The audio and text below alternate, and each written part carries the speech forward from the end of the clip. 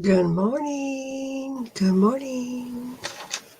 All my law trial nerds. Oh, all my trial law followers. Good morning.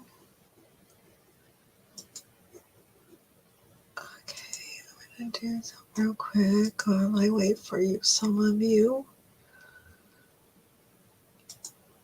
Okay.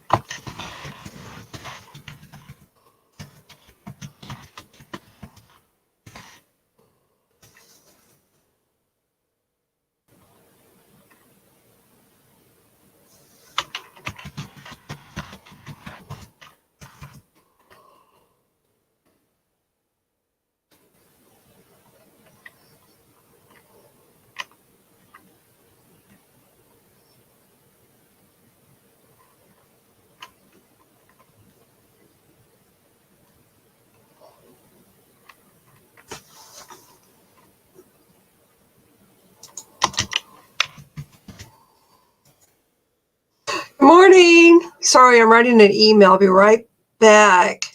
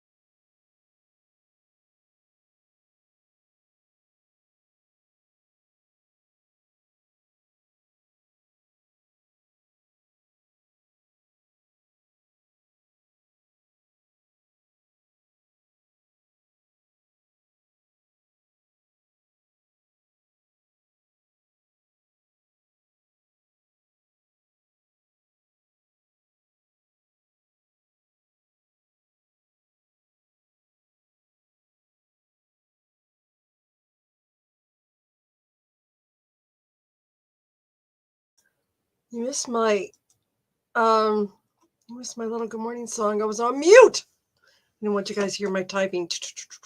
Anyway, good morning, good morning. I say that a lot at first, I know. I'm trying to wake myself up. No, I'm just kidding. I'm just kidding.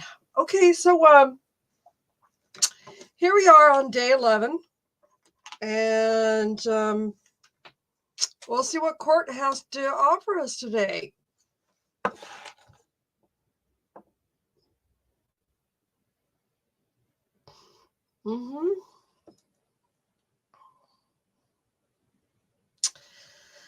So, if you had a chance to check out my little quick video for a little bit of a recap on Sunday, it was kind of an impromptu sort of thing.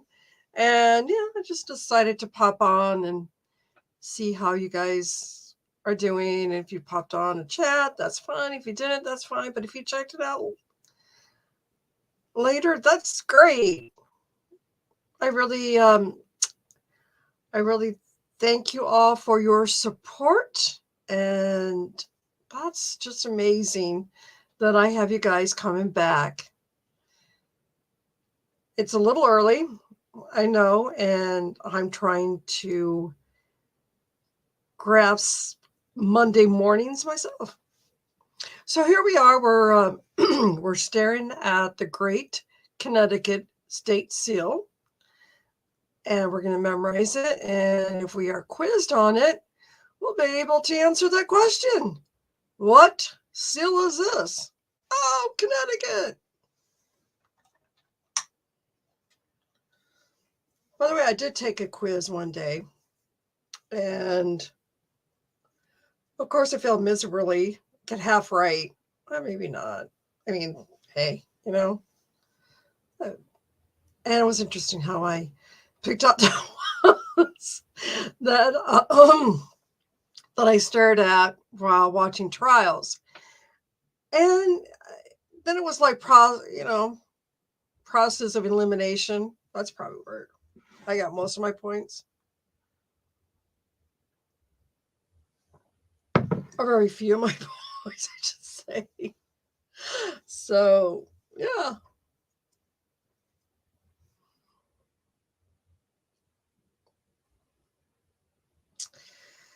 So, well, we're waiting for court to pop in. And it'd be interesting if they're on time. If not, we'll just hang out and talk about things. I'll give it a few more minutes. Maybe I can find something to entertain us while we wait. Perhaps, or my humor can keep you entertained. Either way, right? All right. So what I think so far is I think the trial could be a little bit dry, but I'm still hung up on having this trial. Seems like it's a, how do I put this? It seems like it's the person that allegedly killed her, because we can't really say that, because we can't really say he killed her because we don't have that to prove, because he self-deleted himself. So what I'm going to say is that it's more like he's on trial, and a little bit has come in to move the needle just a little bit. And this is my observation. This is my journalist observation. And it looks like he just turned it just a little bit for me to look at how Michelle plays in this. Does that make sense? Am I offline? Off the wall? Off the charts? I already know I'm off the charts, but I'm kidding. Yeah, I mean, it's just, I guess there's just a lot more to be revealed at this moment. At this moment in time, I'm just hanging in there.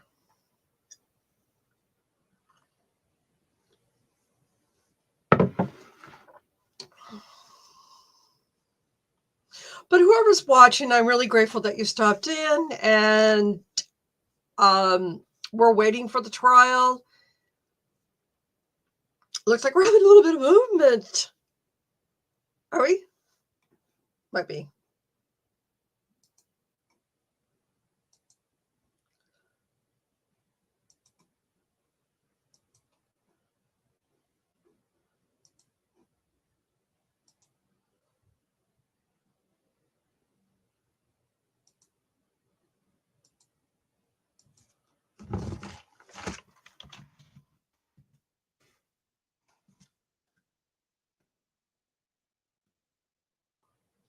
Okay.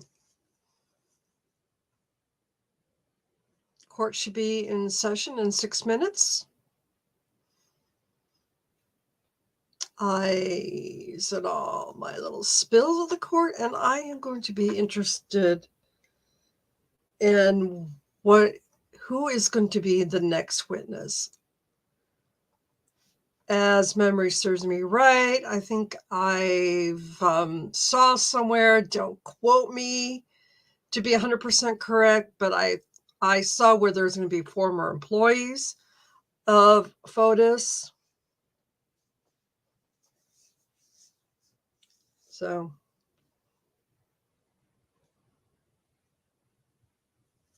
we just at this point, I need to see this whole thing unfold before I make a final judgment. I like to see trials as if I'm reading a novel, and I want to keep reading to see what happens next.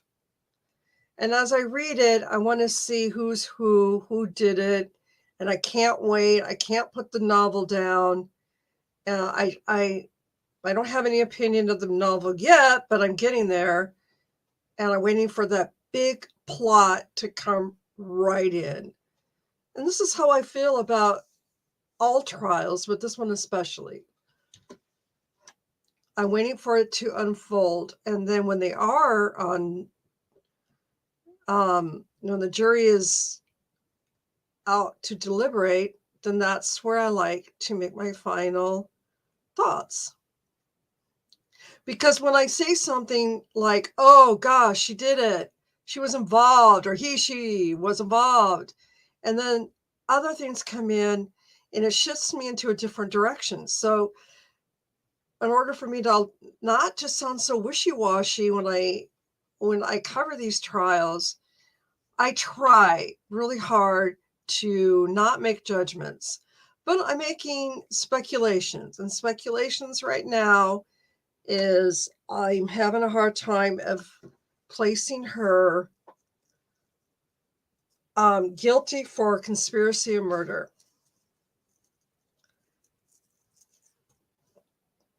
Yeah, that's where I'm at right now.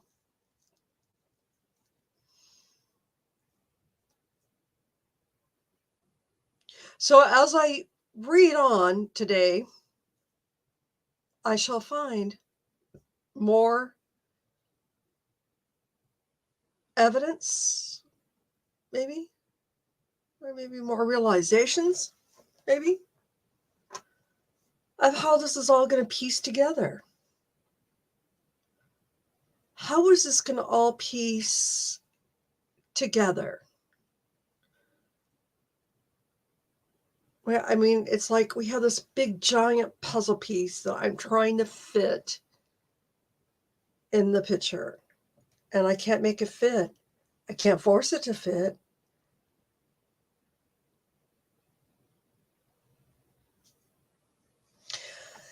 And having to seen some of the things that were in the garbage can, and yeah, that does somehow um, lets me see a little more, not more clearly, but lets me see her just a tiny bit in that picture, just a tiny bit of a piece, but not a whole piece. And the video of seeing Michelle, allegedly Michelle, I'm going to say allegedly Michelle because you really can prove it's her, unless she, I don't know. Well, okay, we know it's her. Yeah, she said that she was there. So, yeah, now that I'm thinking about it. And she didn't know what he was destroying. Or I mean, he didn't know he was throwing away the bags and just didn't know. Oh, let's just go out at all these places and let's just dump trash. Oh, what a fun day. What a fun day. Well, what? I love those kind of dates. We all, people that have been single for a long time. I mean, I'm sure there's people out there who've been on some really weird dates out there in their lives, me included, but nothing illegal. Just, just kind of like, oh, okay.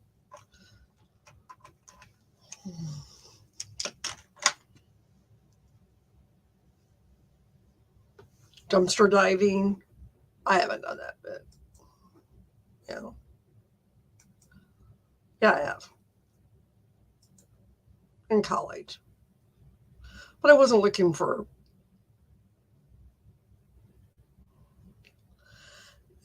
interesting stuff like that. But 10 o'clock.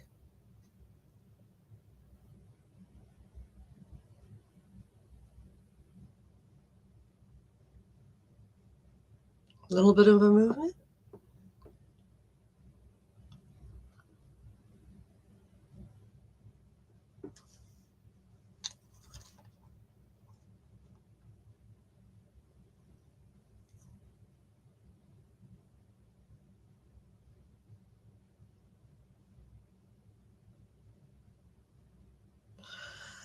All right. So a little bit of a movement. Oh, at this moment, I think I can draw that seal.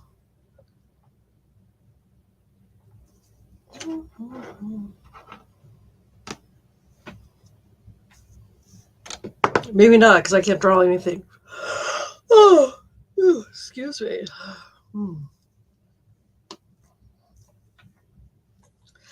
All right, here it is. Coffee chats. Hot coffee chats. It's online this morning. Wanted to know what is going to happen.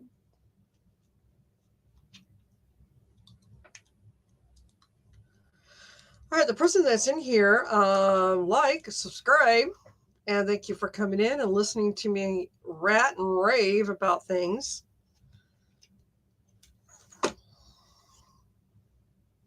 Appreciate it.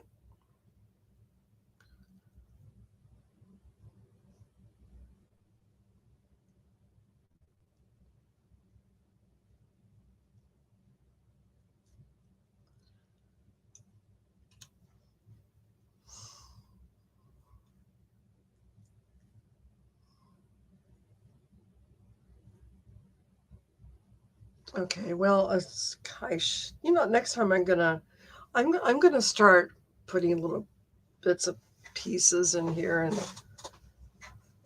little, while we wait.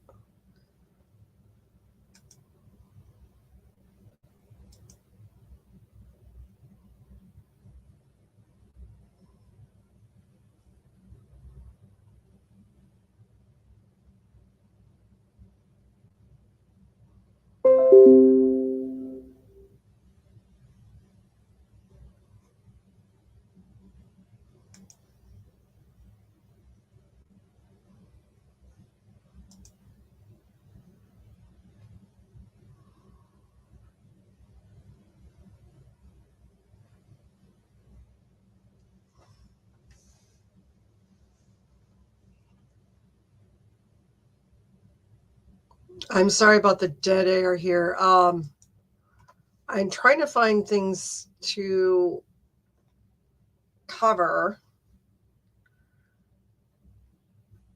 while we wait.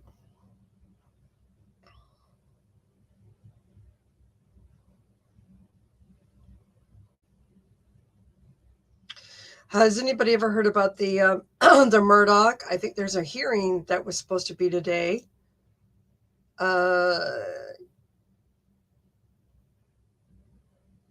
Alex Murdoch hearing for a new trial. Alex Murdoch at the time wants to. He's. I don't know what I'm saying.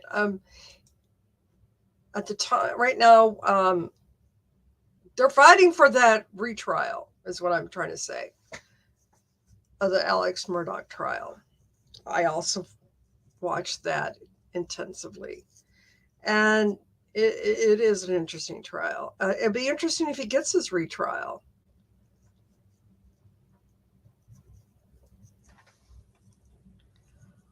I don't know. But they are, gosh, yawning a lot. They are fighting for it. I thought they were supposed to have a hearing today. Oh, they are.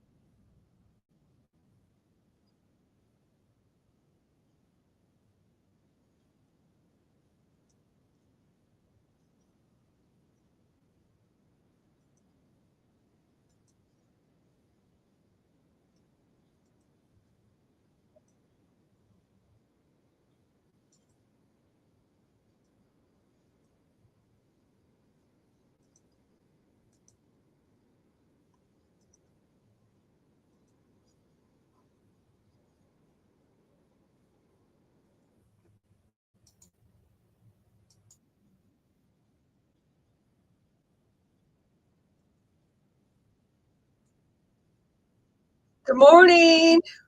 We're waiting for trial to start. And also, I'm kind of just kind of like cruising along, and I understand that there is a hearing for the Murdoch retrial. Quite interesting. I'm not sure if he's going to be able to get it, but hey, it's always interesting. Good morning. Good morning. Happy Monday, everyone. I keep yawning. Good morning, Mommy. How are you doing? So here we are. Court's late. I was going to switch to this hearing, but last time I did that, I think I learned some lessons, but I don't know. Doing well. Good. Glad to hear. Hope everybody had a great weekend. I did. I just was in here in my little Nancy La La land doing some crafts and just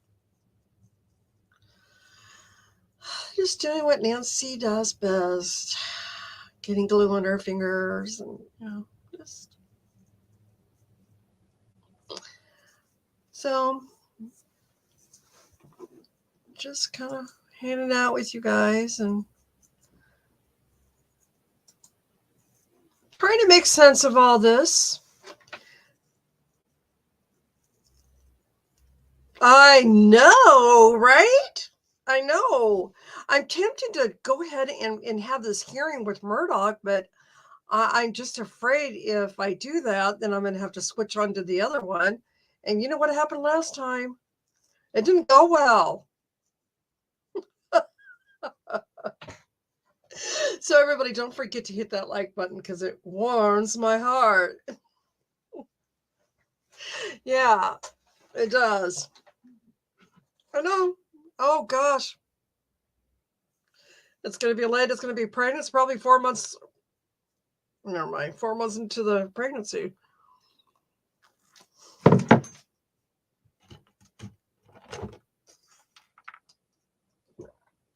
I think I better start doing some other stuff while we're waiting just to get some content in here.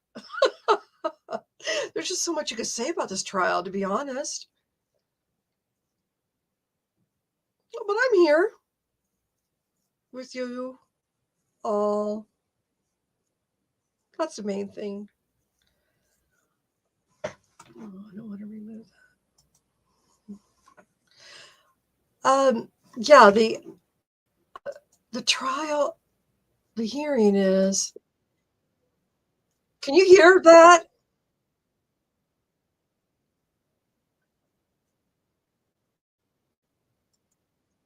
Oh, you know what I'm going to do? I'm going to do it. We're waiting.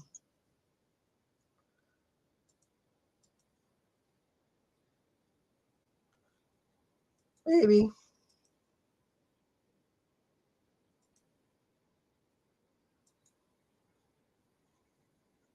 I got to remove this to be able to do that. Because the only reason I'm doing that is because I'm wondering if I can go in. Um, I've been kind of sort of following Alex Murdoch. I was really intense with it, but now I'm. It's getting kind of interesting. Just a minute. Oh, why does it let me share? Oh, I'll just leave this on here.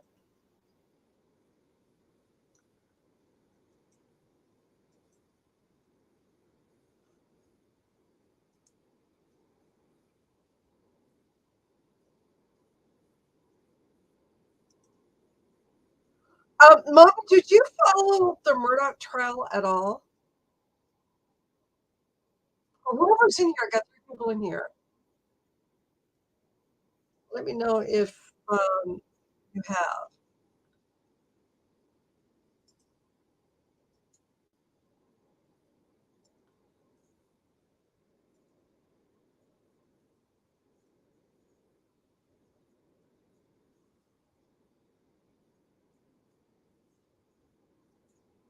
That the juror applied.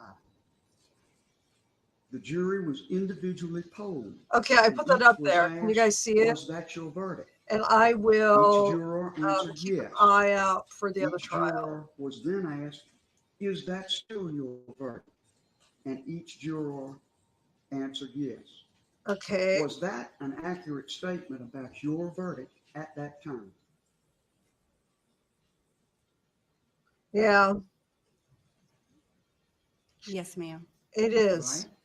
All right. I'm sorry, I'm Was putting your this up verdict here based entirely on the testimony, just to fill in some evidence, or law gaps. presented to you in this case?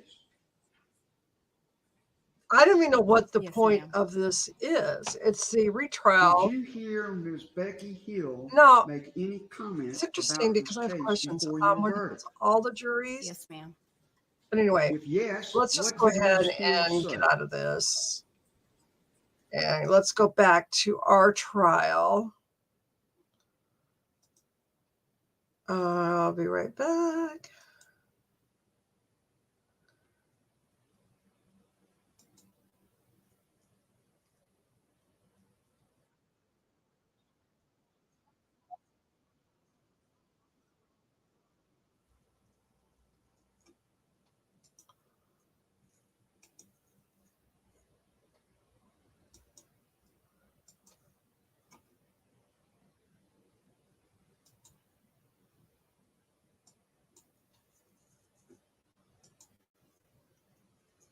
Oh, let me fix that a little better here.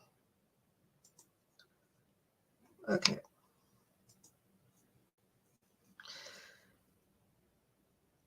Well, it was stupid,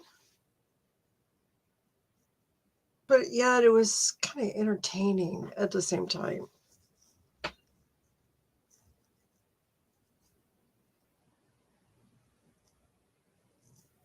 You know what? Yeah, go ahead.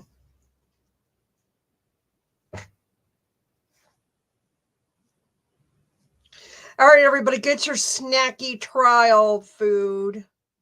I got my coffee, obviously. I got some snacks here in my little office slash craft room. I'm ready to go.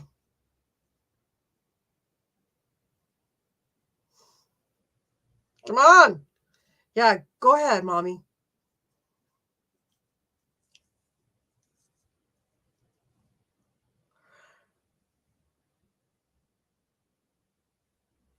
Oh, yeah, this is what happens. People come in and out. Waiting for trial to start.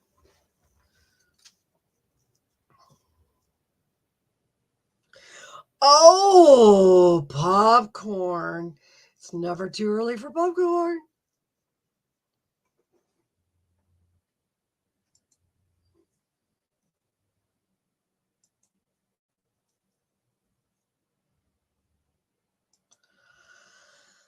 Oh, boy. Oh, gosh. Okay, it's 14 minutes.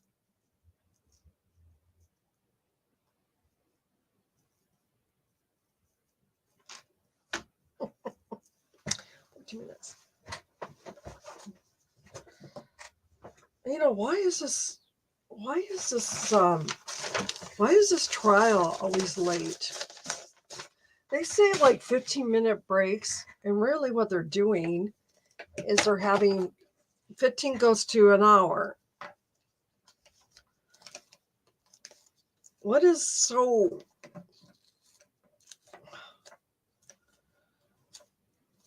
why is all the delays? What's so urgent that they have to delay the trial?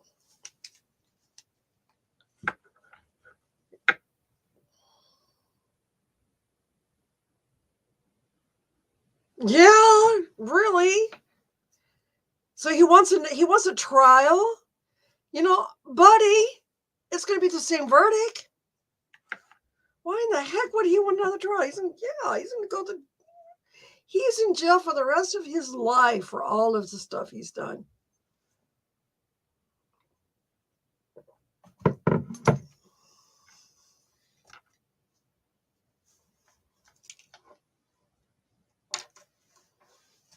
Right? Why does he need a retrial? I put it on just for a little bit, and I discovered that I don't know if my chat room's up to that Murdoch stuff.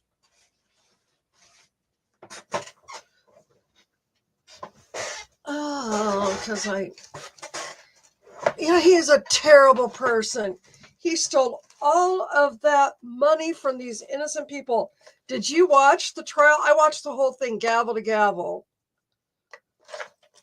He is. He's just, oh. See, now we could just talk about it because we know what the verdict is. We saw all the evidence. We even knew the verdict before this all happened, but hey,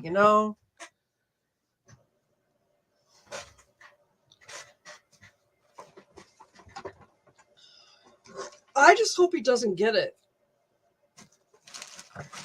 And there was a wonderful judge for that trial.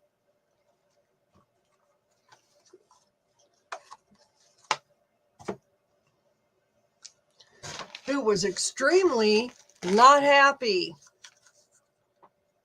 He was disgusted, matter of fact.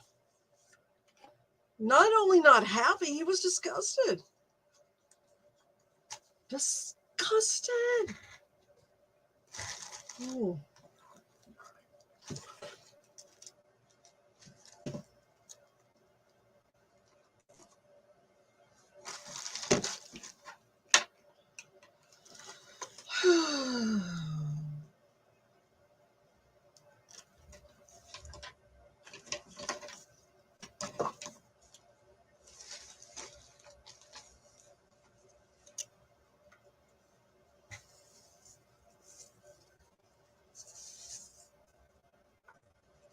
So anybody, oh, movement. Mommy's getting her stuff. Good morning. Please be seated. Thank you. Getting her popcorn. This morning, the jury clerk indicated to the court that she had received a voice message from regular juror number 62. Oh, God. And the message was that juror number 62 had to attend to an emergency Oh, no. and had to leave the country today. As a result, juror number 62 has to be replaced out of the alternate pool. The court has discussed this with counsel Yeah, really. and has indicated that it would have Madam Clerk draw the name of an alternate to Oh, replace yeah, that's true. juror number 62. Now, if counsel wishes, they can inspect the names of the jurors who are in the alternate pool who have been included in that draw, if you wish to do that. What? Attorney Felsen, Attorney Schoenhorn. Do you wish to inspect the names in the draw? No, Oh, Your Honor, I'm familiar with those. Thank you. Madam Clerk, you can draw a name and just indicate the alternate juror's number, but not the name.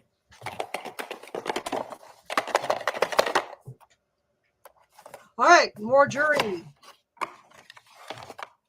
issues. So here we are. 399. For day 12. Day 12 it is, right?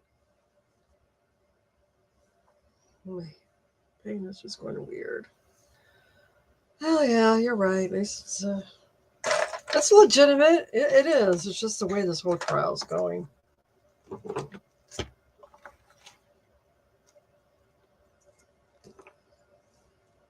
Families first.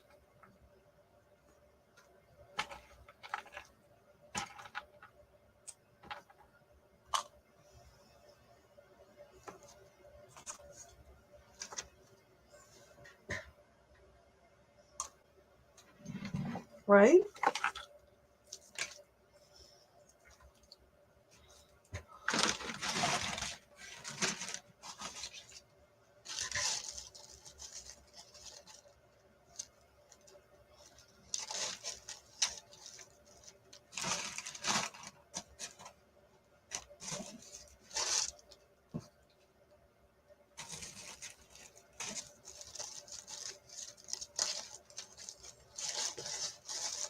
Well, at least they didn't do anything stupid to get, like talk to other people like they have been.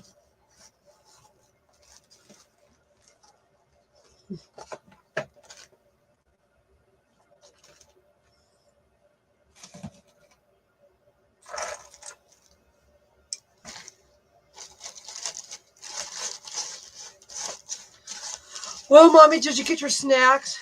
Comfort break?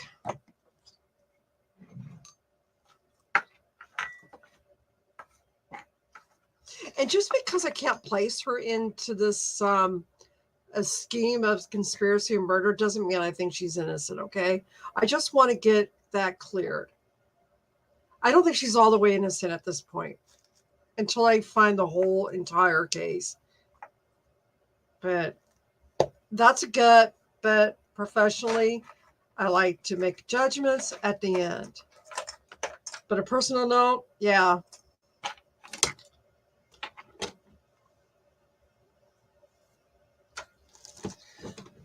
On a personal note, yeah, but it's more like, it's more like, do I think nobody should go to jail without evidence to put them there. That's what I'm trying to say. And I just don't see it. And you can't put anybody to jail on a personal an opinion. That's not right. Oh, yeah. But if you need to go to the restroom, by all means, please go. I do it all the time. I'm only human. I put things, off camera and on mute. We all got to do that.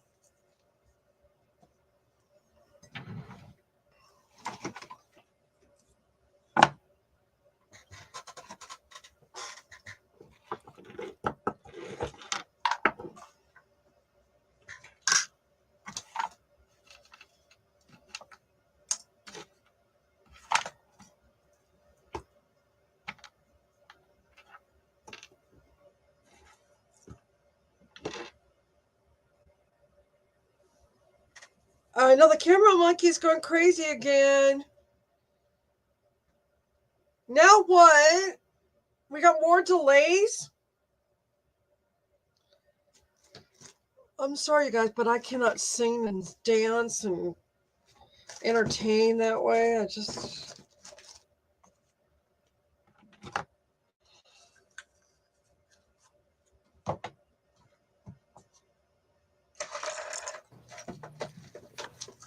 If you can please raise your right hand, thank you.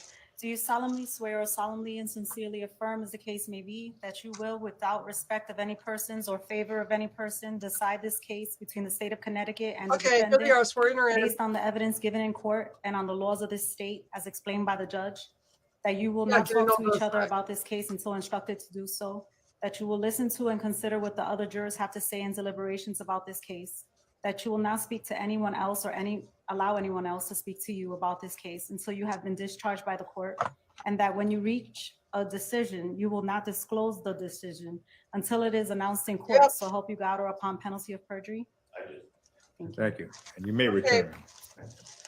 Here we go.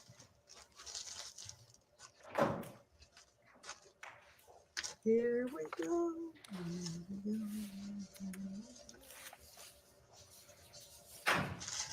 Is the state ready to proceed with its witnesses today? Yes, Judge, I believe he's under cross-examination by Attorney Schumer. Thank you. And we can bring the jury out, please.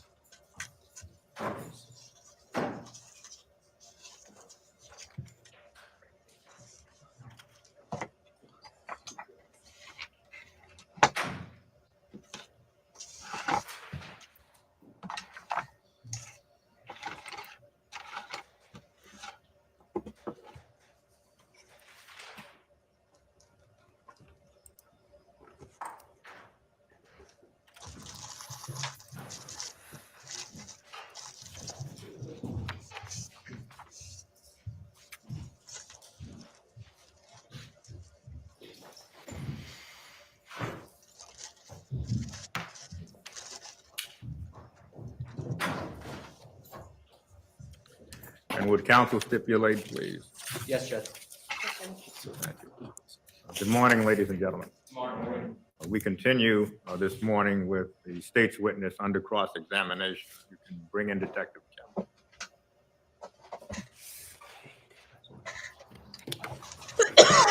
Okay, the detective is on the stand.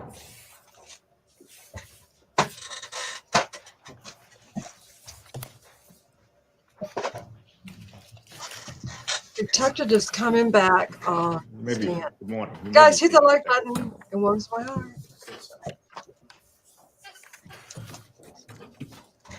Good morning, sir. Morning, Attorney Schumer. You know, in looking things over the weekend, I realized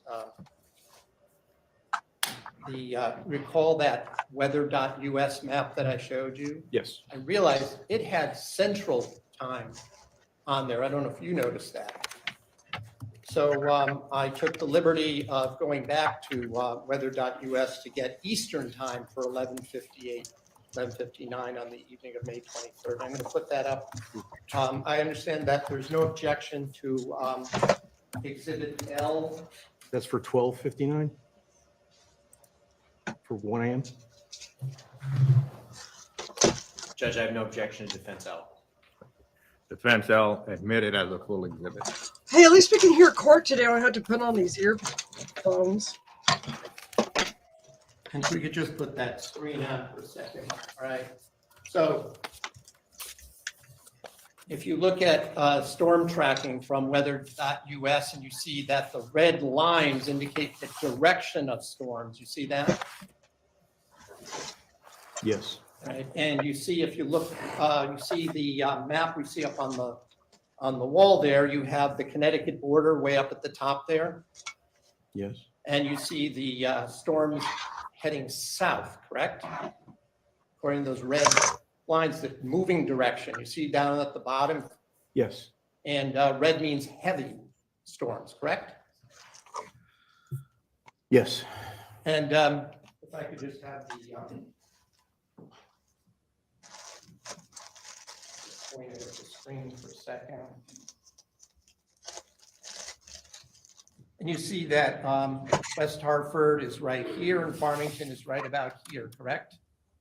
Yes.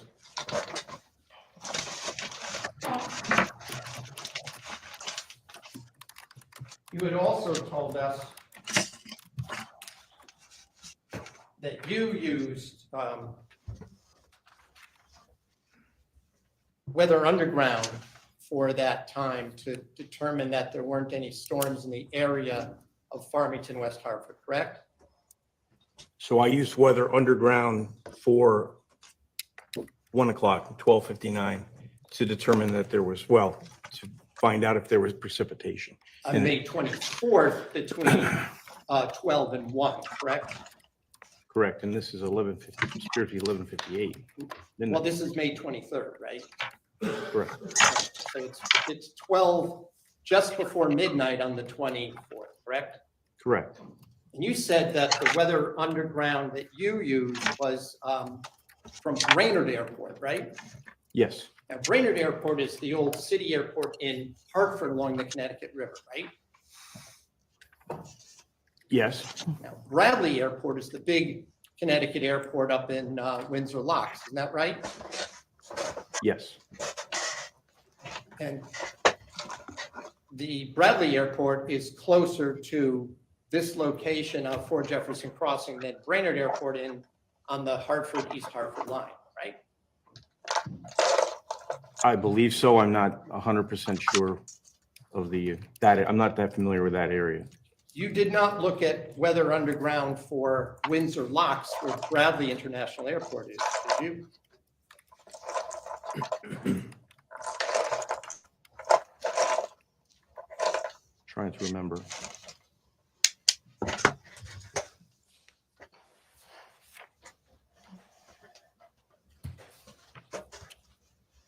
I am not sure which I looked at, to be honest with you, whether it was Bradley or Brainerd. All right. Do you recall, though, whether you looked at the one from Bradley? Would looking at a document perhaps refresh your recollection?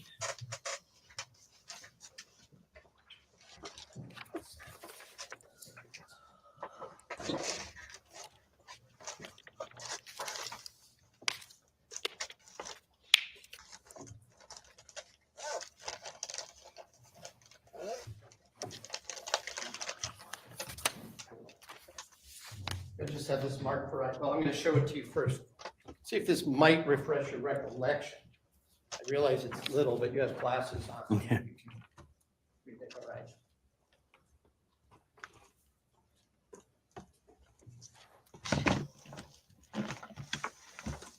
Yes, it does refresh my record.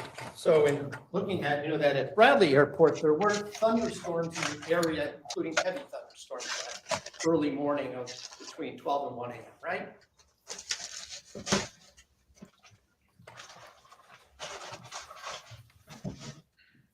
Can I look at that one more time? Sure. Thank you.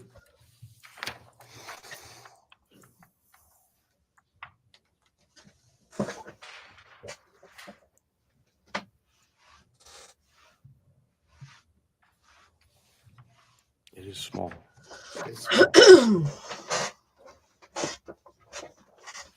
Exactly.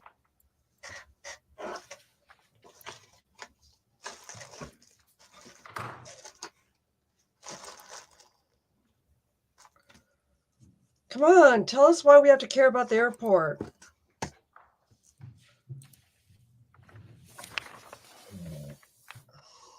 You've had a chance, and I'll mark this for ID, please. That would be M. M as in here. Right. So having reviewed that, does that help refresh your recollection that between 12 and 1, there were in the area of winds of Bradley International Airport, heavy thunderstorms There was a spike Thunderstorm? in the precipitation, yes. right around that time? Okay, guys, correct? what does this Correct. have to do with It's anything? just the kind of thing maybe a 12-year-old might get frightened of at 12 or 1. Please enlighten me. Object, Judge. Well, sustained.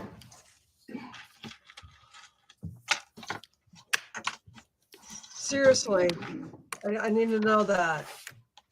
Each time that you met with Michelle Troconis, you continued to gather information concerning your investigation, correct? Correct. When I say you, I don't mean just you. I mean entire squads and teams of investigators, right? That's correct. You were working in conjunction with the New Canaan Police Department, right? Right, correct. You were able to call on troopers and detectives from the Hartford Central District Major Crime Squad, correct? Correct. You were working with members of the Western District Major Crime Squad from Litchfield, right? Correct. Troop G in Bridgeport, Yes. perhaps even Troop A in Southbury, Yes. as well as road troopers from the various barracks, correct? Correct. They assisted throughout this investigation, right? Yes. Gathering information, Yes. working with other officers, Yes. collecting information from various sources, right? Correct. You had, at the time you were talking with Ms. Troconis on the first occasion in June 2nd of 2019, you had at that point already the benefit of some phone records, right? Yes. You had Mr. Dulos's phone records, right? We had Mr. Dulos's phone, the Cellbrite report from his physical handset, yes. And Cellbrite is a program, right? Isn't that what that is? You're calling it Cellbrite. We're not talking about Celebrite as like celebrate. It's a computer program, right? Yes. And it's used to be able to open up and look at things that are on a phone, a cell phone, right? Yes. You can look at phone calls, right? Yes. If they exist still, text messages, Yes. internet searches, Yes. photographs that may have been downloaded to that device that someone else sends, Yes. emails, Yes. as well as geolocation, that is GPS location for various points where that phone activates, correct? Yes. In addition, by the time you were talking with Mr. Troconis, you had some video surveillance, some of which we've already seen, correct? Yes. Some of it was from the cameras you pointed out and talked about from Albany Avenue in Hartford, right? Yes. Some were Ring doorbell and other home surveillance devices that residents had, correct? So you say when we spoke to her on, I'm assuming the second, June, the first interview. Yeah. We eventually definitely got Ring doorbell. I'm not sure on which specific date we got some of those videos. I don't know if we had them at that point, Counselor. You also had some interviews by that point, correct? Oh, yes. Especially, I had already asked you, and I'm not going to get back into it, but members of the Farber family, correct? Yes. You'd also had obtained some forensic information. besides That's the true. cell phone, That's right? very true. Yes. You had I some agree. lab work done, right? Yes. There's a lot of You damage. had some initial reports about DNA, Probably, correct? right? Correct. And you had assembled all of that information through the various members of law enforcement in order to know what you were going to ask Ms. Troconis on June 2nd, and again on June 6th, right? Oh, I see what he's doing. He's trying to We formulated a game plan Clean up a for mess questioning for her. Yes. the interviews That's and what you're for Right. In other words, you lying actually every 5 came up with some kind of a, I won't call it a flow chart, you had points you wanted to cover. Isn't that right? Fair to say yes. You had talked to the state's attorney's office as well, right? Yes. You did not share the information. Well, let me rephrase that. You didn't share all of the information that you had with Ms. Troconis, did you, when you talked to her? No. You did share some information, correct? Yes. And some of the information that you shared with her turned out to be inaccurate. Isn't that true? Fair to say yes. As a detective, we started to get into this, but I wanted to explore this a little more. You have actually been trained in investigative techniques, right? Yes. At least when dealing with adult suspects, adult witnesses, you are allowed to make up stuff, aren't you? To them. Yes. You're allowed to provide false information as a means of trying to elicit information from that individual, right? Yes. Correct. So for example, it's not in this case, but if you had told a suspect that someone else was confessing against them, you would be hoping that would elicit that person to say, oh, it wasn't me, I was just the standby, it was that other person. Isn't that a regular technique that's used? Yes. And sometimes if you have two people in custody at the same time, you have one detective saying the same thing to that other person, seeing who's going to talk first, right? Yep. Yes. Now, as I understand it, at the same time that when Ms. Troconis was placed in custody, Mr. Dulos was at the station, the New Canaan Police Station, for some of that same time, correct? Yes. That's correct. He was then transported elsewhere after processing, right? He Yes. didn't stay there. That's correct. But Ms. Troconis stayed at the New Canaan Police Station, right? Yes. She was kept in a cell overnight Yes. and for the next morning Yes. until the next afternoon. Yes.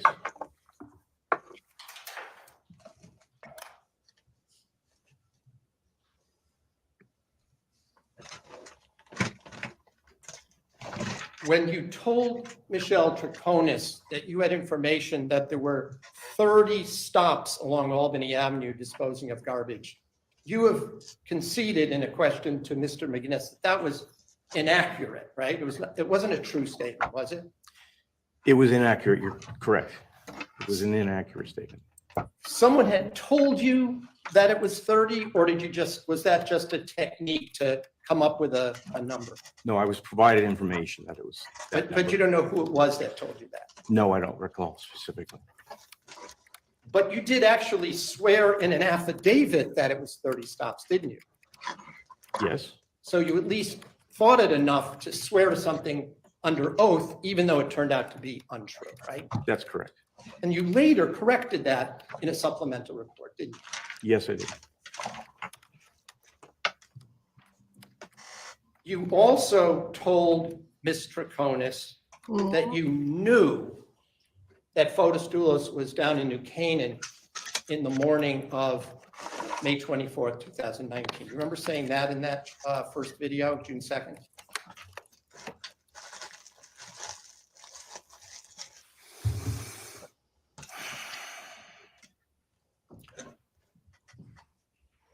Trying to remember whether I said that or whether we said that we both believe she was not being honest with us. Well, I want to be more specific. Didn't you say you knew where he was because of, quote, science, unquote, that he was not in Farmington, but in New Canaan? The word science, both you and Detective Clabby used, right? Just object, Judge. I don't believe that the detective said that. I think it's a mischaracterization. Yeah, she can do that. She's an Well, adult. the question is essentially, well, it's a leading question. You said that essentially science showed certain things. And so what is the objection? Well, if I can just have a moment, Attorney Schomburg.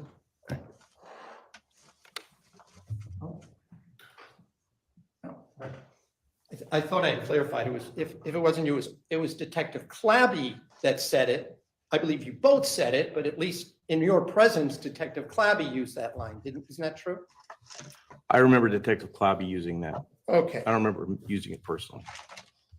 fair enough. Did Detective Clabby, when he was taught, did you discuss this with Detective Clabby before he said that? Discuss his use of the word science, Yeah. not specifically the use of the word science, no. Did you understand him, though, to mean the DNA exam that had been done by the lab at that point? Which DNA then? The state forensic lab DNA results down in New Canaan that suggested there was some DNA, a small amount of DNA found on the faucet and maybe a doorknob. Yes, That's what you were understanding, what was being suggested to Miss Troconis at that moment, correct? that's correct. Now, there were no fingerprints of Mr. Dulos down inside that house, were there, found? No, In fact, the only fingerprints you were aware of turned out to belong to one of the New Canaan police officers that went in there, right? that's correct.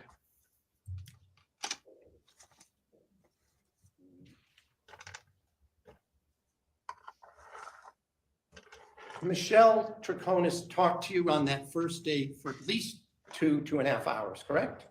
Correct, yes. She tried to explain things to you, right?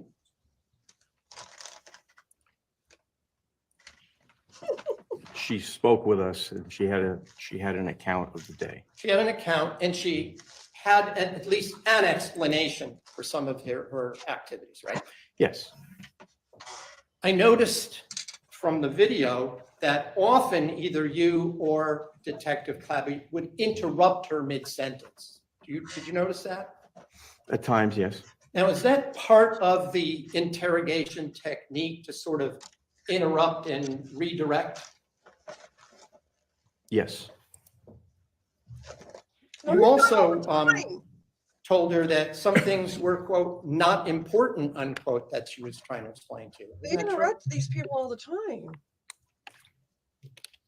And every time she says a story was what, a lie? the specific words I'm trying to recollect, but there were things that she was telling us that were of lesser importance. I'm referring specifically to the license plates that were recovered from the sewer drain.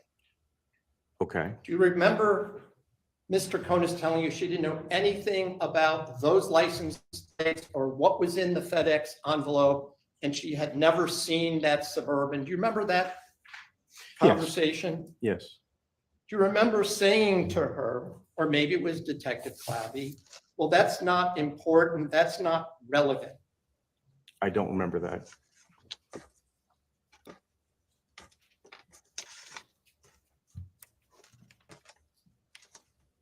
Was it also part of your training to have two separate detectives asking questions and peppering a person with questions at the same time? And I don't mean at the same time, but I mean one after another. Objection to the form, Judge Peppering. Well, the court is going to sustain the objection, but that is not foreclosing the line that would lead to cross-examination techniques that could amount to what counsel described as peppering. I will ask a question a different way. Was it part of your training as a technique to have more than one officer directing questions one after another to a single person who's being interrogated? That's not the best way to conduct an investigation or an interview. It isn't the best way, is it? Well, at You're least trying to said elicit that. information, it's not the best way, right? Correct, But there's nothing wrong with it, right? correct. You were still trying to get at He information was that chill- he maybe was trying would to lead give to her- saving Jennifer Dulos, right, at this point? We were trying to locate, yes, Jennifer.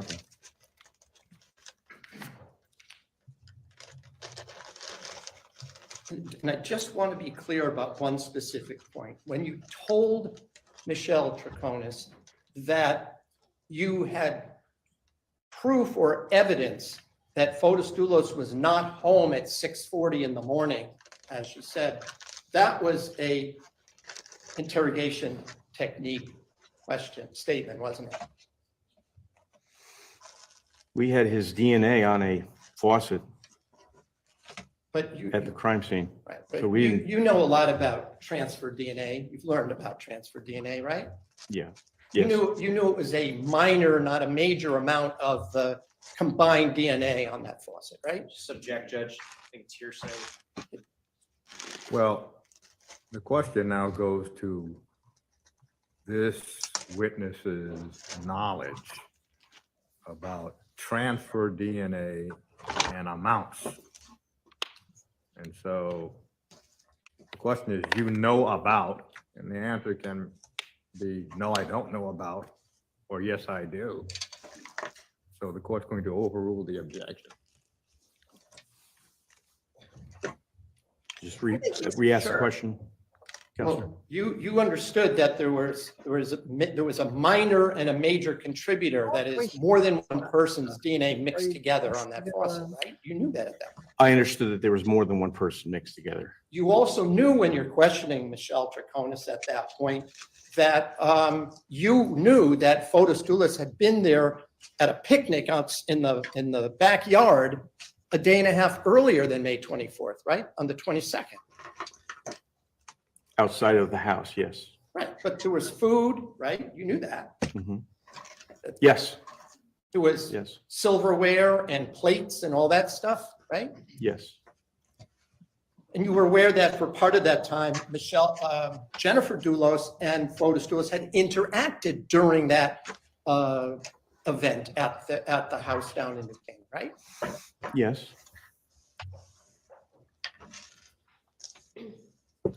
You also told Michelle Troconis that she would have to know what happened to Jennifer Dulos, right? Yes.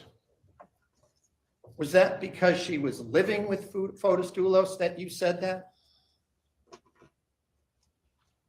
Partially, Was it because she was dating him at the time?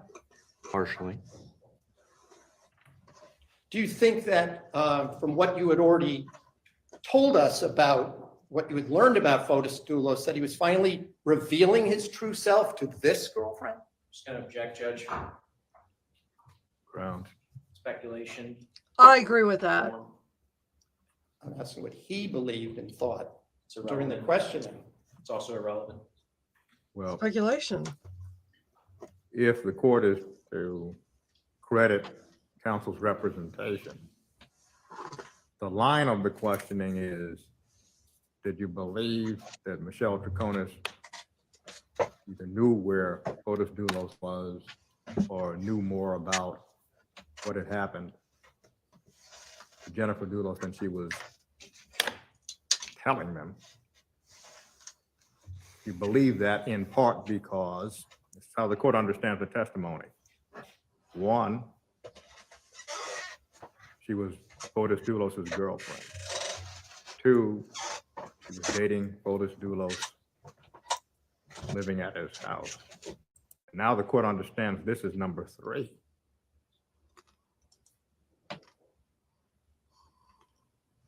So again, the court understands this line to explore the reasons that Detective Kimball would say certain things to Michelle Troconis.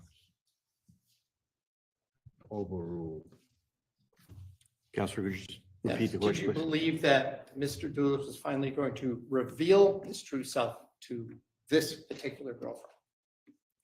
I'm not sure what you mean by that question. Well, the fact that you asked her, she had to know what had happened. Was it in part because you believe that Dulos would have revealed his true self and what he was really like and suddenly be open with this particular girlfriend? We believed given the totality of their relationship, that she would know more than she was giving, more information than she was providing us. Okay, fair enough.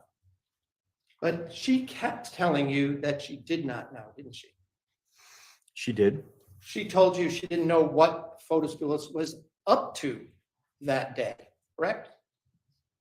Yes. She told you she didn't even know he had gone to a picnic party in the backyard of Jennifer Dulos's house 2 days earlier, right? That's correct. She told you this at least, as I counted, at least 6 times. Isn't that right?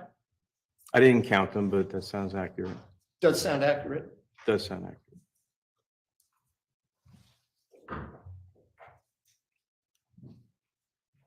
Michelle just didn't tell you that she didn't know. She offered to help you search, didn't she?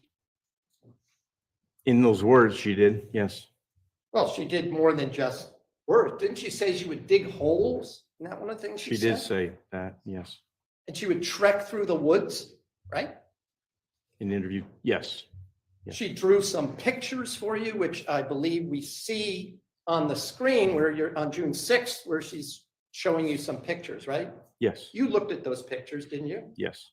And I'm gonna again ask that exhibit L, if I could have the images, please. The drawings.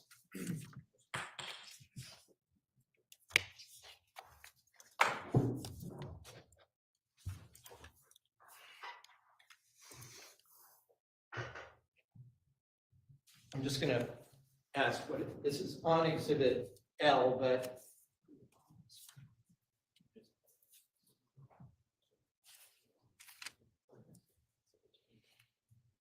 okay. So this is labeled 2581 on exhibit L. And I'm just gonna have you can see it in front of you there, right? Yes, I can. So this is a drawing that Mr. Troconis said she drew, right? He gave to you, right? Yes. It shows Jefferson Crossing, right? Correct. It shows Eli Road here. Yes. It shows Old Mountain Road, right? Yes. And she drew pictures of the various properties in the immediate area that Mr. Dulos owned through the foregroup, correct? Correct. She even talked about properties that she referred to as Mr. Godfrey, that is property he wanted to develop, isn't that right, on Old Mountain Road down the street here? Yes. And then this is Mountain Spring Road here, correct? Yes. So other than the short jog, there's a jog from Eli Road to Mountain Spring Road, there's a stop sign here and there's a stop sign there, correct? I believe so. Yes.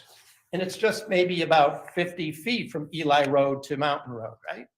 I don't know the footage, but You were only there a couple of times, I take it. correct. I'm not Okay. that familiar with it. But then she also talked about you pass another through road called Talcott. It's actually Talcott Notch Road, Talcott right? Notch Road, correct. And then she drew all these other properties, lots and houses that he either owned or was building on along Mountain Spring Road, right? Correct. And it was all just down, shall we say, downhill from Fort Jefferson Crossing, right? Yes. And if I could have the other image, please. She also drew another picture.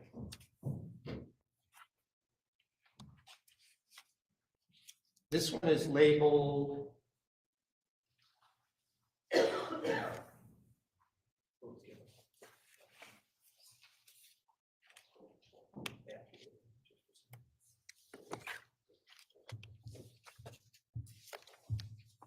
I want to get the right ID on these.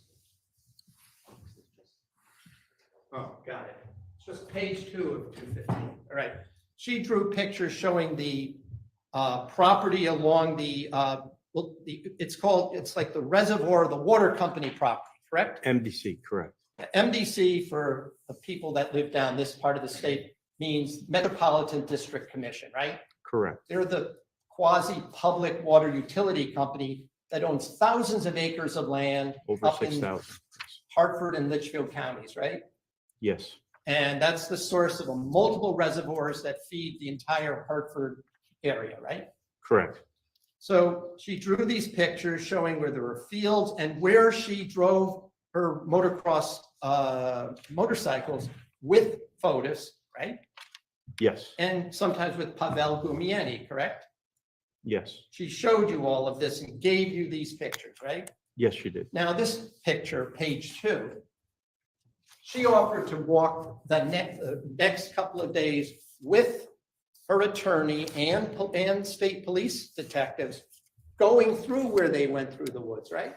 Yes, In fact, we show her saying, well, she needs a different pair of shoes because she can't get back into her house to get hiking boots because it's muddy and rocky, right? Didn't she say that? well, she said she needed other shoes, and she wanted to get other shoes, and separately, she said that the terrain was a lot of logs, a lot of rocks. Yes, And she also showed you that she had on an ankle bracelet, so it was very difficult to even get shoes that she could wear to go hike through there, right? yes, But she actually did, didn't she? Went in the woods, didn't she? she did. With her attorney, who wasn't too happy, as we can see in that video, right? Yes, correct. He had to rearrange his court schedule, right? Yes. But Attorney Bowman went with her, didn't he? Yes. And at least one, if not more, detectives, right? Yes. She also agreed that she would help look anywhere, didn't she? That you wanted her to.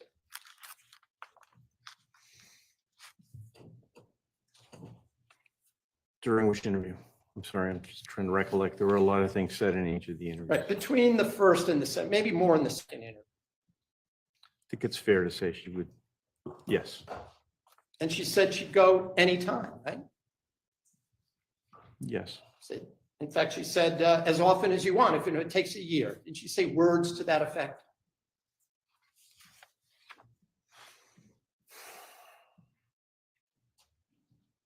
I remember the mention of the word year. I'm not sure the context of it. During these interviews that you had with her, let's start with June 2nd. Did she ever say, no, I want to stop, I'm done? No, You were aware that it got very hot in that room at the New Canaan Police Station, right? yes, And at one point you hear that you had to take a break because it had gotten so hot and muggy and stifling in that room, right? we took a break and we mentioned that it was warm. I'm not sure we took the break because of the temperature, but it was mentioned, the environment in the room was mentioned, definitely. You heard Mr. Bowman get up and go, oh, it's hot. Remember him Yes, I saying do that, remember right? And you heard Mr. Troconis say, I'm getting dizzy, right?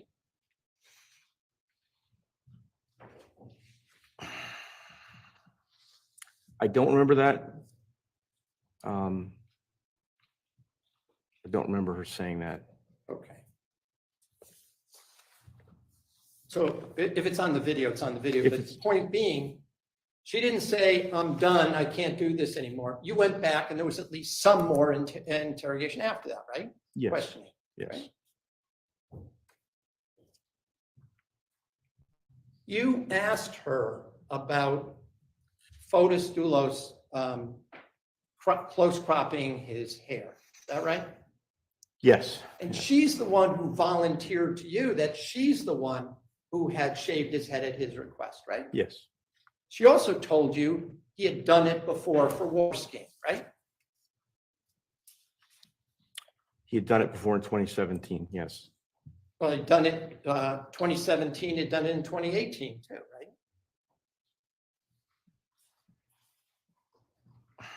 I don't remember 2018. I know that she said he had done it at least once before. And I think she said 2017.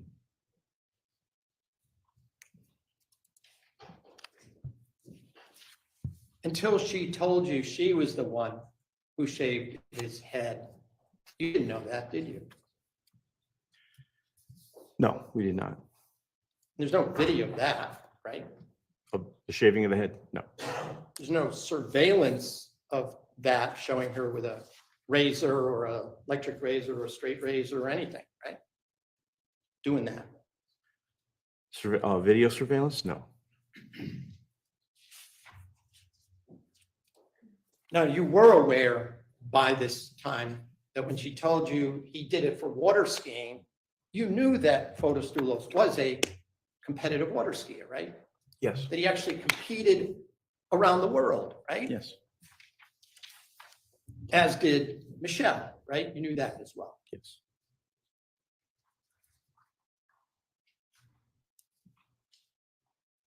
She also told you that in the video, in the interview, that there were pictures of him on Instagram from prior years with his, water skiing with his head shaved, right? Again, I don't specifically remember her saying that. I know he had an Instagram account. Did you go through the account and look for those kind of pictures or not? I did. I don't remember seeing him with his head shaven. Okay, all right.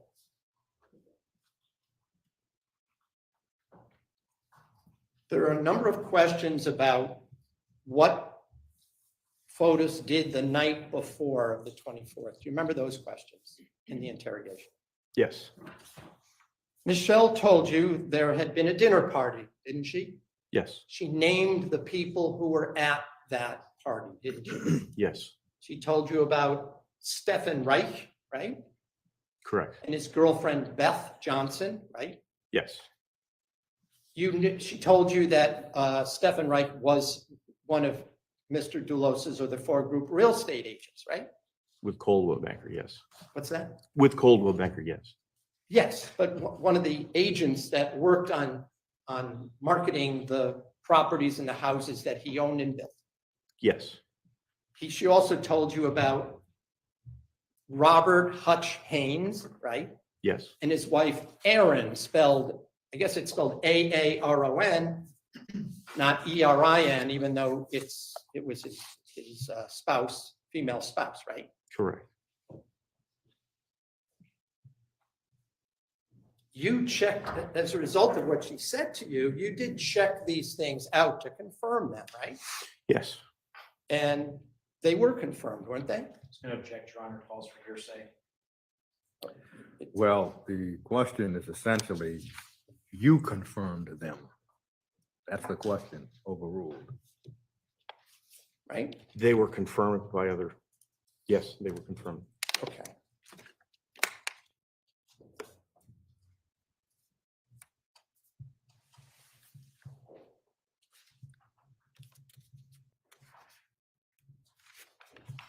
You also checked in with, she told you about who his closest friends were. Is that right? Yes. Some of them cooperated with you, right? Yes, Some did not, right? that's correct. Some refused to talk to you of his friends. That's correct.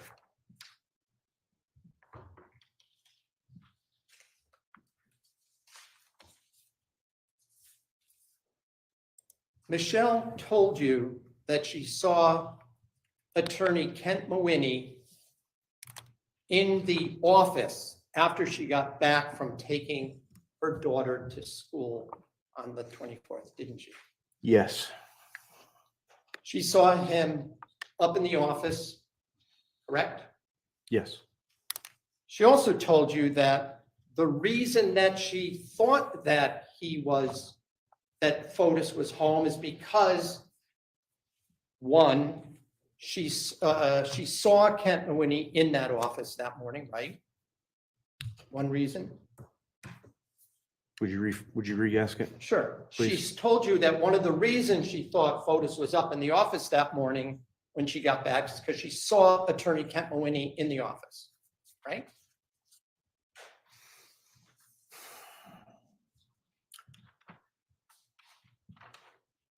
I know she said she saw Kent, and I know she said that Fotis had told her there was going to be a meeting. Well, that was going to be that's Your why I next broke it up. question. Yes. Uh, But let me rephrase the question for you. I'll start it in reverse. She indicated to you that the previous evening, Mr. Dulos told her that is Fotis, had a meeting with his attorney in the office the next morning. on the right? 24th. On the 24th. Yes. She also told you she saw Kent Mawhinney in the office when she went to get her computer, right? She first saw both of them, and then she saw Kent and Hurd. Well, she said in her mind that she first said she saw him, but then she said that, in fact, she just assumed he was there because she saw Ken. Didn't she correct herself? Change your story or her account, yes. Well, you can call it change, correct, whichever, but she eventually told you that she didn't actually see him in the office, but she was sure she saw Ken Nguyen, right? That's correct.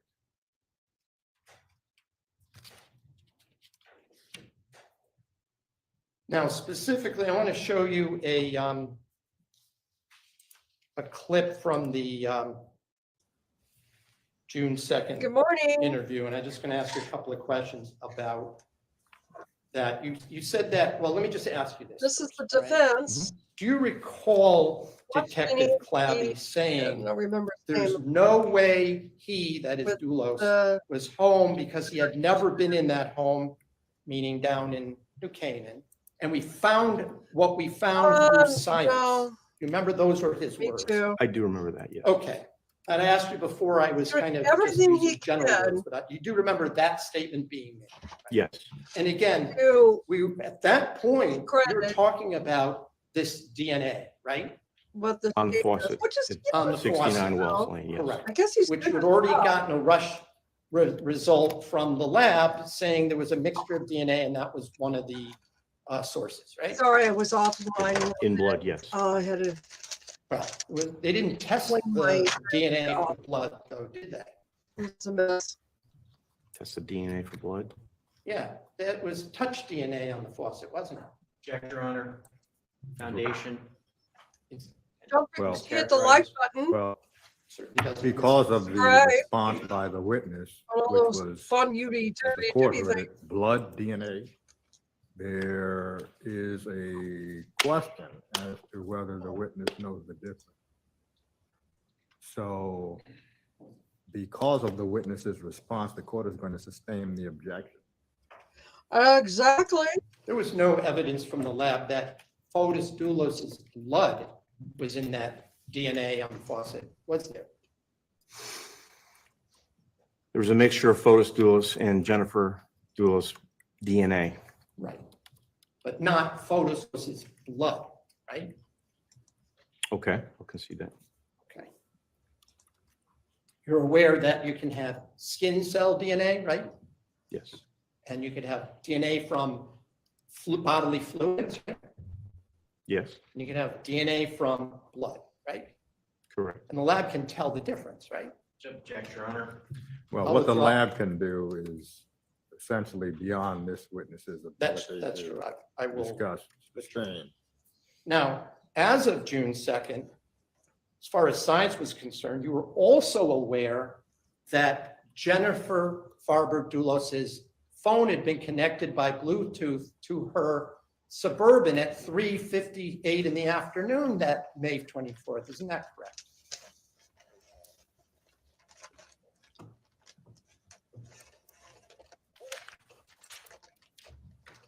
I don't remember being aware of that, no, Counselor.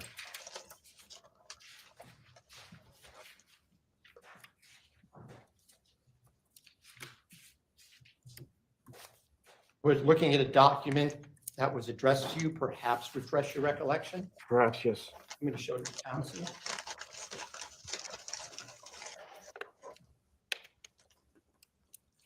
Welcome to my channel.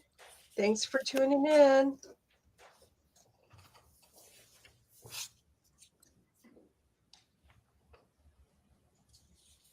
That kind of sounds that way.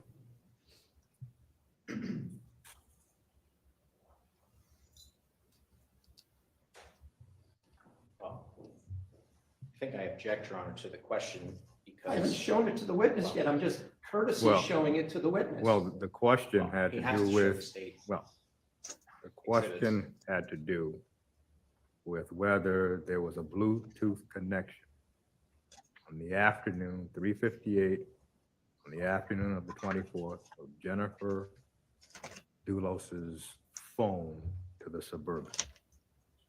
And the question is, weren't you aware of that? As of June 2nd. He said he didn't recall, and I was going to show him this document to refresh his recollection. So I don't believe there's at this point an appropriate objection until I show it to the witness. Well, what counsel said was, would showing you a document that was directed to you help refresh your recollection? And the objection is, He can proceed, Judge. I might have an objection once the question's asked. thank May I approach? you. Yes. See if this refreshes your recollection. Don't read it out loud, just Nope, read it to I won't. yourself.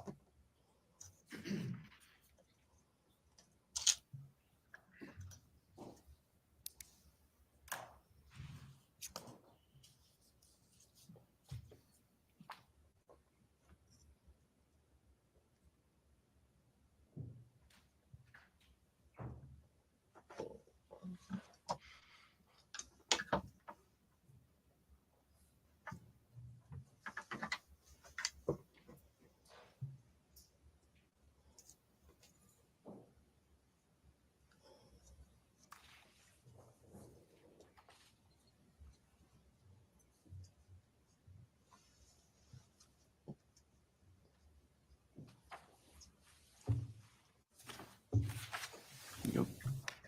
Recall seeing that, right? Don't recall seeing it, but I've just read it. Well, did it refresh your recollection? Yes. Okay. So my question, I'll mark this for ID. So when it comes to the issue of science, you were aware that Jennifer Farber Dulos's cell phone had connected by Bluetooth to her Suburban at 3:58 PM on May 24th, correct? I object, Your Honor. Assumes facts not in evidence, calls for hearsay. Well, we I'd have like to to- walk backward And if I in order to analyze the objection.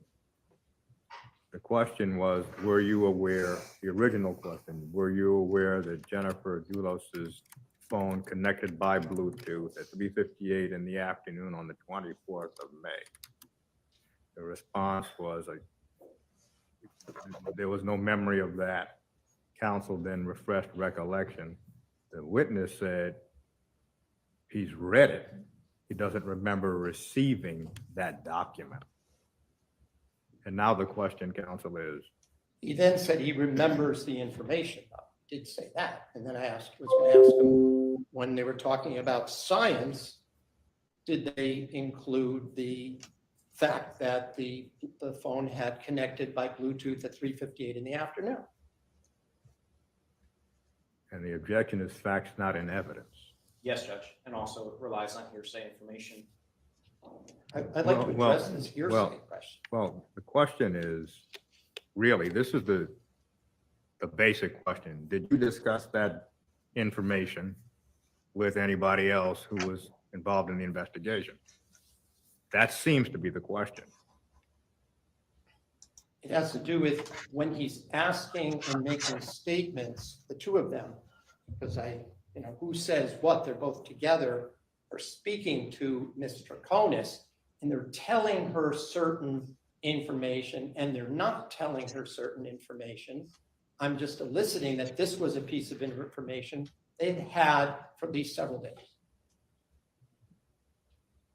And the objection is facts not in evidence. Again, the court sees the basic question as this. As the court understands the offer, if this is the information that you had concerning the Bluetooth connection, did you discuss that at the June 2nd interview with Michelle Troconis? That's how the court hears the offer. Through the use of the term science, unquote. Well, that makes the question confusing. The court would sustain the You objection. know what? Yeah, it should That's be the a question. sidebar. They're letting That was the the jury question. listen to a lot of the this objection is arguments, and I don't sustained. think that's I'll right. ask a different question. Did you I don't- discuss with Ms. Troconis that you had information about the connection of the Good point. Farber Dulos cell phone to her I Suburban, that totally is to agree. It the should be Farber a Dulos Suburban down in New Canaan, approximately 4:00 in the afternoon on May 24th with Ms. Troconis. Did you discuss that with her? I don't know Oh, that why that's did Jennifer's that? phone that connected. In front of You don't know that because you need to see the entire lab report? Off the top of my head, I don't know which phone that is. Right, but okay, so if you were to look at the diagram of what that phone was, you would be able to answer that, or are you going to say that if there's a bunch of letters and numbers identifying a specific cell phone, you wouldn't be able to answer that question today? Objection, argumentative compound. Well, this is now leading to extrinsic evidence of a collateral matter. So the court sees that as what's being offered, and the objection is sustained. Did you receive an email on May 30th, 2019 from the lab regarding the cell phone connection? Yes or no? Yes, But you don't know if it's what the report told you is in fact Jennifer Farber Dulos' phone is what you're saying, right? as I sit here today, that's correct. Okay, so we'll deal with that with a different witness.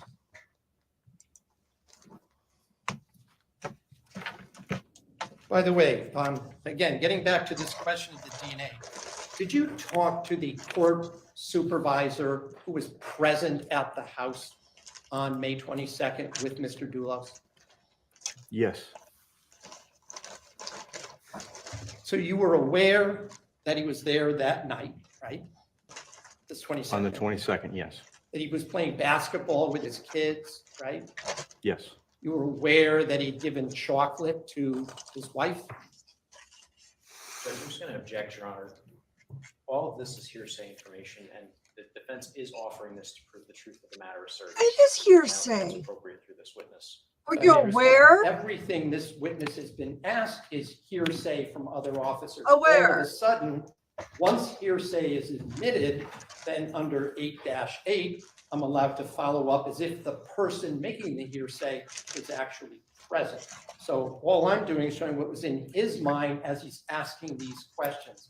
So I'm not offering it for the truth, but the fact that he said certain things based on the knowledge that he had received. At this point, the questions concerning Sidebar, whether the sidebar. visitation supervisor played basketball and whether Don't have he this argument and shared chocolate is not relevant. Well, I'm sorry, I didn't mean whether the supervisor did, it was whether Right. Fotis Dulos did. So if they do this the a question lot, was don't they? vague, I will rephrase it. Judge, if I may, Yes. he misstates 8-8. We talked about this the other day. That 8-8 has no applicability here because, first of all, nothing Again, was sidebar. offered on direct examination in terms of knowledge that Detective Kimball had was offered for its truth. So it wasn't offered for a hearsay purpose. So 8-8 really has no applicability at this point whatsoever. And moreover, in order for 8-8 to apply, it needs to be impeachment directed at the specific declarant, not just anything that they've said, whether or not that information came in or not. So counsel misstates 8-8. And I would just note that he actually is offering these things for the truth. And so that is my objection. Thank you.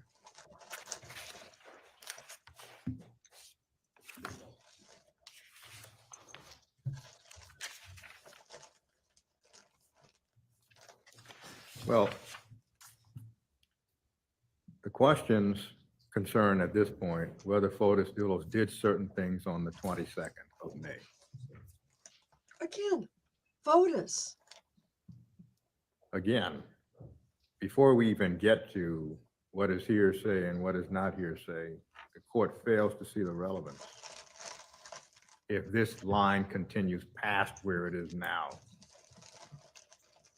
Well, that would be my last question. It goes to the issue of the DNA evidence, and then I'll move on. This would be the last question in that line. Well, essentially, since Fotis Dulos, through the question, was present at 69 Wells Lane on the 22nd of May, doesn't that suggest that his DNA could be found somewhere? The court sees no reason for the litany of questions leading up to that. So at this point, the court's going to sustain the objection. But the question, the court would allow. So without getting into any of the specifics, you were aware that he interacted with his family on May 22nd down at 69 Wells Lane, correct? Correct, On May 22nd. correct.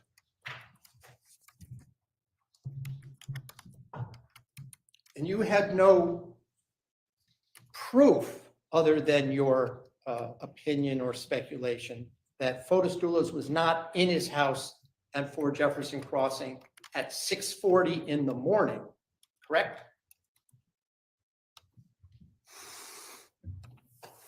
And I say as of that date. Right, no, I understand. That's correct. What we're going to do right now, it's 11:25. We'll take our morning recess until 11:40. Ladies and gentlemen, please do not discuss the case. Thank you.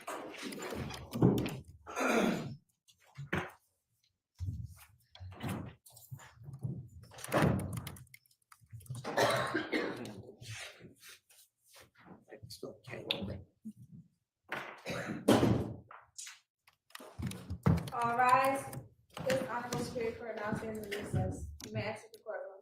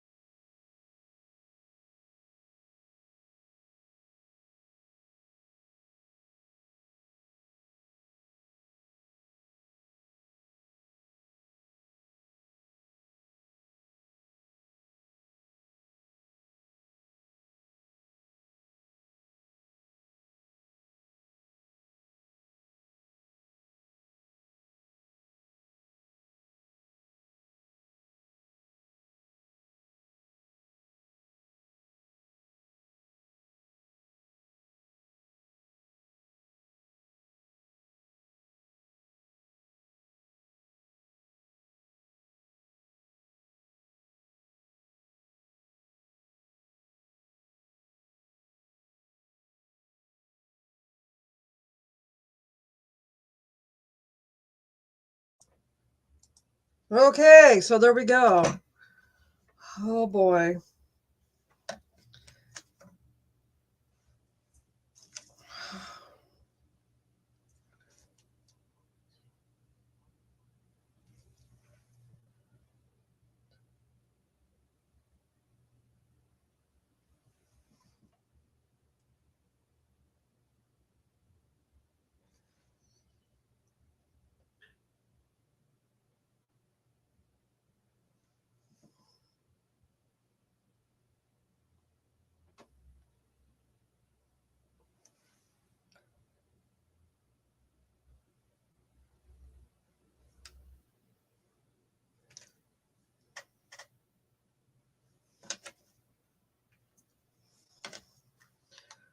Oh boy. I'm sorry, I'm gonna have to.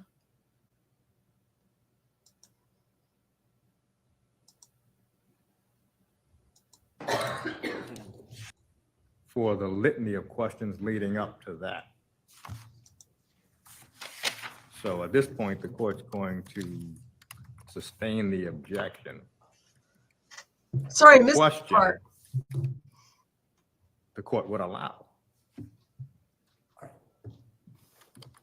So without getting into any of the specifics, you were aware that he interacted with his family on May 22nd down at 69 Wells Lane, correct? Correct, On May 22nd. correct.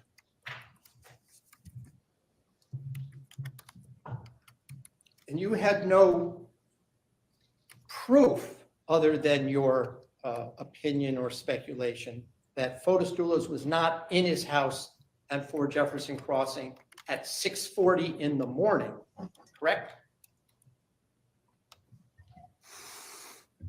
And I say as of that date. Right, no, I understand. That's correct. What we're going to do right now, it's 11:25. We'll take our morning recess until 11:40. Okay. Ladies and gentlemen, please do not discuss the 11:40. case. Thank you. I'm sorry I had to rewind that a little bit because my brother called me and I had to talk to him for a minute. Well,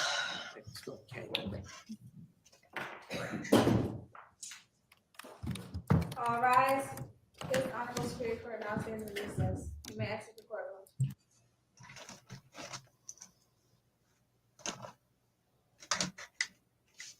so what have we learned so far?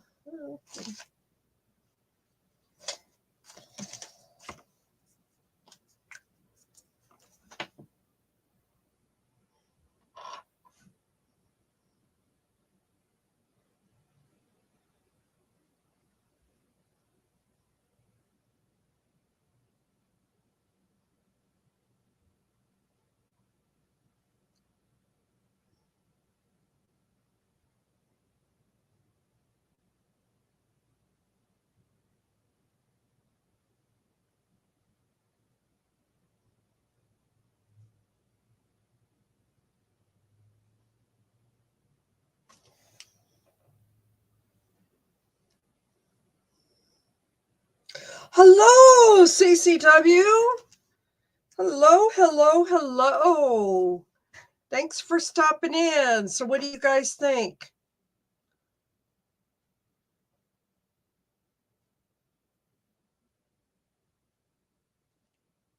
I think the defense is really working very hard towards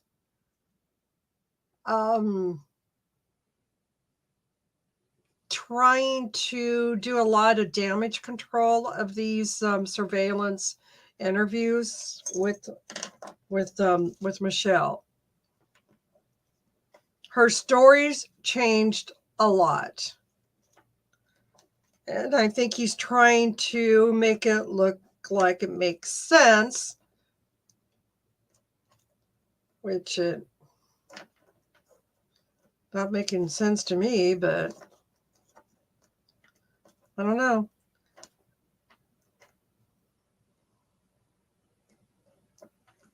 They're on break. They'll be here about 11:40.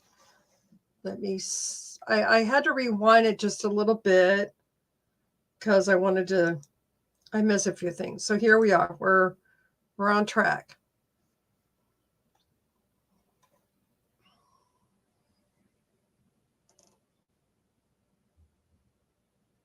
Oh, well, thank you.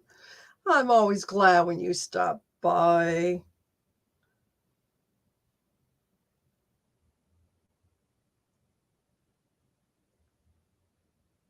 And it's always good to see you.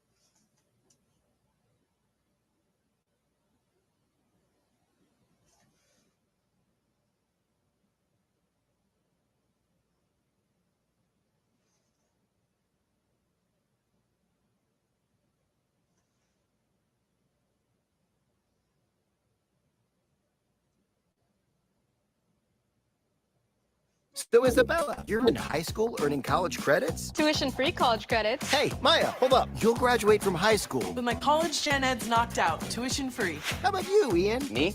I'll be debt-free thanks to MCC. Classes start March 7th. Something exciting is growing on Iowa farms these days. Innovation. From tractors that seed, weed, and harvest with data-driven precision, to drones that scout or plant cover crops to protect soil and water. Even our animals.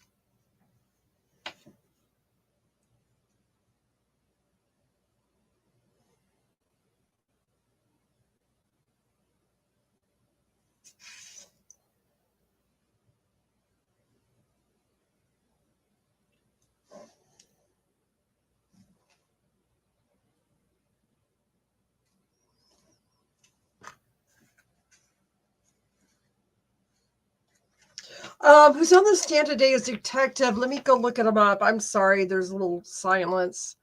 Just a second. Let me get his name. Usually I put it up there. I'm sorry, I'm slacking today. It's Monday. Let me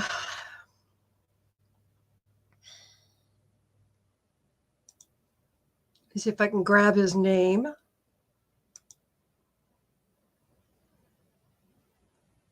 I believe he is back on the stand.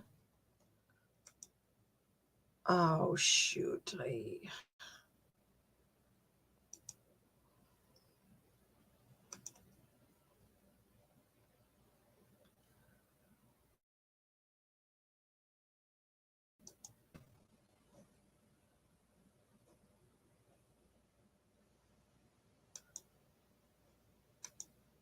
He is a detective that is questioning the interrogation interview. I want to say Riley, but I don't think that's right. I'm trying to...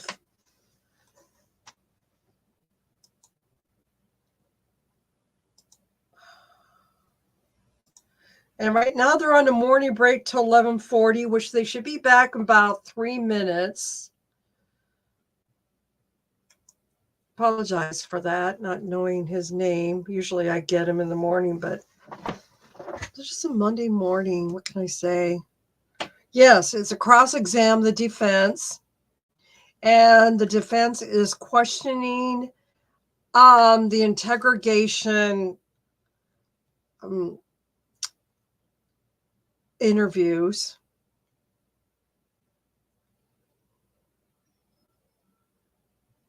Yeah, the jury does have to have a comfort break. You're right. I won't say that all loud, but yeah, pretty much. And then one of the jury members had to leave for an emergency. The person had to go out of the country. And so they had to bring in another alternative.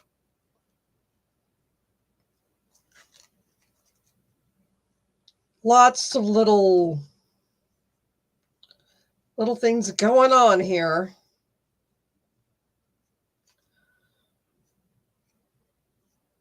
Let's see, what else? Excuse me.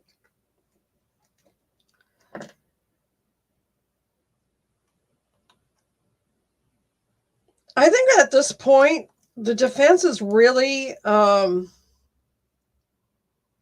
working hard because of that interrogation interview, and her stories, if I remember correctly, they just changed all the time. It's like one story after another. And I think right now he's probably trying to do some damage control. Mommy, look who we have. So here we are, you know. We're hanging in there with this case, aren't we, gang?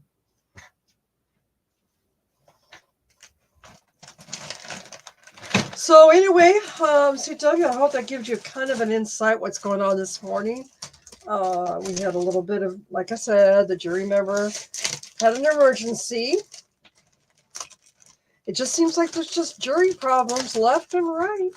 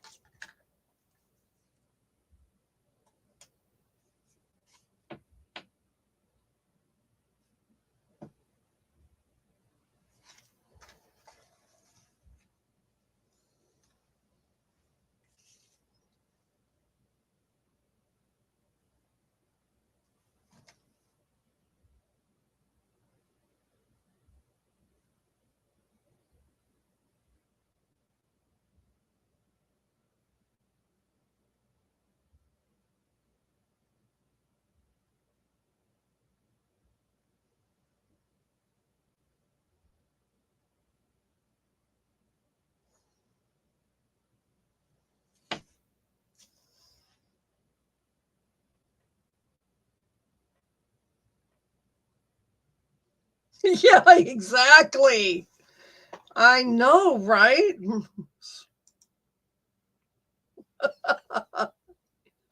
I know. Okay. Maybe. Oh, no. Okay.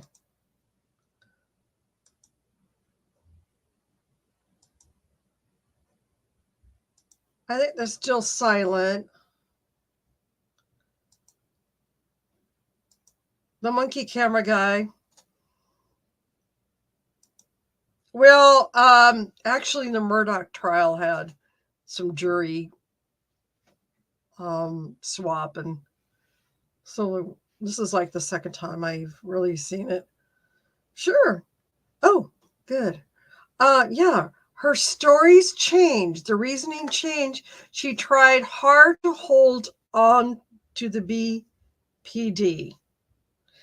And that got tanked because surprise, surprise, and the cheater lied. Yep.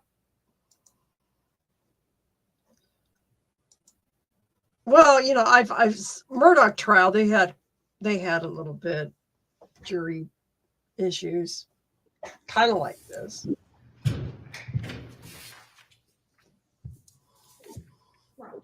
Thank you.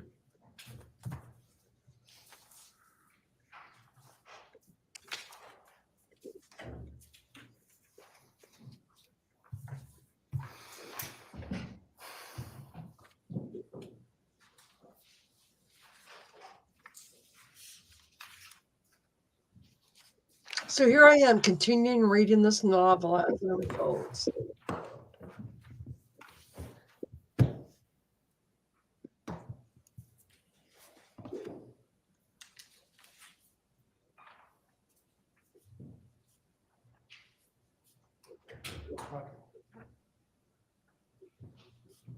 Yeah, pretty much.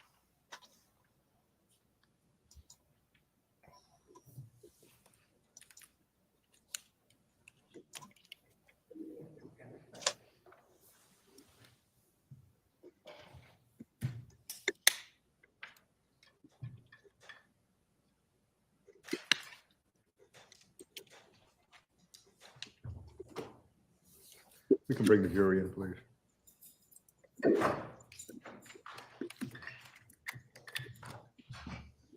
Mm-hmm. Yeah, so they got to come in.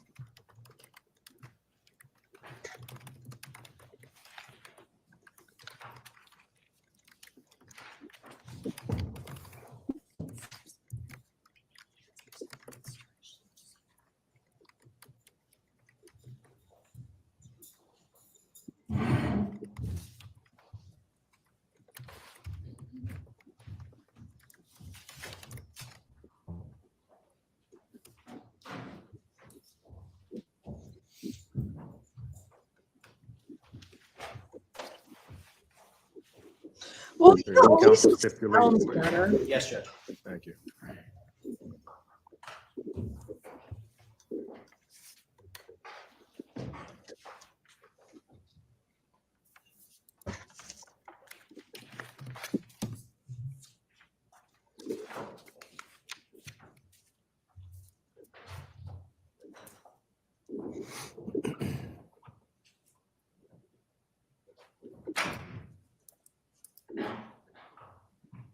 Was it part of the interrogation technique to tell Michelle Troconis, as you did, that you suspected other people were involved in the disappearance? No, no. Well, when Detective Clabby said a couple of people are involved in this, did you have other potential suspects? Potential suspects, yes. Yeah. Did that include Pavel Gumieni? Yes, Did it include the friend Andreas Toutsiardis from Greece at that point? yes, Did it include his friend Mark from Yes, sir. Providence? yes.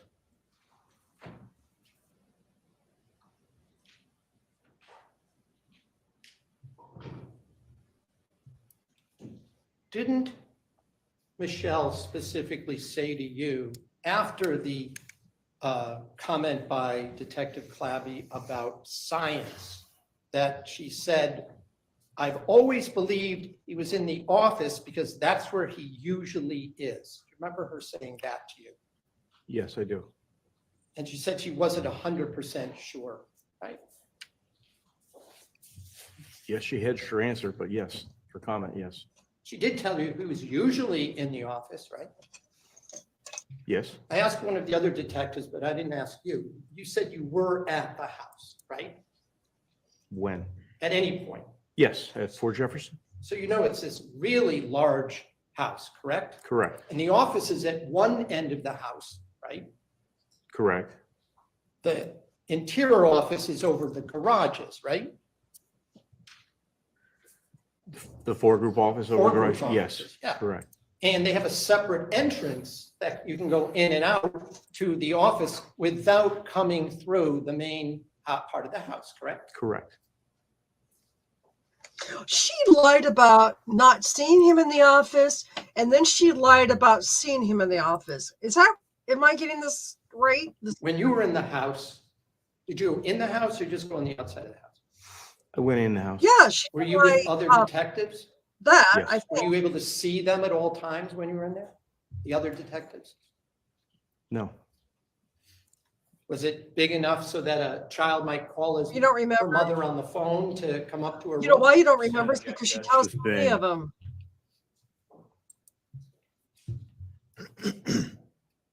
She told you that Otis would usually have his phone with him, correct?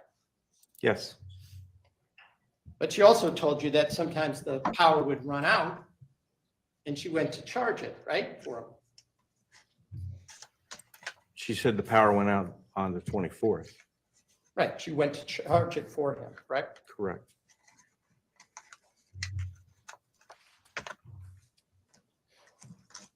She also told you that May 24th for her was a normal day, didn't she?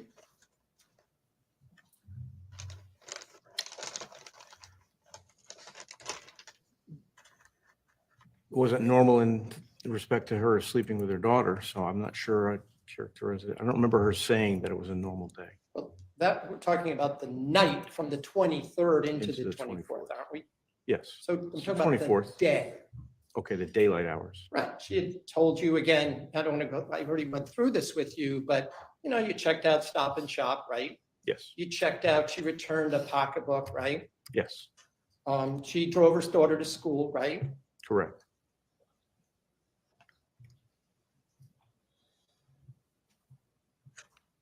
And she told you that Otis was acting normal that day, other than doing this little side trip to Albany Avenue, correct? She did say that, yes.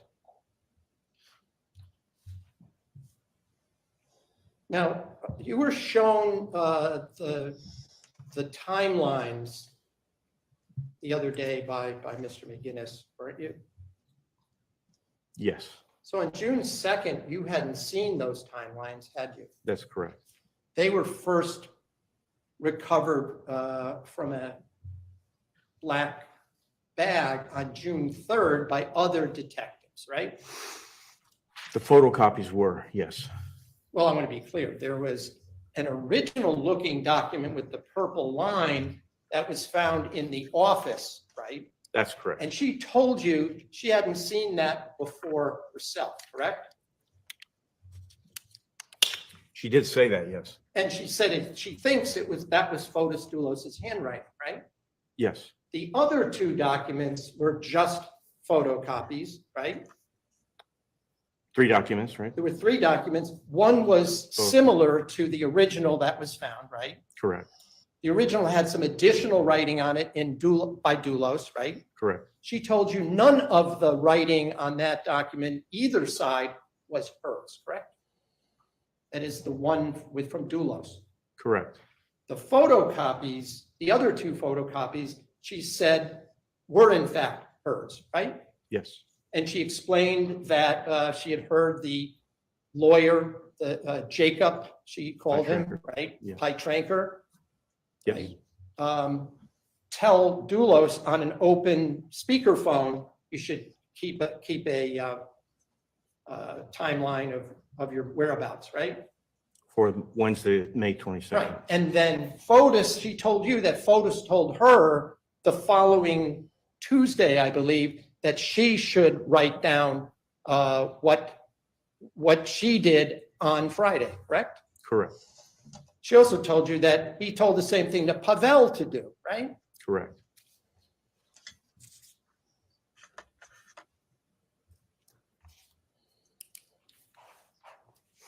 Now I'm gonna,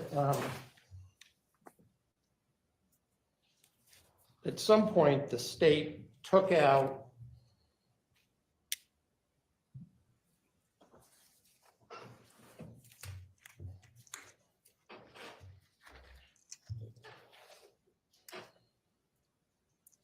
Yes, he is getting very upset. He's pissed. You could see that. I mean, come on. I think I'm placing her in States Exhibit 74. I showed you a picture of States Exhibit 74. good point. Correct. I'm still listening. I'm just trying to fiddle with something. I'm here, I'm here, I'm here. Sorry, my head's down.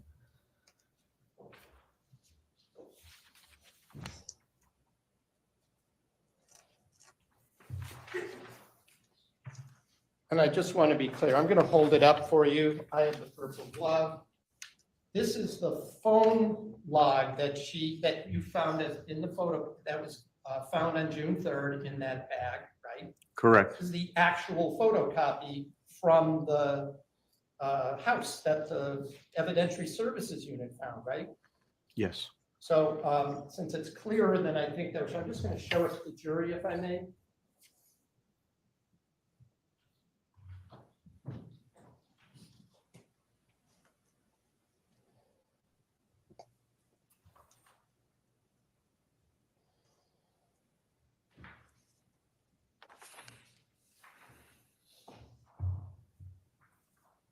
And up at the top, it specifically says phone calls, correct. right? And it shows names, right? Mm-hmm.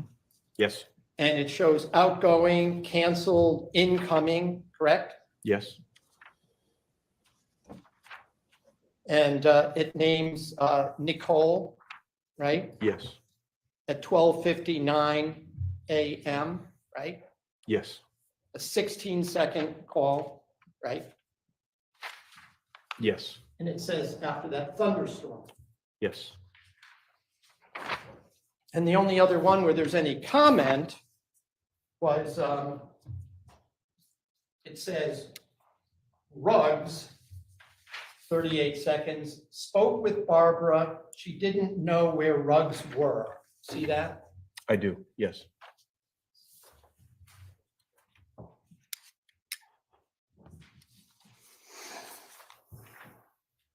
And the phone calls, I'll just note, one of the calls is, says it's from somebody named Bruja, Eruja. Do you know what that means in It Spanish? proves absolutely Witch, nothing.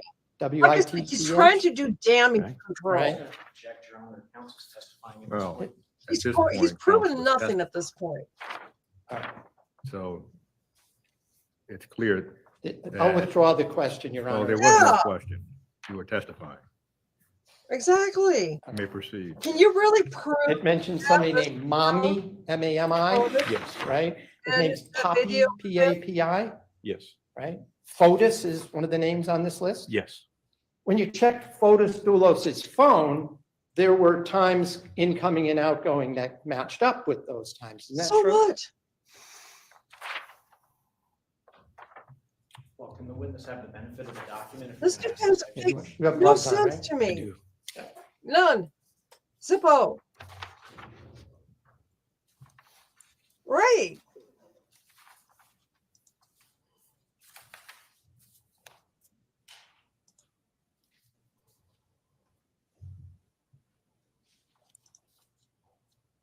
Right.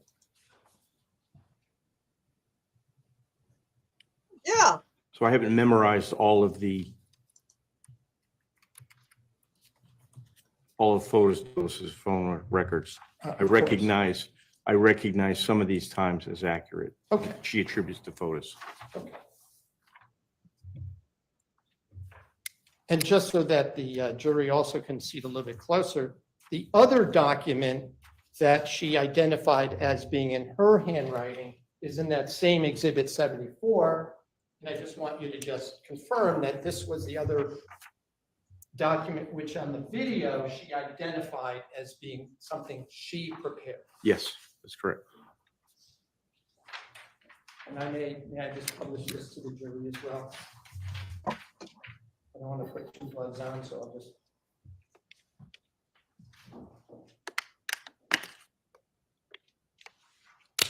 I'm gonna catch this guy's name here in a minute.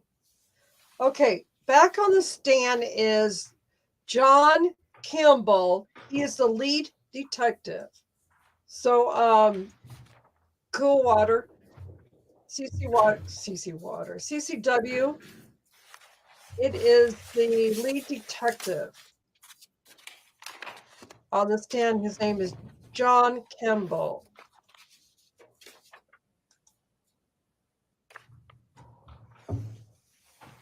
Yeah, he does.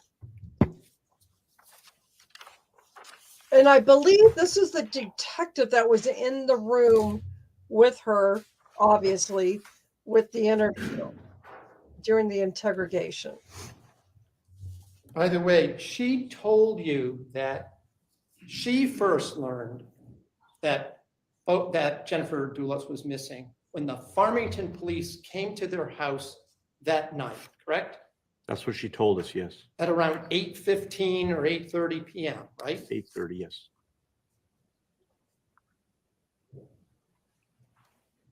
And that was after she and Fotis had gone to Starbucks, right? Yes, It was after Fotis had thrown garbage bags out in Albany Avenue, right? yes.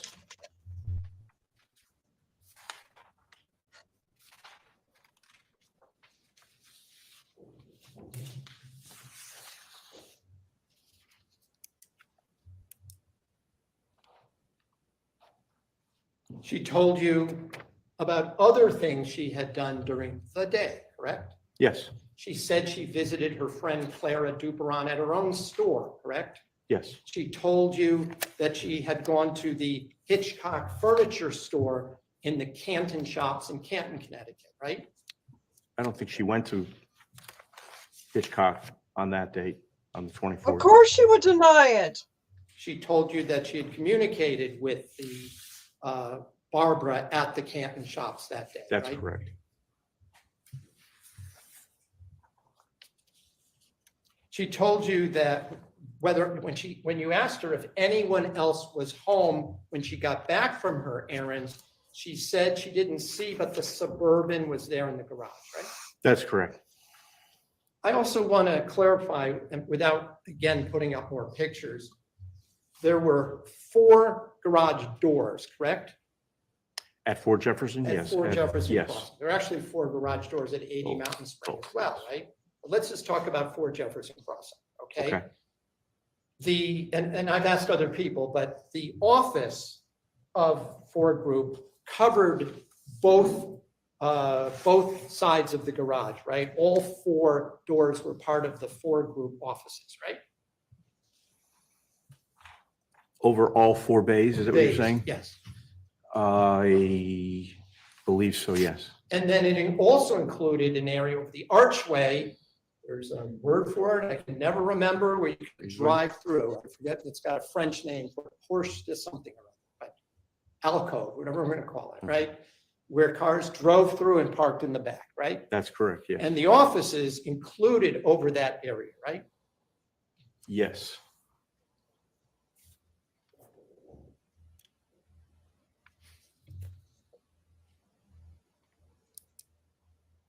When you asked her if Mr. Dulos was there when she came back from those errands, and she mentioned the Suburban, she said she didn't look for him, right? That she had no guarantee. Right, but Yes. she also used the words, he probably can be. Remember her saying that? I do. Yes. So that was her using an improper tense, like grammatical tense, wasn't it? Yes.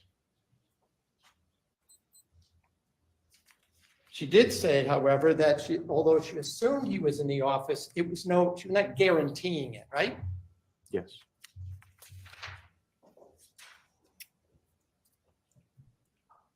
At some point, she recalls that you did call her for lunch somewhere in the 1, maybe later, 1:30 time period, right? Yes. Between 1 and 2, right? Yes. But she said she couldn't be certain and didn't want to be held to that, right? Yes. And once again, at this point, she didn't have her phone with her so she could check when he called her to have lunch, right? No, she did not. So let's just talk about 80 Mountain Spring Road. There seems to be a lot of discussion about 80 Mountain Spring in both the June 2nd and in the June 6th interrogations, right? Okay. She told you that Fotis asked her to come bring some cleaning supplies to help clean, right? Yes. You did know by then that there was, in fact, a real estate showing that was going to happen that next day, the Saturday, the 25th, right? I'm trying to think if we knew it at that point. You certainly knew it by the 6th, even if you didn't know it by Yeah. the 2nd, right? Yeah. Yes. All right. And you talked to the real estate agent? Rania? Yes. I didn't. Well, somebody talked to Rania, that's her name. Yes. Remember her last name? Begins with an M. I don't remember. Do you talk to the prospective buyers as well, the Pavlonis's? I don't think they were. I think they were. I don't know if the Pavlonis were buying 80 or 88. So I know that the Pavlonis were spoken to by another detective at some point. Well, you recall that the prospective buyer wanted to build a house, but wanted to tour 80 Mountain Spring because it was more or less completed, as to see what kind of house Mr. Dulos could build for them. Does that ring a Yes. bell? Subject, judge calls for hearsay. I'm not offering for the truth. It doesn't matter whether they were going to build a house. Court does not hear the question as being offered for the truth overruled. You remember that? Yes. Okay. Even, we've seen some pictures of 80 Mountain Spring. It also was a fairly large house, right? Yes. It looks like it may have been an old house that had been gutted and rebuilt and maybe way bigger than the original house. Yes. We see there's actually ivy growing up on the brick, right? Correct. Brand new house couldn't have that much ivy growing that fast, right? True.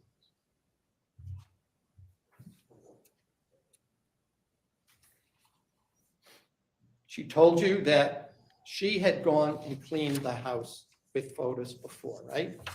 Twice before, yes. And we're talking about dusting. I mean, we're not talking about scrubbing bathtubs and stuff, right? And She said clean. it was an empty house, right? Yes. You've been in that house, right? Yes. It was dusty a little bit, wasn't it? Yes. there was still construction debris in there, especially in the basement, wasn't quite finished, right? Yes, She told you she brought Are we garbage going bags. for the argument that yes, she did. The large black. the garbage was from garbage bags, construction? right? Yes, She also told you she brought in a Hmm. mop, right? Dust mop, Swiffer? Swifter. Don't Yes. forget. Remember, she couldn't remember what it's Yeah, called. yellow on a stick, Worms. yes. Yeah, but remember, she couldn't even remember the word for it, the cleaning thing, and she was trying to think of the word in English, right? Remember Yes. that Yes, from the video? She brought other cleaning materials with her. She didn't remember if it was Clorox or something else, but it was some kind of like surface cleaner, right? she said Clorox. Now, before this interview on June 2nd, Mhm. your colleagues had spoken with Pavel Gumieni, correct? Yes, And it wasn't a surprise to you, was it, that Michelle was saying that Fotis and she would Yeah, sometimes exactly. tidy up before a showing, right? Good point. I don't know that I knew that. Yeah. no. I don't know. Learn that from other employees? On the second? Yeah, Yeah, he says. in fact, that very day in the morning. Judge, I'm just going to object again. Hearsay. Again, it's going to things that were said. It's not being offered for the truth. Well, this has a different tenor than the previous question that ran into an objection. So the question is, or concerns, cleaning up at one of the properties. The objection, counsel. So my objection is hearsay, Your Honor. He's indicating that he's not offering it for its truth, Judge. I think at some point the scales tip in terms of the probative value of just continuously offering statements where there's a real danger of bootstrapping them for the truth. At some point the scale tips, Judge, and my concern is that the defense is essentially trying to prove certain facts through hearsay information. They're claiming it's not for its truth. And that's my objection, is that at some point scale tips. Well, the court hears this question as being offered for the truth. So sustained. Michelle told you in that interview that he had asked her to come help clean, right? Yes, And that was not anything that that contradicted any other information you had, correct? From any other employee, right? correct. You also knew, I guess on May 31st, there was a, what I'd call a trash pull at Fort Jefferson Crossing. Isn't that true? Yes, So you knew that Fridays was trash pickup day in that part of Farmington. Isn't that true? yes. It was also the same thing down at 80 Mountain Spring, right? I don't know that. Nobody 80. did a trash pull or looked to see if there was a garbage can out on Friday, May 31st? Judge, again, I just object. It's calling for hearsay. Well, the question, as the court hears it, is, do you know if there was a trash pull at 80 Mountain Spring or any other property owned by the Ford Group? That's how the court hears the question. Do you know if there was a trash pull? Right. So if that is the question, the objection is overruled. Judge, if I could just be also heard, it's also outside the scope of my direct examination. It's within the scope of the video. Well, the video covered a lot of time between the 24th and the date of the video. So the question now is, did trash pull come up during the video, or did it just come up as a result of cross-examination? Court itself cannot recall trash pulls coming up during the video. what the court recalls is that there was testimony, well, in actuality, it was questions concerning trash, but not elicited from Michelle Troconis during the interview. So sustained. Could you explain what a garbage pull is? You indicated there was one at 40 Jefferson Crossing. What is that? Sustained. She also told you what cars were down at 80 Mountain Spring Road that she recalled on May 24th. Isn't that right?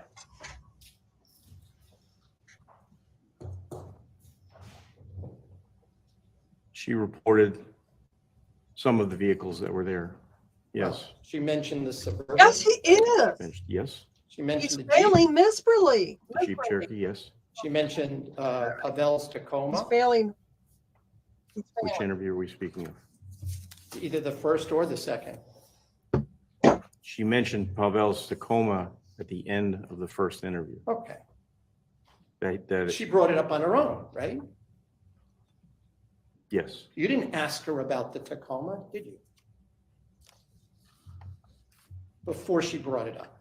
No. She Oh, was no. asked more general, is there anything else you want to Oh, tell us? boy. And she said, well, Pavel Gumieni drives a Tacoma, right? We asked her if there were any questions she had for us. That's right. And she mentioned in that about the Tacoma, right? Yes. And she also mentioned that at some point, Pavel showed up in the Raptor, right? Yes, correct. At 80 Mountain Spring. Correct. She also told you that she had brought a vacuum down to do a little vacuuming, right? On the first trip, yes. But it didn't work because the house didn't have central vac, right? That's correct. So she had to go back and get the other item, the Swifter or mop or whatever, She went back to get a broom. a broom. Okay. That was probably their broom when they made fun of the trash. She told you also, didn't she, that she didn't really want to be doing Oh, wait a cleaning. minute. They found the handle in the trash. Yes, she said it in the second interview. It was red.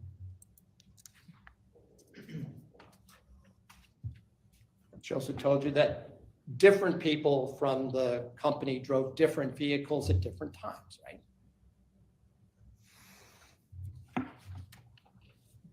This guy is getting You so asked that frustrated. Look at him. Question I will- Yeah, that God, I sometimes can't wait till it's over.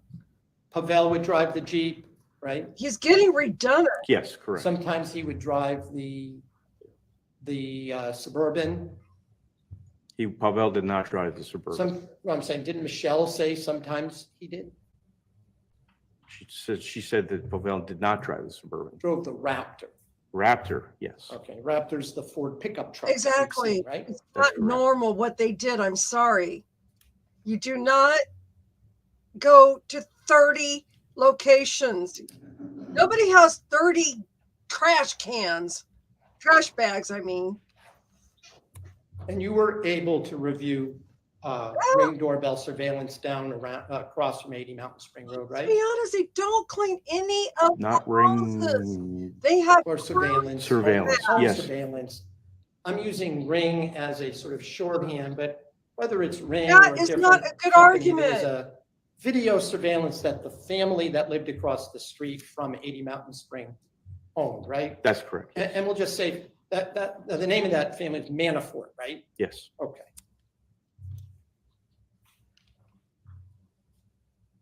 And without going to any of the specifics, you were able to review comings and goings, at least into the driveway of that 80 Mountain Spring Road property, right? Yes. Including the evening before on May 23rd, right? That's correct. But you couldn't see who was driving any of these vehicles, right?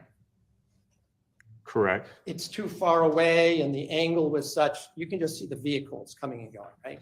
Yes.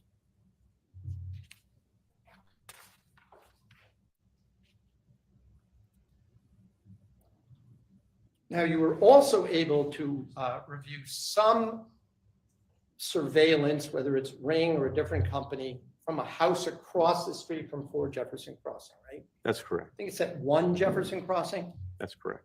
That video system, however, was a motion activated system, right? Correct, It's only captured short 30 or 40-second clips, right?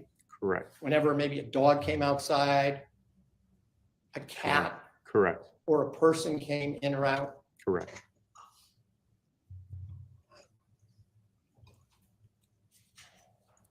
Now, at one point, either you or Detective Clabby asked Michelle if she thought that Pavel Gumieni was somehow involved with the disappearance. You recall asking that? Yes, Now, was that a sincere question, or was that one of these an interrogation techniques? that was a sincere question. So he was at least a suspect at that. Correct. He had been a longtime employee of Fotis Dulos, right? Just going to object, Your Honor. Again, calls for hearsay. Well, the court remembers the interview in which Mr. Troconis said that he worked for Fotis Dulos before she even met him. So long time may not be a question that this witness can answer. So the court's going to allow the question. I don't know for how long You're not Pavel lucky worked about for this Fotis, guy. but it was longer than he knew. Michelle Takes his Troconis. time No, to it's- think of it, He was already working for processes it. Mr. Dulos when she even first came up I to like Connecticut, right? That's correct. You were also aware that Jeez, he's a very- when she was asked if he was involved, she said she doesn't know, she didn't think so, right? Yes, But she also used an interesting expression. She said, but she wouldn't hold her hand to the fire over it. Do you remember her saying words to that effect? yes, Did you understand that to mean that she wouldn't swear to it? yes, She also told you that Pavel Gumieni had been down in New Canaan that May 24th, right? that's correct. I'll be right back. And he was supposed to be building one of Fotis Dulos' houses in the town of New Canaan, right? Yes, Did you confirm there was a house under construction on a street in New Canaan? yes, And you learned the address? yes, You also learned there was a doorbell video from across the street that shined, at least from a distance, on that property. yes. Again, that was motion activated, not continuous, or you don't? I don't remember.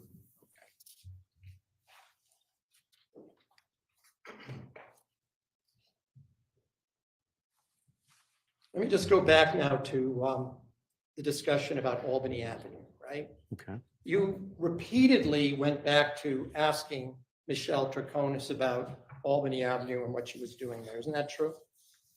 Yes, And I want to be specific when there's only one time where you see Michelle admitting that, saying that, yeah, that's her. She leaned out and touched the sidewalk. Remember that?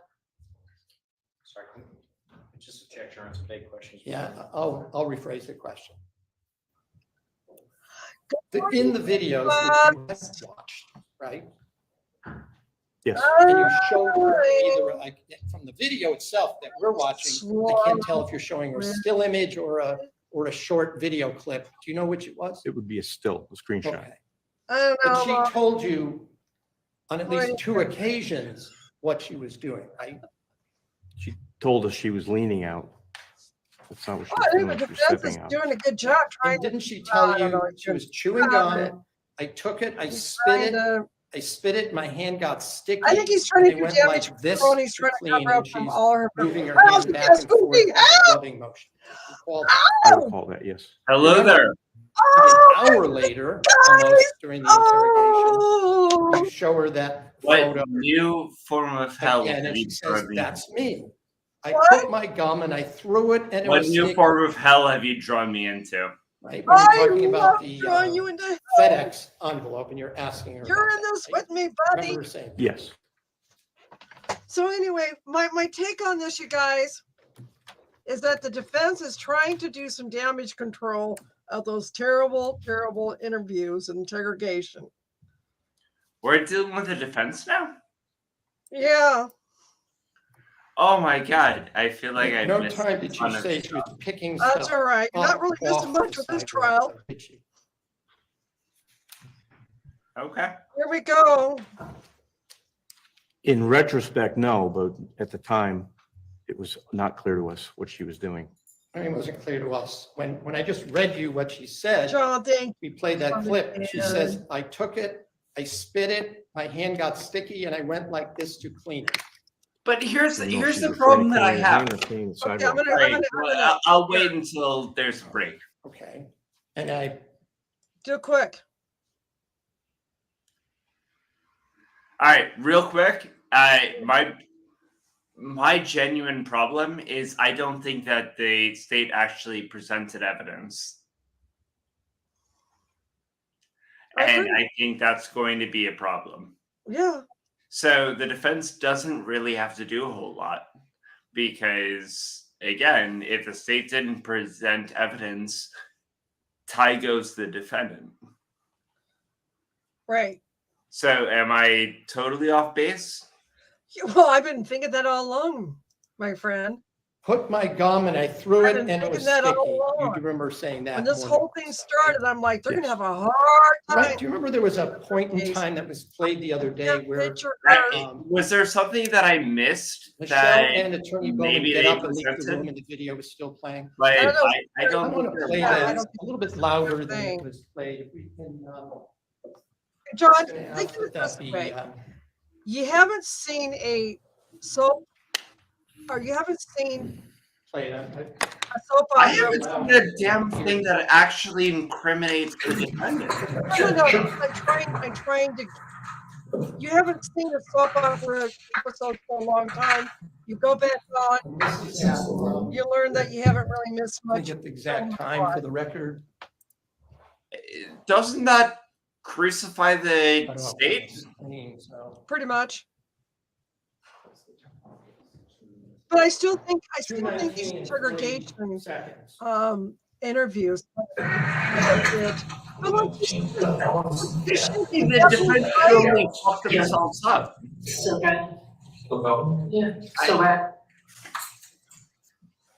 Ready. Greg, where are you going? Hi, Greg. Putting lead on. So we are, looks like we're at 2:20. Oh, we're together.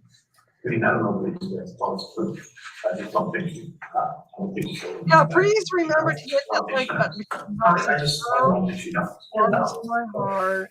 She writes, she's very adamant about Starbucks in West Hartford. Why? If I was gonna go around the city with Richie Colangelo because we wanted to go on a mission to dump all of our trash over the city, I remember that for this time. It would have just slipped my mind. For trash, Richie. Unless she's legitimately on the phone, talking and texting, and she's not paying attention. Why she's outside her car, she come with baby shirts, she's outside, she's open, the doors open, she's outside, we shut the door. The story is that she dropped the gum and she yelled at the safety. She had to go clean up, pick up her gum. She's a one person. I don't understand why they didn't do anything. I think that you just call for a directed verdict and have the judge make the decision. Actually, doesn't get missed. Maybe she is. I think that a directed verdict would be appropriate here. Right, because she's thinking like, well, but it's an outcome. The Hartford thing wasn't on any of this. And they sure we had a press on her. Until we showed her a picture. We didn't find any notes on the 22nd, which is what the sheriff told her to recreate it. And What the only time I've ever thought of the other part was Friday and Saturday. Can you put it on yours? Why? Aaron, do you want me to put it on? Yeah, that way you can kind of like put it on. That's just the Okay, question. let me pull it up. That's why she said, I love this one, but didn't think about, dumping the trash, leave this one. Right. And then I believe, I just did it on that Starbucks to cover that cell tower area, it's and all, that's right, by Logan, Okay, is this all guy the one who's on the stand? We were at this level, we feel It's on your Oh, end. that. That's okay. That's good. And just, we're still here. Oh, Let's take it for a hike tomorrow. Let's go for, yeah, let's go for a hike. Why not? So what do you think about that West Hartford story? So just Did you think I'm gonna get West Hartford? But yeah, here's the thing. we'll Let me. She's great.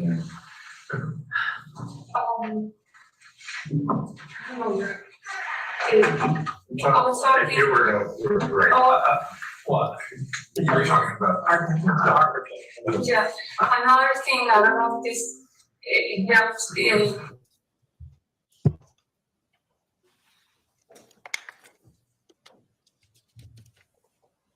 We stopped it at, I didn't know the time, but it's when Mr.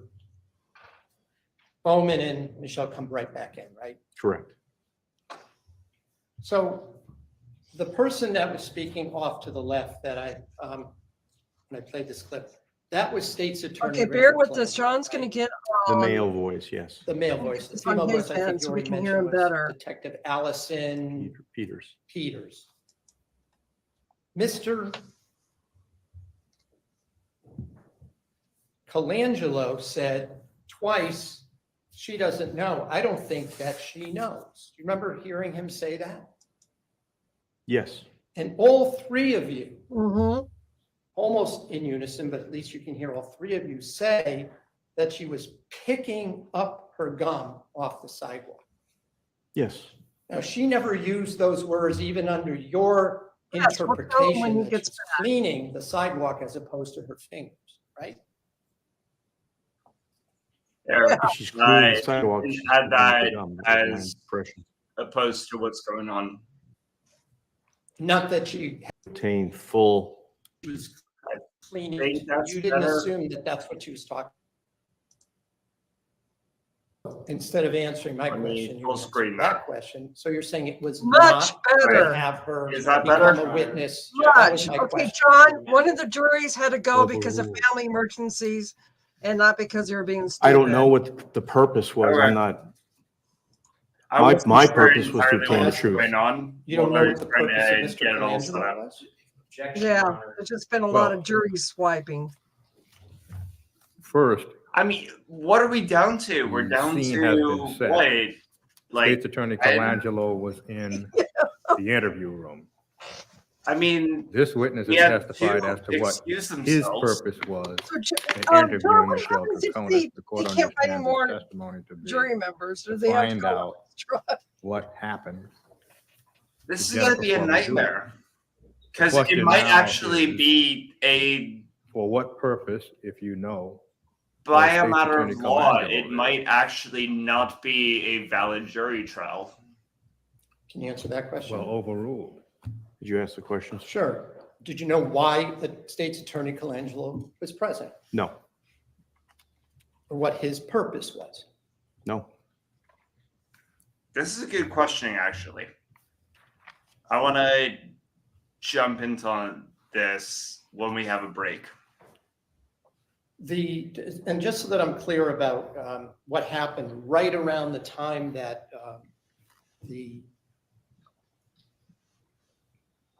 my client rubbed her hand on the Yes, I am. There's feeling no better time today in that on video I where she very much touches appreciate that you asking. FedEx envelope. That's correct? okay. We still love you. We always will. I disagree. Unfortunately. You disagree. You believe that in that video from Albany Avenue, you see her take possession of that envelope. Everybody has their I believe days, so, yes. like I do. That's okay too. Did you ever see her touch any of those garbage bags that Get this up and you get my see Mr. vodka out. Dulos dumping? No. You see her touch the rolled up black item that he leans up against the side Okay, of this is Milagros smart. grocery store? No. Because he's separating his client from who we all pretty much agree is the killer. Oh, And I'm also clear in terms of the timing. The place where Dulos puts the envelope with the license plates down the sewer, that's in terms of chronology, the third stop where Mr. Dulos had placed something in a garbage receptacle, correct? So you see where I'm going with this, Nancy? Mm-hmm. He No, wants to separate I don't her agree with from that either. You don't agree a that he'd murder. already made two other And so the stops jury before wasn't that? He had did made not two other know stops. about I it. believe he'd made more than two. Correct. Well, I know you believe it in terms of what's in the video. There were only the two previous ones, So right? When he basically, goes I down think Milford he's doing Street, damage control. back of the for whole thing. Raptors, many bags. The When he idea comes is back up, Dulos has there were very few control bags. during the So entire obviously, he must have situation. stopped somewhere in the And area. my Well, you just clients made that can't be up, held right? It's responsible. total speculation, isn't it? Well, Objection. well, Counsel asked a question, he got an answer. well, the court is going to indicate That's basically where he's what going. it heard. Yeah. Is if Dulos had full Were there two control stops in over the the video? situation, then my client answer cannot be was- guilty. Not a yes or a no. The answer was, I believe there were more stops. So I would move the that as question, strike. the question, were there two stops in the video before the stop on Adams and Albany? The question was not answered, whether there were two stops before Albany and Adams. The judge is actually May I ask right that here. the non-responsive I like this answers be judge. stricken? I like the way he Well, thinks if about that's it the and then witness's rules what he response, thinks the jury heard it. should be done. Or, you know what I mean? I agree with you You entirely. have no other video I don't always that love the shows rulings. Mr.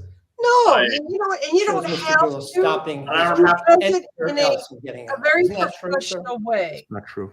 Oh, Absolutely. you have more video I that the love the jury way hasn't seen. his Is that thought what you're telling us? process is. Well, I like to He's say extraordinarily let thoughtful. witness know what the jury you has. were leery about him in the Well, the beginning. question is, I was. do you have other videos showing other than the three stops? The answer, if the court understood it, is yes. The next question, Have you shared that well, with? no, the court is indicating what it has heard. The next question was, have you shared, well, really, the question is, don't have know you that shared I that would. video with the state's attorney's office? That's the next question, because this witness wouldn't have the opportunity to share it with the jury. He's not Sorry, wrong. have you shared that, the other videos that you mentioned with the state's attorney's office? The state's attorney has the video from the, I believe, from the transit bus. That's This where is the the video. judge that's where the actually footage is asking the coming from. defense to call Brady. So Yes. have I personally shared There's it? no other In C4 videos, are there? The If there are no other C4 evidence, videos that other is than Brady. the three, correct? I don't know that. Were you aware that the video from the transit bus, the individual doesn't have a logo on his shirt? Were you aware of that? Just gonna object, Your Honor. Well, it's sustained. Yeah, sustained. That's fair. But the judge literally was like, call it Brady into question. And By the way, the defense attorney did you didn't ever, do it. were you ever assigned to the Call it Hartford Brady area as a state meaning- police officer at any time? No. You're aware that Albany Avenue is a busy thoroughfare? Yes. You're aware that it's, this area is very close to Dunkin' Donuts Stadium, the baseball stadium? I'm not aware of that, no. You're aware that this is Liar. just before you get to downtown Main Street in Hartford? I'm not familiar with the geography of. You're Liar. aware that it's a major thoroughfare from the suburbs What is what? west of Hartford into Hartford, right? Yes, yes. Huh. So he knows By the that, way, but he these doesn't garbage want to give cans were on street corners, right? you- For the Correct. love of God. We see traffic going back and forth in the videos. Yes, You see pedestrians. yes. They were in plain sight, weren't they? The receptacles, garbage receptacles. Yes, There were businesses there that were open. correct. There was a Jamaican restaurant with an awning, green and yellow awning. Yes, Benji. And we see what appears to be Mr. Dulos take a rolled up item, walk across the sidewalk and lean it against the building, right? Yeah. Correct, In plain sight. That's fair. correct. Did anybody The watch the stadium, not C4 so much. cameras for a lengthier period of time to see what happened to that rolled up item? I don't know what was watched and what was not watched. You didn't watch them. I did not watch it, no. Yeah. I don't know. Michelle told you that it struck her as strange that Fotis Dulos would drive Am I past off the base Starbucks to think that location, didn't she? that we are I mean, aren't they trying? raising more Yes. questions than they're She also answering? told you that she wasn't paying attention. And I feel because she like was- the dead she was man is talking on to her, trial. Texting the family. If I were the defense, That's what she I told would us, yes. probably just And she did Not tell paid. you, though, that Dulos had previously thrown away debris. maybe in I'm a bad garbage lawyer, pails and but whatnot. Maybe if you were to get defense, rid would of you stuff continue that was questioning left this over at person? construction sites. Isn't that true? That she told you that? I don't know what he's So I'm trying not sure I to agree with accomplish. some elements of that. He had thrown away trash at the pond. And then there was one other instance that If she mentioned anything, down in this is McCain. actually hurting As far the as going kids. from So trash can to trash can to not trash possible. can, we didn't get that information. Well, I didn't suggest that. I'm just saying that she, on other occasions, knew he had taken trash to other And than I his like own this property. attorney. And got rid of it. Yes. But this is not a good cross-examination, in my opinion. My professional opinion. My So on June 6th, you testified that I this think was an he's extra trying, but meeting that was I don't arranged know when through we State can just Attorney stop talking. Colangelo, right? I think you should not continue questioning this. Yeah, my sergeant was It's advised not a by witness State that's Attorney never going Colangelo to to help. contact Attorney Bowman. So Right, to set it up. And that, this one took The only place thing he's in doing is just his aggravating. office, right? yes. Correct. And if we could just put the June 6th up. No, just a please second, don't. the Still of the interview. No, stop. Keep going. If you just move it, maybe, just move it someplace. I don't need to listen to it, but just Ginger slide it. snap. Okay, stop right there. We're at, what's the time? 2:22:44. You're never going to I get just a wanted good to take- answer so from him. behind Detective Clabby. You're not there is going a to get black a You're clear never answer. going to get a good diagonal answer. stick or Or- stand there. You see that? I do. That was a second He's in video cross-exam. He's gonna tripod know that was it's filming boring. the encounter. I won't be surprised if we lose some I bring audience. this up because at one point in the clip I showed you, it seemed like there was a Genuine question, split second. and I'm actually going to pause edited or for the something. moment. Just- Yeah, it's- do. it's all Yeah. that. Let's hear what you have to say. Genuine question. I mean, this deposition, is there anything that the defense is actually going to find beneficial that comes out of it other than trying to? This is what drives me nuts, is that you're trying to use the deposition to impeach a second person through a first person, which is by definition hearsay and totally problematic in so many ways. Am I totally off base? Well, I don't think I would be. If I was a defense lawyer, I don't think I don't understand why the defense allowed this deposition video in. I don't think I would. I don't think I would play that. I don't think it's appropriate. I think it's damaging.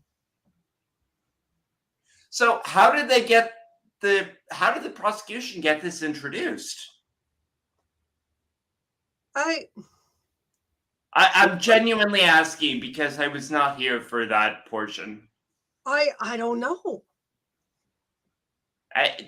That's absolutely damning evidence that probably should not have come in. And I'm frustrated by it because now you have the defense attorney trying to defend what was said by someone else through this witness, and that's just not the way that it's supposed to work. Well, okay, can I Yeah, tell me, please, because I genuinely don't know. would this interrogation, since she's having a history of lying, Wouldn't this hurt the defense? Yes, it would.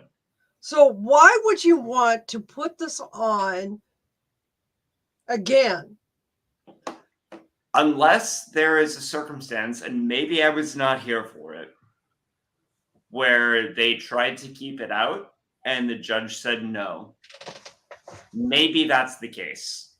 That's the only guess that I have, because otherwise it just shouldn't be introduced. Well, not only that is because I was under the impression before he started to show these, I was under the impression he was trying to do some damage control just to get a straight story lined up. So, what I'm saying? That mommy is saying that there was complications as it relates to ESL. Okay, I could see where maybe the judge would introduce it, but this should never have been introduced. This is not evidence. Our depositions, they're not really always going to be evidence. No, absolutely not. Okay, so why have this? That's where I'm genuinely curious, is why was this introduced into evidence? But John, don't you think this is the only thing that the state has at this point? Yes, I believe that that's absolutely true. I mean, isn't there anything Just because else? it's the only thing that the state has doesn't mean that we get to introduce prejudicial evidence against the defendants. Because I cannot put Michelle Troconis, in the conspiracy charge. I can't either. I'm trying to. I know you are. And we're on opposite. Just so everybody in the chat knows, she is much more on the prosecution side. I always on the. I know. I have a prosecution mind. I would have been a prosecution attorney. I know I would have been, because I can't. You know what? If somebody would have come up to me as a prosecutor in the office and say, "We're going to try this case," I'd be like, "Are you out of your mind?" I'll be like, "What? Where's our evidence? Are you going to win this?" I, honest to God, and I swear to you. So I have been a defense attorney my entire career. Well, I would say, "Oh, you out of your mind." But you know what? The best lawyers that I've ever worked for were former prosecutors. And one of them said to me, and I think I've told this story before, so I apologize if I'm repeating it. No, go ahead.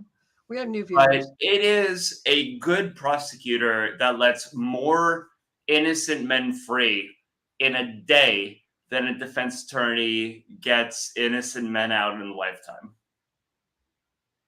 That's just the way that I understand it. And I think that's absolutely true, because at some point, if you're a decent prosecutor, if you're a genuinely honest person, what you do is you decide, hey, this is not a case we should prosecute. Maybe we shouldn't do this. This is a mistake. Cops kind of effed up. We don't have to necessarily say that, but at the end of the day, let's let this person free. I would. And you know what? In one day, I genuinely believe it. You have more prosecutors that make that decision than you have defense attorneys that can try and make an argument in front of a court. This woman is not a threat to society. I don't think so. She is not a threat. She's not a person that you would say, "Oh my gosh, yeah, yeah." No. I'm right there with you. She is not a threat. Yeah, who was, we lost two people. And not for nothing, honest to God. Yeah. I don't think that the defense attorney's doing her a lot of justice either. That's my personal opinion. I cannot say it publicly as a professional, but I don't think that the defense is doing a great job. I don't think either one of them are. Well, I can't say it about one side. I can say it about the other. All right, let's go back to it. In what we played before. Yeah, it's a skip, but it wasn't edited. None of this out, right? It's just that the way the first nature of the camera recording. was going, it flipped to a new None of it. file or folder, right? Yes, I would go. But the second camera, which was also filming, apparently wasn't saved by the state police. Is that correct? I believe that's correct. Okay. Hang on. It was a All right, fail-safe. I'm gonna pause one more time. I apologize, and I know that this is not necessarily great television, so to speak, but the fact that he's admitting that the second camera was not saved by the police is a massive Brady violation. I don't understand why the defense. Brady. I'm gonna have to look that phrase up. So Brady is simply it's Brady v. Let me look it up. So make sure I'm right. Yeah, it's Brady v. Maryland, and it basically it's a Supreme Court decision that says that any evidence that is beneficial to the defense has to be turned over. Period. Bar none, no question. You just have to turn over any evidence that is beneficial to the defense. Okay. All So right. Brady v. Maryland. Okay. Got it. Let's keep going. All right. Unless you have something else you want to say. Thank you. I think they're screwing up. You referred to all of you, the officers referred to Mr. Colangelo as Richie, right? I don't. In the room, people were calling him Richie. There were right? people who addressed him as such. Just so we're clear, since he's not on the screen the whole time, we're talking about the same person, right? Yes, State's Attorney Richard Colangelo, right? yes, He was the supervisor of other prosecutors in the judicial district here down in Stamford, right? This is where you have the Brady problem. At the time, of course. Yes. And it included the area where New Canaan is, right? that's correct.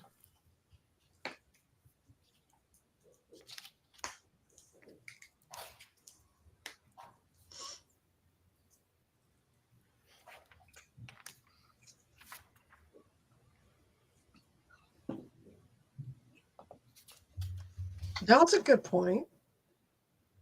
It's a very good point. Mm-hmm. Of course, we've got more witnesses, though. All right. So there's a very good question in there. At one point on June When there's a 6th, pause, you I'll asked answer that. Michelle point blank, what does she think? Is there a way that I happened can let you to do this too? Jennifer Dulos, right? That's correct. And Why do you she think I told you stopped that doing this? her answer was Huh? based on things Why do you that think I Fotis stopped had doing reported, this? right? Start doing what? Yes, her initial response. Precisely. Yeah. Well, she told you, first of all, that she'd only seen Jennifer Dulos once in her life. Correct. She told you about this circumstance where she knew that there was issues about whether she could be present with the children and when Jennifer was there. So she waited outside the pond, remember? Yes. And remember. that she was waiting there because she was told not to come in yet because the children hadn't left yet. Yes, And she recalls seeing, that was the one time she saw Jennifer Right. drives very close and takes a picture of her, right? yes, And tried to use that in court. That was what she knew about the circumstance, that was her right? claim, yes. Okay. Now, I'm not going to get into the details of Use- what she use the emphasis told you to she had construct the learned or evidence heard from presented Fotis by the state. about Fotis's wife's circumstances. I love your right? questions, Mommy. Okay.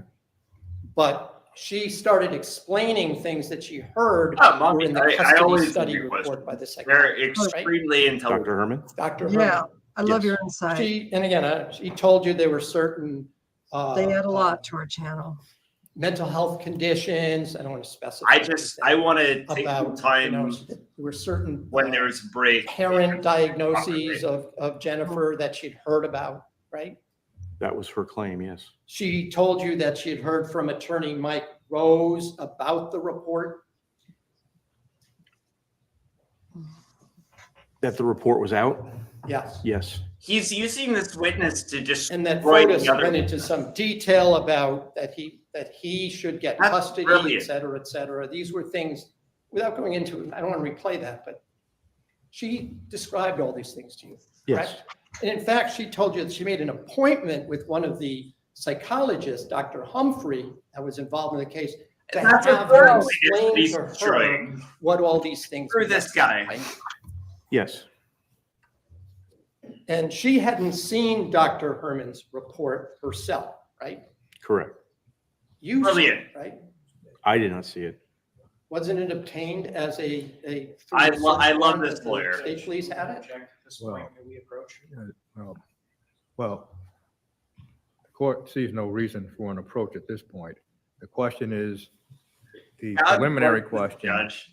was, He is Michelle destroying. Troconis He's did not destroyed see three witnesses, the report herself. basically correct? proving that And they the answer don't is know what the yes. hell they're talking about And through what is one witness. now being That's offered, impressive. in this court's view, is a collateral matter, not relevant. So sustained. God bless this judge. Oh my God. It's very rare you like a judge. It is very rare. Whether these things were accurate or not. It's she also told very you rare that I like a defense Fotis had attorney. told her these things, correct? Yeah, that's true Yes. too. And that Or Dr. attorney Humphrey period. had sort of told her some of these same things, right? He is dismantling three witnesses. I don't remember her One saying that witness. Dr. Humphrey told her. All Well, at you do the same remember time. since you went for That's an impressive. appointment to see Dr. Herman because she was concerned about some of these things? Yes, I remember That if that. she would have to deal with Jennifer Dulos in the future, she wanted to know all about her? Yes.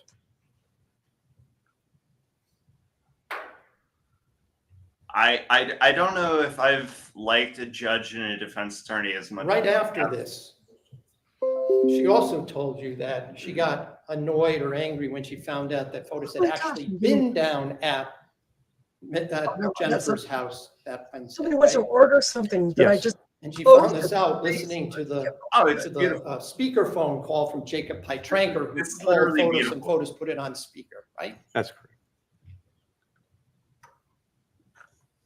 And she told Fotis that he should just let the matter be handled through the courts, didn't she? She told you that she had said that, right? Yes. All right, so we got the And psychologist, she told we you got that she had told Jennifer, Fotis we that got things are gonna everybody work out great pretty much destroyed. because of that report you're telling me about. My recollection was Fotis was the one saying everything was going to work out great because of the report. And she said that he seemed happy at that point, didn't he? She did say that, yes. And he was telling his other friends that everything was going to work out, didn't he? She told you he said that. Yes. All right, so At everything. one point, though, everything you torn told to shreds. Michelle that Fotis was manipulating people. Do you remember saying that? Yes. And that he had lied to many people, right? Yes. And that he was using people, right? Oh my God! This okay, kid- okay. Rewind that She, just a when you little asked bit. her though what happened, Rewind she said that. she was I want to hear that afraid again. after she disappeared. When You you do asked her what that? do you think happened, Okay. deal with Jennifer Dulos. Okay. I gotta hear this again. This case is over. That This the case report is was over out? for this. Yeah. Here we Yes. And that Fotis went into some detail about that he should get custody, et cetera, et cetera. These were things, without going into it, I don't want to replay that, but she described all these things to you, Yes. correct? And in fact, she told you that she made an appointment with one of the psychologists, Dr. Humphrey, that was involved in the Humphrey's case, to dead. have him Humphrey's explain to gone. her Not what dead, all these literally. things meant, right? Yes. And she hadn't That's what seen he's Dr. Wait a minute. Herman's report herself, right? Sorry. Correct. Yeah, you want me to Use it, plus? right? What's All up? right, John, just say, okay, did I, what? What? Humphrey's entire testimony is garbage now. Who's sitting here right now? No, his is Kimball. No, this is Campbell. John, John, what did he say that they lied about? I heard testimony about her husband. All right. So they lied to the police about the situation, whatever the domestic violence situation may or may not have been between the two spouses. I thought Humphrey did testify, Wombat Mommy. I could be wrong about that.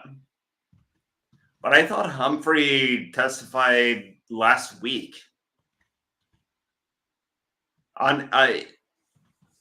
Nancy, if you have notes on to the contrary, I'll take your notes. No, I don't have notes on the contrary. But I think he testified last week. I could be wrong about that. Anyway, let's keep running. I did not see it. Wasn't it Let's not obtained make as a through a search Well, warrant just that the got state redundant. police had it? Object at this Well, point, may we approach?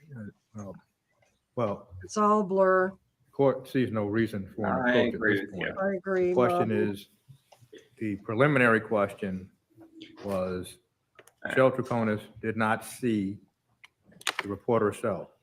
So this is where the judge is absolutely right. Michelle Troconis never testified that she saw it one way or the other. Now the question is going to be, what was the statements made to the detective? Is that correct? And the answer was yes. And what is now being offered in this court's view is a collateral matter, not relevant. So sustained. All right, so collateral matter not relevant is, in my personal opinion, a bad ruling, but he's going to let him continue with the questioning. Collateral matter is something that is not directly germane to the case. Whether these things were accurate or not, she told you that. That's why Fotis he's had told framing you it these that things, way. correct? Yes. And that Dr. Humphrey had sort of told her some of these same things, right? I don't remember her saying that Dr. Humphrey told her. Well, you do remember her saying she went for an appointment to see Dr. Herman because she was concerned about some of these things? Yes, I remember That if she would have to deal with Jennifer Dulos in the future, she wanted to know all about her? Yes. Okay. So we succeeded in eliciting the testimony, regardless of the fact Right that there after was a She also told germane- you that she got annoyed or angry when she found out that Fotis had actually been down at Jennifer's house that Wednesday, right? Yes. And she found this out listening to the speakerphone call from Jacob Pytranker, who called Fotis and Fotis put it on speaker, right? That's correct. Why is the prosecution And not she told objecting? Fotis that he should just let the matter be handled through the courts, didn't she? She told you that she had said that. Please let the prosecution object. And she Why is told it you not that happening? she told Fotis that things are going to work out great because of that report you're telling me. Objection! That's hearsay. My recollection was Fotis was the one saying everything was going to work out great because of the report. And she said that he seemed happy at that point, didn't he? She did say that, yes. And he was telling his other friends that everything was. He gonna was work. telling his other friend. She told you he said that. That's hearsay. At one point, though, you told Michelle that the Fotis prosecutor's just was sitting silent. manipulating people. Do you remember saying that? Yes. and that he had lied to many people, right? Yes, And that he was using people. Oh my God! yes. And she, when you ask, Sorry, I'm gonna have to stop here because we need to talk about this for a minute. He was thinking X. That is a speculation objection from a mile away. And they're just letting him go with it. I mean, good for him. I like defense attorneys. I like that he's doing what he's doing, but he's not doing it the right way. I mean, if you literally ask, well, what was Dulos thinking at the time? Did you think he was thinking this? Is that not a speculation objection for a mile? All right. Number one, the man is dead. Yeah. Number two, he's certainly not in court. How could you even know? How the fuck do you know? You can't. He's not around to defend himself. He's dead. He's dead. I feel like we have a dead man in court. Right. So you cannot don't you think that? Don't you think you that cannot too? testify to what a dead person was thinking. Period. Look, if you were dead, I couldn't tell you guys this is what Nancy was thinking at the time that she was dying. I couldn't answer that question. So how in God's name are we allowing him to do that right now? Oh my gosh. Are we in a satire courtroom? We're close. Asked her though what happened. I don't know She what said to she tell was you. afraid after she disappeared. When you're asking her, what do you think happened? She said she was afraid she was going to come after her and hurt her and her daughter Nicole, didn't she? I can't Yes, tell what remember Wombat that, or yes. Cool Clear Water That was were based on what thinking she at was the moment of her told death. by Fotis, right? Oh, About Lord. Jennifer. About, yes, yes. Yeah, I mean, there were other things she also related about her disappearing when she was younger and living under an assumed name. These are You don't things mind, I mean, to she step away related to to the rest you of it real that had quick. been told to her, right? Fotis told her those things, yes, whether they were accurate or not. Exactly, but she believed him, right? Objection. She Sustained. said she believed him, right?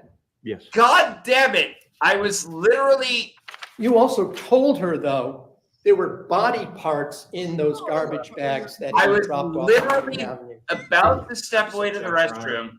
You cannot tell Well- somebody what somebody told you who's dead.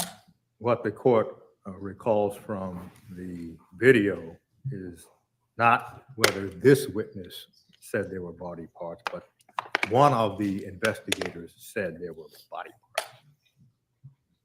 I'll So rephrase the question. In your presence, did Detective Clabby say that there were body parts in the garbage bags that he was throwing out on Albany Avenue?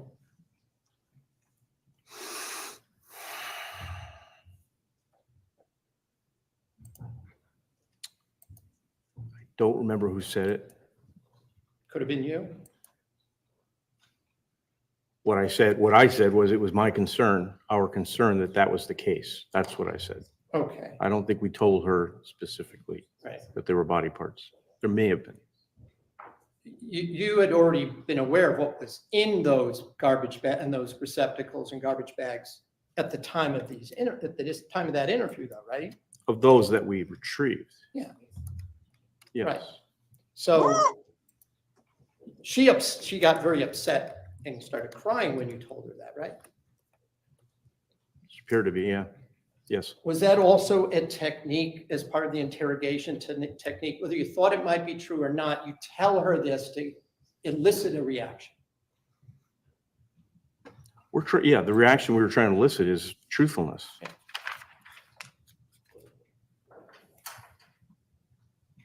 She also told you that Fotis had a Porsche at 585 Deer Cliff, didn't she? Yes, And that was the first time you'd even heard about there being a. Nancy, you better pump, believe right? that You it didn't even know was its you, importance at that because- point, right? it's incorrect. You know, he This owned is one. absolutely a disaster. Jennifer owned the 2009 Porsche Cayenne.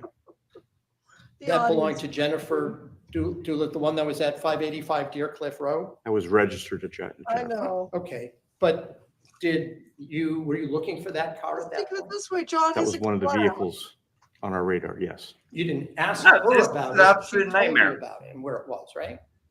So, what did you think of the dead man? What did he say? Yes. What was your mother thinking? She's dead, by the way. Oh, By the way, My mother's not. Detective Clabby My oh, I father think my is. mother is. Well, I'm older than you are. Michelle so- in that Right. interview, What in one was of she the two thinking? interviews, You know, it's like, that Jennifer's 2017. Oh, she thinks that Suburban, I've made a 7 terrible Suburban, decision, was like, covered but, in you know. blood in They made the a terrible driver's seat. Do you remember decision of covering him this saying case. that? I don't know that he said it was covered in blood. He said No, I the didn't. person or persons Oh, well, involved I in just this wanna be crime interested, would have been boy. covered in blood. Would have. What do you think she But believes? the driver's Given the seat fact wasn't that covered I'm in burning blood. a $250,000 Was it? Not that we could over determine. the course Even of the next so-called month and a half. stain on the steering wheel wasn't in fact blood, was You it? are? Shut up, we don't talk about this. Lack of personal knowledge foundation, You, and he's offering it for its truth. It's here. Excellent objection. Oh my God, there's finally an objection. But will not foreclose the avenue. Detective Clabby told Michelle at that same time that the steering wheel was covered in blood, right? How do you know? I don't remember his wording, whether he said was or would have been. Would have been. Okay, but Would have no been- blood was recovered Fuck you. from the steering wheel, was it? I don't have that information in front of me. I can't remember at this time. All right. Was Good telling this to Michelle part of a technique to elicit more information, or was that just a mistake? Well, I object, Your Honor. He hasn't. The question assumes that Detective Kimball. Failure to lay the foundation. Blood on the steering wheel. He's indicated he doesn't have Just any say that. evidence. Jesus Just ask whether or not Christ. It was a tactic or a mistake, assumes facts, not in evidence. Well, As to perhaps reflect non-evidence, the that's fair. Humphrey. question Who's is taking into I account don't know. more facts than one can assume. If the question is, was there a discussion with Michelle Troconis about blood being on the steering wheel? That would be the threshold question. None of this should be happening in front of the jury. Oh my gosh, I was just about ready to say the same And the thing. next question He again. does this all the I'll time, rephrase the next John. question. And Judge, if I may, I thought that. This is the one problem that I have with Detective him. Kimball could not- I think that he actually makes the right evidentiary decisions. Oh, I do too, but this should be a sidebar. I don't agree with. This should not be in front of the jury. Indicated that there was blood on the steering wheel. Well, perhaps the court did not understand the question and the response. And folks in the chat, just so you General know, area is blood on the the steering entire wheel. jury is just to This the witness right cannot of the three. testify that he reviewed any documents that indicated there was No. blood on the steering. Wrong. You're wrong. That's how the court heard the testimony. Fuck. And so what would be the next question, counsel? Whether Detective Clabby said there would have been or there was blood. The purpose of asking Michelle Troconis. This should not be happening in front of the jury. Whether or not there was blood or was not blood that you recall on that steering wheel. The purpose of telling Michelle Troconis this This is a was proper part of evidence. your efforts to get her to elicit more information from her, correct? I just object, Your Honor. He's asking him to speculate as to Detective Clabby's mindset.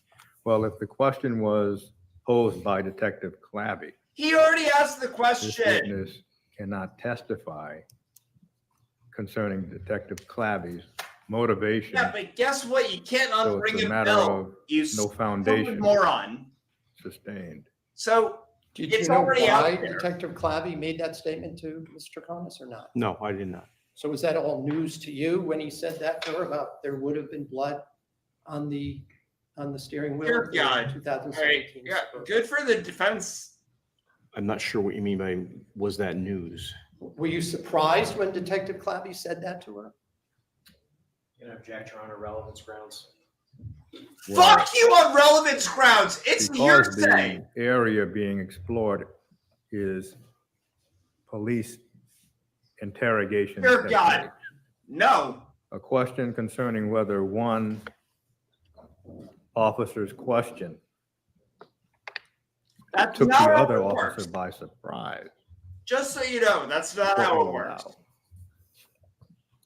Please ask it again, Counselor. Yes. Were you unaware or surprised when Detective Clappy suggested that to Mr. Combs about there perhaps being blood on the steering wheel? Unaware or surprised? That's I was not speculation surprised. by And he said definition. that to her. Is Correct. it perhaps Did something? you have any knows? information as of that moment that there in fact was blood Oh on my the God. steering wheel of the Suburban? Judge, I just object, asked and answered at this point. Well, the question has been Find a new line of Ask. questioning. There are ways that you no can get that documentation introduced. that there was blood on the steering wheel. You don't have to That's be how the that court understood stupid. the testimony. He's tried And 3 different The ways, fact that have Detective the same Clabby question, said there was blood. none on of the which steering wheel were legally. does not allow this witness to determine what was Detective Clabby's state of mind when he said it. So asked and answered is sufficient, sustained. Did you But I happen was to asking have about this one of witness's your understanding of knowledge, investigator? not about Detective Clabby's. Yeah, Well, here's easy. testimony has been this witness. Here's easy. We're gonna do it again because of course we're gonna do it again. Here's the easy answer. Here's how you present it as a reasonable lawyer. Officer, did you happen to have in the course of your duties an opportunity to review a report of whether there was blood on the steering wheel? Yes. Okay. Did you decide to test who the blood might have belonged to? Yes. Did you identify it as the decedent? Yes. Okay, we're done. Everyone's happy. Everyone goes home, and we don't have to deal with this nonsense. Mm. I don't understand why they're asking the questions this way. Because they're asking questions he doesn't know the answer to. As a matter of law. Did not claim to know that there was. All you blood have on to the do is steering ask those 3 questions, and we're done with this line of questioning.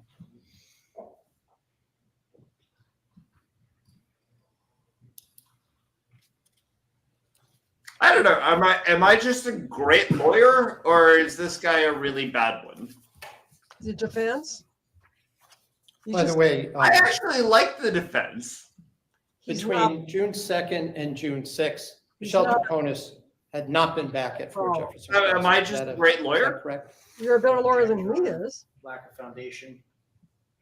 Oh, well, the questions now are weaving in and out of the video. Oh my God. And the judge is going to shut him the down. nature of the investigation. So the question now is, had Michelle Troconis returned And the to judge Fort was right. Jefferson Crossing between, as the court understood the question, June 2nd and June 6th?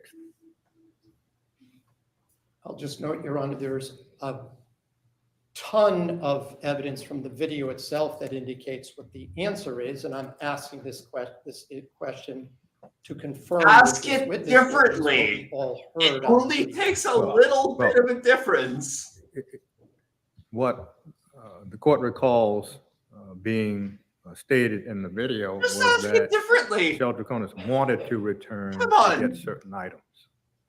But the question posed by counsel is, did she return to get certain items? You're a better lawyer than this. It was You actually got in the this. negative that she had not returned in between. before. But again, you're trying Well, to the introduce court does not know evidence what the that's relevance of not the question within the purview of the questioning. Jesus Christ. Sustained.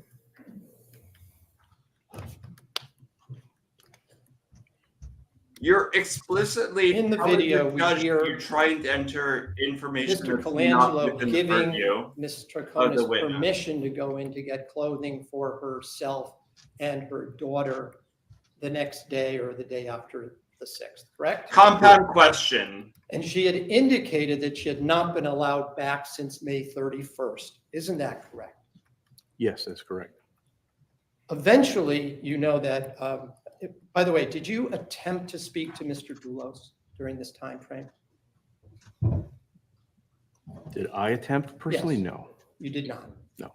You had been told he was not going to talk to detectives though, right? Yes, Objection. You didn't try to talk to him. that's correct. And you learned more and more about Fotis Dulos each time that you were interviewing Mr. Cohn. Objection. Right? In between, correct? More and more about Fotis Dulos? About Fotis Dulos from about him each time you interviewed Mr. Troconis, right? She gave additional information about Fotis with each interview. Well, I'm not asking you necessarily Okay, so about what are what you she told you. I'm talking about the investigation. Oh, I'm and sorry. Objection. Yes, Other stuff about it, that's right? correct. Mr. McGinnis started to talk about the August 13th, 2019. Objection. interview, correct? Correct. The other day. But we haven't shown that. That was also recorded, right? Yes, At some point, I suppose we'll see it, but the jury hasn't seen it yet. That's with you here, correct? that's correct.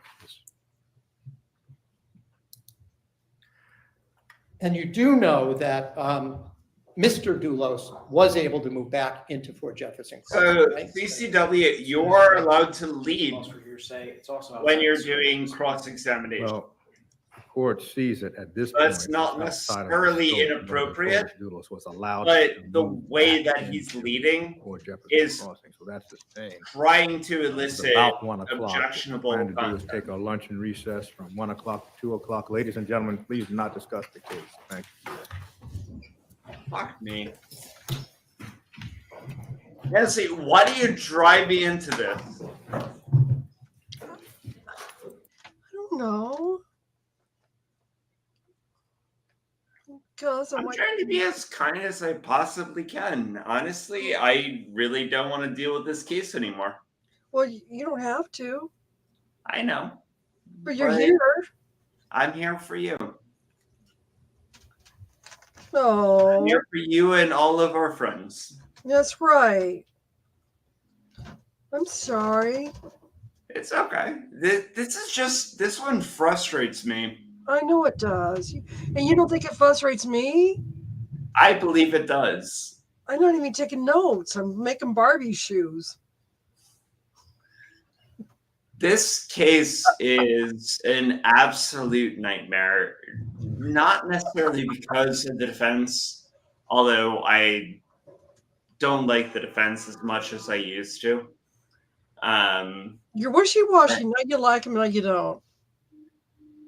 This whole case is wishy-washy. They're tolerable. No, I'm Some just of them New are Year's not. resolutions are Oh, she's not the pretty. answer for you. Let me this just year. tell You you need this, real solutions, okay? and therapy can help with that. As a therapist, For what are Oh, I debunked. like her. No, she was good. Yeah, I don't know. All right, here it is, okay? This case is wishy-washy. Jury clerk indicated to the Yeah, court. it's an absolute bleep show. I'll do that. I don't know. You say it first, and then I'll try and find the YouTube. I do what? Put it back on. You want me to put it back on? No, I'll do that. I just want to hear your thought process. On this whole case? Yeah. Okay. I already have all of the papers on the wall, so nobody needs to hear my opinion. Okay, as a journalists following this case, and somebody's going to ask me if I want my personal opinion. I think somebody's going to ask me for my personal opinion. I think that people would like your to opinion federal as a formulations, All and it right, allows. here's my opinion. We have a woman who is on trial for conspiracy or murder. We do not have any sort of evidence that she was really involved in the conspiracy. The thing that she was guilty of is being involved with this madman. She was guilty of that because he was crazy, and also he was good looking, charming, and she thought it was flattering that she was with him. So now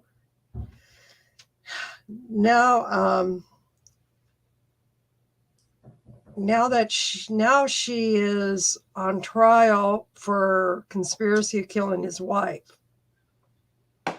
So we're here. Okay. And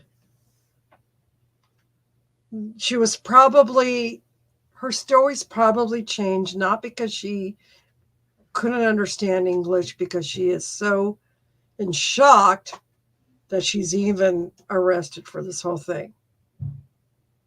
Okay. People do things when they're under this kind of pressure. I was a victim of something, and yeah, if you're so upset your stories don't make sense, and they don't sound like they're making sense because you are just so shaken by the whole thing. Now, do I know she knew about the bags and everything else? You can't put somebody in jail just because you think it. I don't know. I'm being honest. And if the answer is I don't know, then Ty goes to the defendant. Right. Because there's nothing they're presenting to me that I absolutely can't say Beyond a reasonable doubt. beyond the reasonable doubt that she's guilty. No, I can't do it. Okay. I think I'm actually going to take the opposite side, and let's just have it out, because you know that I'm usually the defense attorney and you're usually on the other side. So let's have it out. I'm a defense lawyer, and I'm going to say, how could she even been arrested? Okay. So let me give you the state's position. Okay, go. So the argument is that we have a deceased individual who was otherwise a productive member of the community, might have had an unfortunate relationship with this woman who decided to kill him because she was also dating another individual, and over the course of the next 4 days they distributed the parts of his body across many dumpsters. His body or her body? It's his body, right? He's the decedent. No, it was the girlfriend. Right. So her body. No. And then because he decided to hire them to go do this, ultimately had a sense of remorse and decided to self-delete. It's not a crazy argument.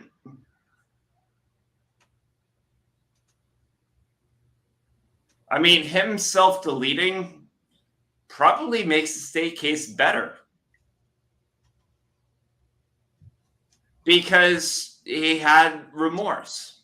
I think the jury's going to find her guilty. I think so too. And I think it's not fair. I think that she was involved in the desecration of a corpse. That I do. Not necessarily manslaughter, but desecration of a corpse. I think we have that all day. And she tampered with evidence. Yeah. I mean, do you disagree with me? No, actually, I'm seeing some parts of it where I can picture her a little bit being involved in the conspiracy a little bit more. See, this is why this. I think they made a mistake. I think they made I think I'm wish-washy. I do. This case is wishy-washy, and I was wishy-washy, you know, and the whole entire thing. I think they made a mistake when they called. I think they made a mistake when they called involuntary manslaughter. I think desecration of a corpse. I think you have that all day. I don't think she. Do I think she knew about the murder before it happened? No. No. I don't. I really don't. No, I don't. Do I think she was like bullied with him and helping him tamper evidence? Yeah. Okay, here's the thing, okay, you guys, and chat and John, you got to remember Fotis was a good-looking man. He was charming. He was charismatic, right? Is that how you pronounce that, right? It's charismatic, but I didn't find him all that good looking. Well, I'm also straight, so you know. Well, right. Did I pronounce that right? I don't know. Charismatic. And he had a way with ladies. He has his way. He is, you know, he had a. Again, I think he had a chemistry where he could. He's a ladies' man. That's it. Yeah. So you know, and here's Michelle, right? Here's Michelle. You know, she's all into him. She likes him a lot. She loves him, and she's living with him. But here's the thing. And then he goes, "Come on, honey, I want you to involve in this." Here, come on, honey. Let's go shoot my wife and dismember her and drop her off in different garbage cans. No, it was with a knife. Yeah, whatever. So now they're saying they saw body parts? That's the issue. That is ultimately the issue at fact. Is, you know, what person in their right mind is going to help somebody clean a murder scene? Well, that's the issue as a matter of law, which is different. As a matter of fact, do I think that she helped engage in the murder? Absolutely. As a matter of law, the question then becomes, when did she form the intent? All right, you guys, don't forget to hit the like button. It warms our heart. Yes. And grows our channel. But when did she actually form the intent? And I'm not totally clear if it was just a matter of cleaning up the murder scene. Did she have the intent to murder? I don't know that you've proven that. But I am increasingly on the prosecution side. The more that I hear about the case. Oh, I'm sorry to hear that, Debbie. I mean, can I change my mind again? You can always change your mind. I changed my mind a lot on this. Hi, Moonfox. Honestly, I've changed my mind too, where last time we spoke, I don't think she's guilty. Now, I think she might be. So what changed your opinion? It was the testimony that probably should not have been included, but the testimony of the officer that she knew ahead of time about the, for lack of a better term, desecration of the corpse.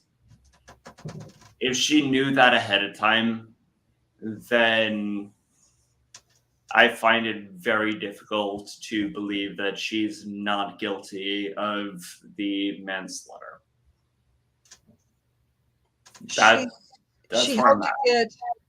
she helped to get the brooms and the cleaning aids.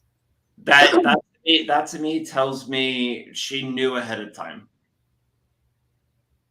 And She was with him in the if car. if they couldn't prove that she knew ahead of time, then I was. But they proved it through her interrogation. I don't think any of that should have been introduced, but yes, I think through that interrogation, I think they got there. Well, I kind of like,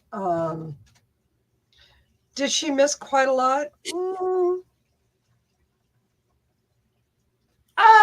I mean, I think that the testimony of the officer, and this is part of the reason why I'm a little mad at the defense attorney, is because he was eliciting testimony that was really not helpful for his case.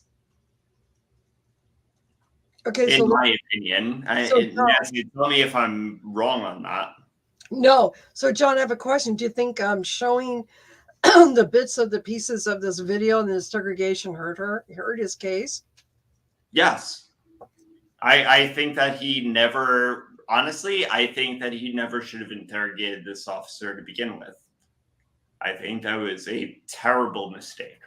I think it was too, because in the beginning I thought he was trying to disassociate her with correct. Right. And then I changed my mind. See, this is why it's really hard for me to judge a trial, because you just flip a lot. And then when he started to show these interrogation videos. Nancy, how many times have I said that it's really important to try and see where the lawyer is going with the questioning? Because sometimes you can go down a wrong path. And this guy, let's be honest, he was never going to give positive testimony for your client at all. That's not his job, and he's actually good at it. So at some point, you just like, no further questions. I'm good.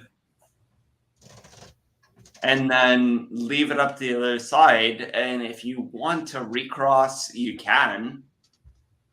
But you know you're never going to get positive answers for your client from this guy. You know that's never going to happen. So why do you keep asking him questions and giving him an opportunity to testify? He should have shut up before those videos.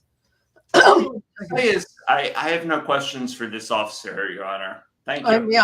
I'm finished. Yeah, that's it. And that would have been, in my opinion, much better for his clients. I mean, I don't know that, and maybe there was a strategy there. If there was one, I don't know one. Because what are you going to ask him that's going to turn out well for your client? Seriously, if honest to God, you be the lawyer, what is a question you could ask this officer that is going to help your client? None. Oh, come up with one. Come on. I know you have some curiosity, so fire away. John, you put me on the spot all the time. I know I did. I'm I'm sorry. no, you're not. I'm the defense attorney. You give me more credit than I deserve with this. Well, I appreciate your intellectual inquisitiveness. Oh, thank you. So, I mean, if you had one question that you could throw this guy that you think would actually help your client, Throw him off his track. yeah, fire away. You already know my answer. The integration. Okay. How can you place Michelle, my client, Troconis, into the conspiracy theories? Objection. Calls for a question of law. Calls for a question. That's true, because I really shouldn't be asking that question. No, you're right. That's okay. I know I'm throwing you into a corner, but it's like, But you why like would to do you this. bother questioning this guy? Let me rephrase that, Your Honor. All right. My client testifies she has no idea about. Well, you can't Your really client say hasn't testified yet. Huh? Your client hasn't testified yet. No. Okay. I don't know. This is hard. Well, this is why they pay us the big bucks. Because you go to school and you really are drilled with this. Ask a question. Okay? How many times have I screamed objection? Yeah. Okay. You know, my question would be very simple. Officer, my understanding is that your training provides you certain expertise. During the course of the previous questioning, did they ask you anything about your expertise? The answer is going to be no. So, given the fact that this jury has no knowledge of your particular expertise at reviewing a crime scene, why should they consider anything you said particularly relevant? And the answer would be, I don't know.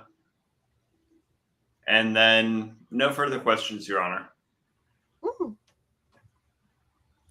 Am I about right? We learn a lot from you.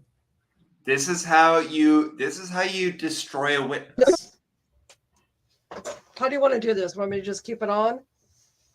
Or you want to hop to your channel? We'll just keep it on. But yeah, we can talk in the meantime. So, Okay, what did I miss last week? I'm going to go get lunch. Okay. Nothing. Yeah, if you would just want to keep going, that's fine. I was genuinely curious on what I had missed. I think I did a halfway decent job of explaining how You did a decent job explaining that you really didn't.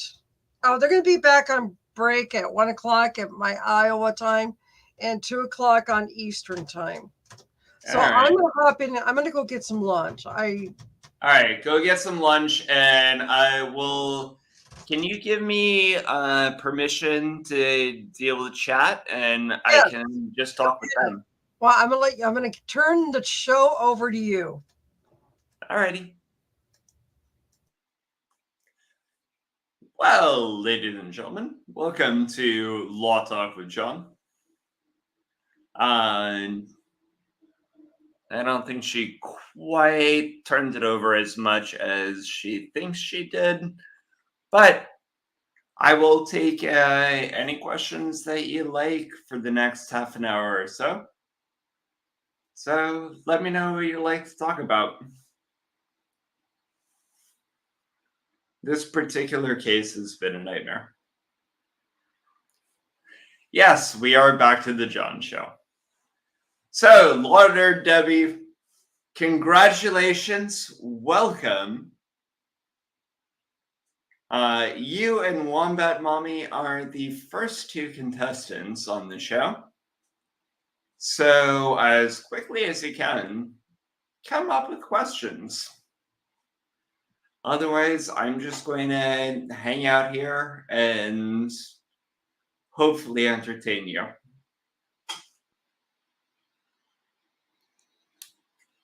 But I'd prefer to take questions.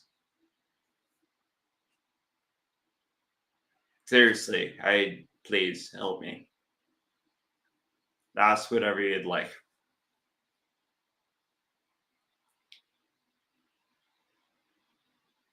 And I don't know how to put the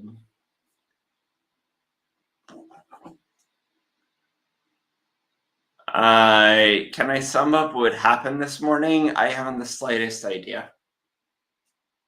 I literally just came online in the afternoon. My understanding is that we are slowly getting the police department's information and what they're going to present. So far, it has not been particularly impressive, but that's my best understanding. What is the argument for allowing leading questions during cross? Excellent question. That is actually a really excellent question. The reason why you allow leading questions during cross is because you don't have a Fourth Amendment issue. So in a direct examination, you don't allow leading questions precisely because the Fourth Amendment does not allow you to do so. During cross-examination, you are allowed leading questions because there is always an opportunity for recross.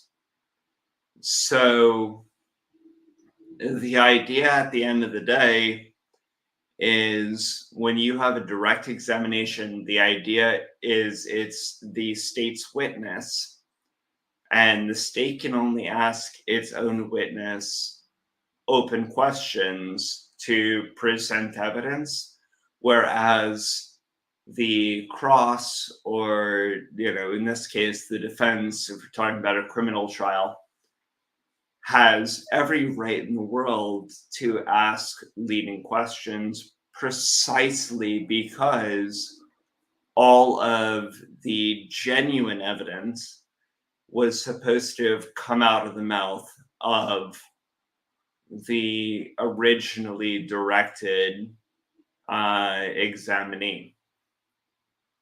So in that regard, because the true evidence was supposed to come out of the examinee, the cross has the ability to lead the witness because they're trying to find all of the information that was not just given freely. Sorry if that doesn't make sense. If it doesn't, please let me know.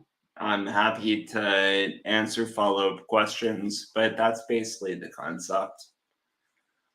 All right. What do we get? Video may have been... CCW, I'm happy to help. Like I said, if there's any portion that I didn't answer, I'm happy to fill it in. But I'm just trying to answer as many questions as I can.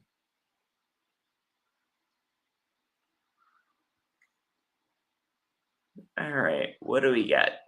The video may have been the defense says he doesn't understand, and the video shows it does. Well, mommy, from my perspective, I actually think the defense is doing a relatively good job. I have disagreements, but that's okay. I genuinely don't understand the prosecution's case. That's my personal opinion, but maybe that's not suitable for everyone.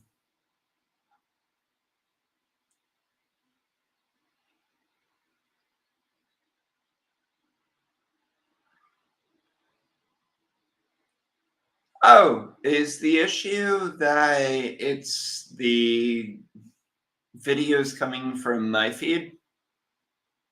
Because we can always switch back. That's not a problem. I just think my feed was cleaner, but otherwise we can switch it back. I don't care.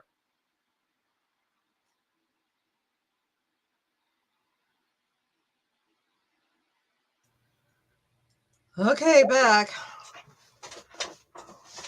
Well, so Wombat Mommy seems to think that your feed is cleaner than mine is. Hmm. Oh, never mind. Hmm. We're hanging out. We're just waiting for the court to come back.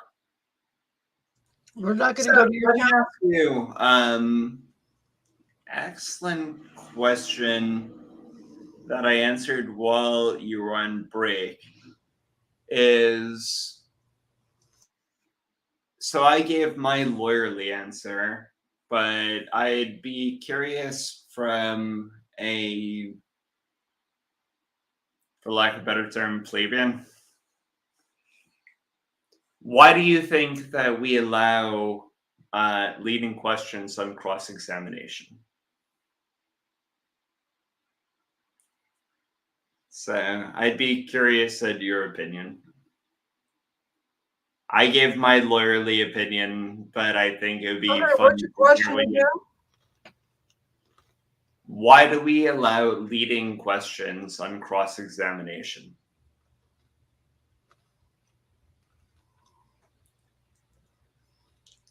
To get more out of the witness. Oh, come on. Have a little bit of fun with it. To have the witness, the leading questions will get more, to get the story, to get more of the truth. Absolutely right. I agree with you. Because you want to do a leading. The whole point is on. You want to lead them on to saying something that you want them to say. Well, that's the point, is that at the end of the day, the purpose of cross-examination is the witness is not the one testifying. It's the lawyer. I am testifying through them. I am saying, so you believe this and this because you saw this and this, correct? And all I want them to say is yes. At that point, it's not the witness testifying anymore. It's me. I'm sorry, I'm eating lunch too while I'm talking. No, it's okay. But yeah, that's what's really happening when you talk about cross-examination. It's the lawyer is testifying based upon what they know, not necessarily based upon what the actual witness knows, because nobody gives a shit what the witness knows. It is the direct examiner's job to elicit information from the witness. It is the cross-examiner's job to elicit what they know and just get the witness to say yes or no. And honestly, if I ask a question on cross-examination that is not yes or no, then I fucked up.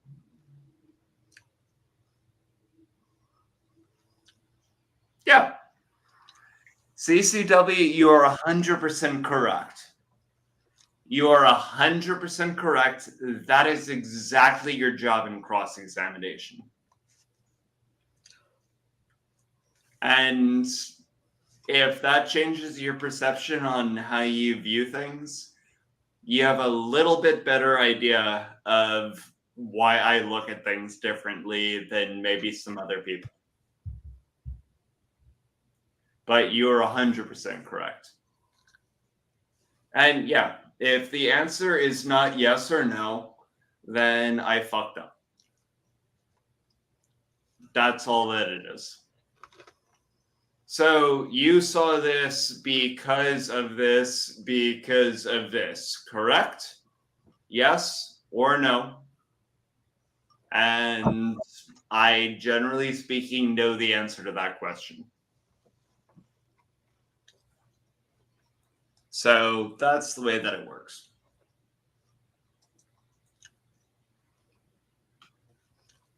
I mean, Nancy, let me ask you, how many times do I get angry at cross-examination because they're not asking yes or no questions? A lot.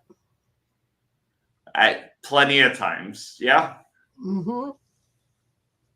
And the reality at the end of the day, I just want to know, you say yes or no, and I already know what your answer is. And I would like the jury to know yes, because that's why I phrased the question. Okay, so I have a question. Yeah, fire away. The state is on right now. Can they ask open questions? No, right? In a criminal case, no, they cannot. Okay.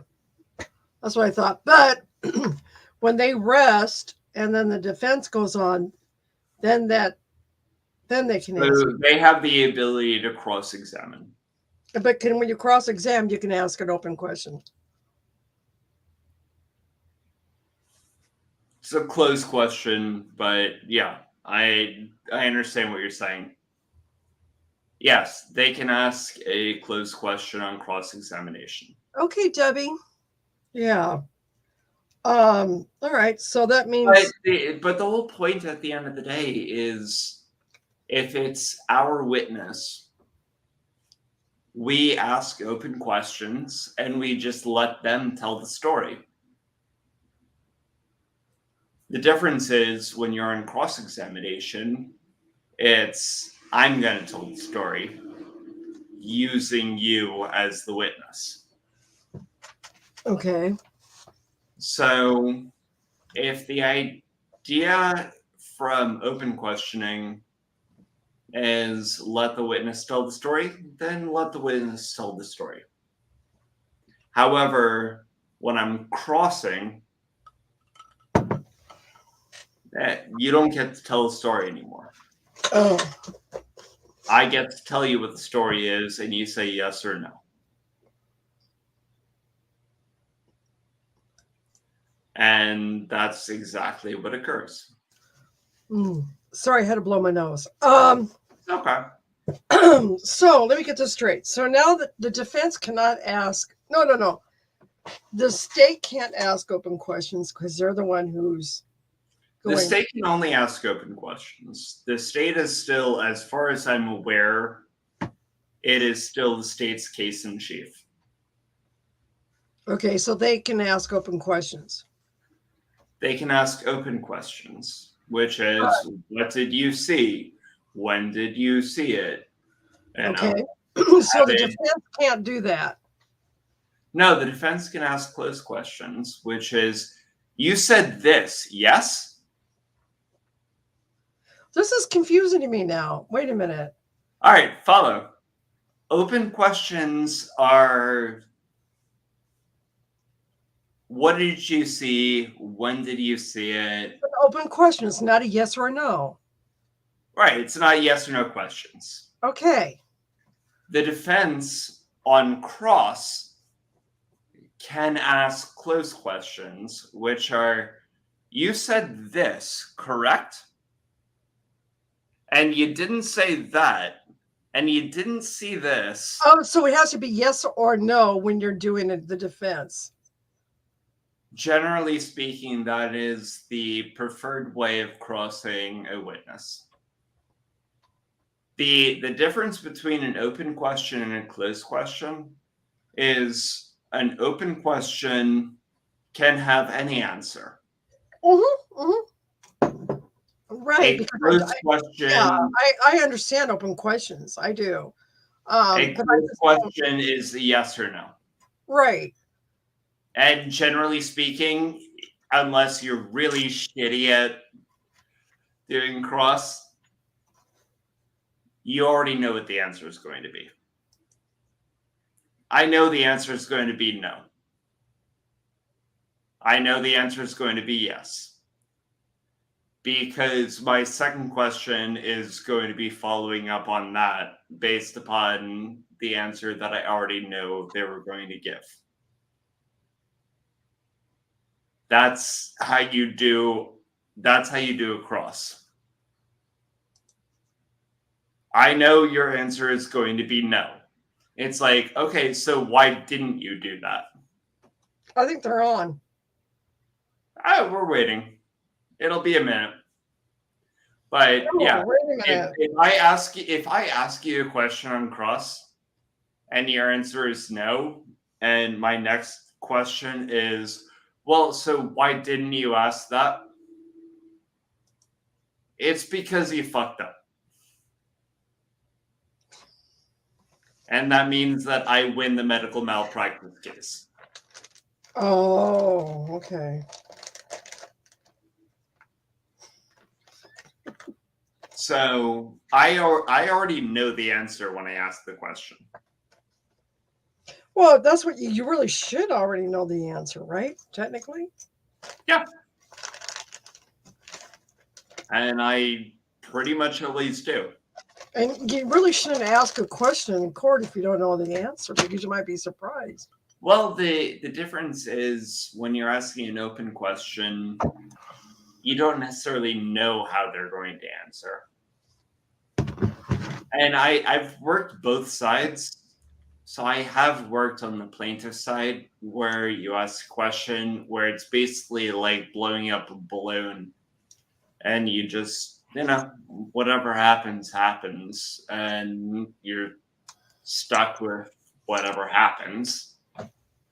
Right. When it comes to the defense, it is like tearing down the balloon where I know exactly what you're going to answer, and you are going to answer the way that I tell you to, and you don't have two ways about it.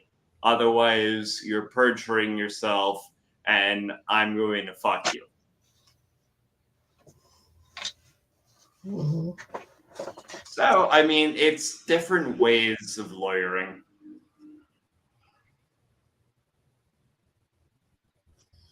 So here we are, John. I mean, look, I'm a friendly human being, genuinely. You are. You're fun. That's why. Before. Why do you think I always give you an invite?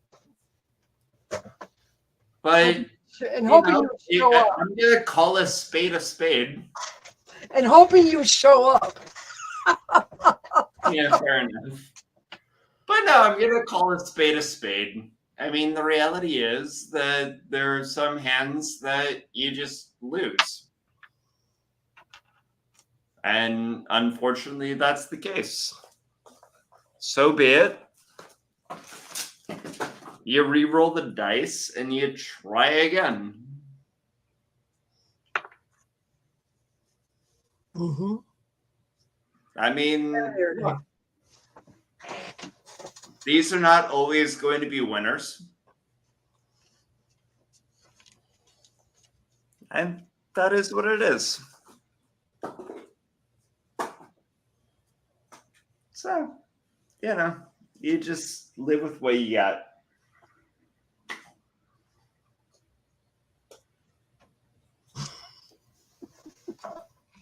But yeah, as a practical matter, no, generally speaking, most cases you don't win. It's just what the reality is. Is there ever an attorney that wins every case? There's exactly one that I know of. Besides Matlock? No, actually, No. Alan Dershowitz. Who? Alan Dershowitz. I don't think he's ever lost one. I bet he's expensive. He represented Trump during the impeachment trial.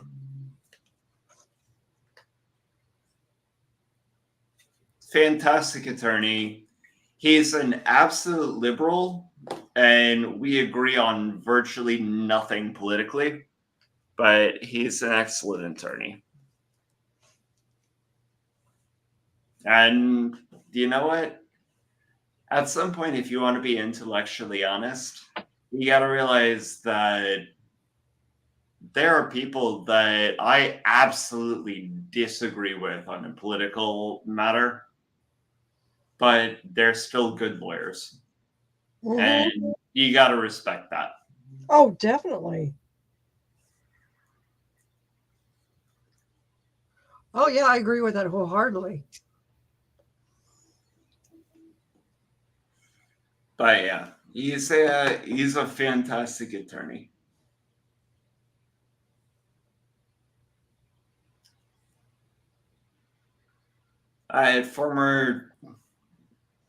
Former Harvard law professor, the whole 9 yards. Fantastic attorney.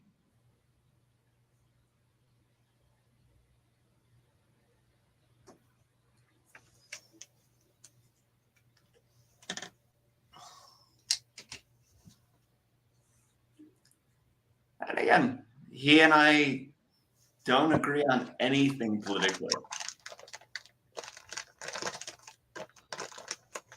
Fine. He's good at what he does. Yeah, by the way, there's some friction on the border lately. Yeah, well, it's kind of interesting in that regard. Looks like there is some movement in the courtroom if you want to go back there. But Yeah.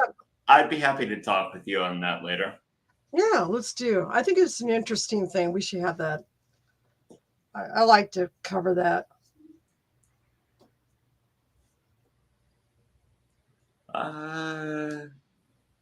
You are in charge, so you're the one that gets to pull it back up. Are you sure you don't want to go to yours? Nah, it's fine.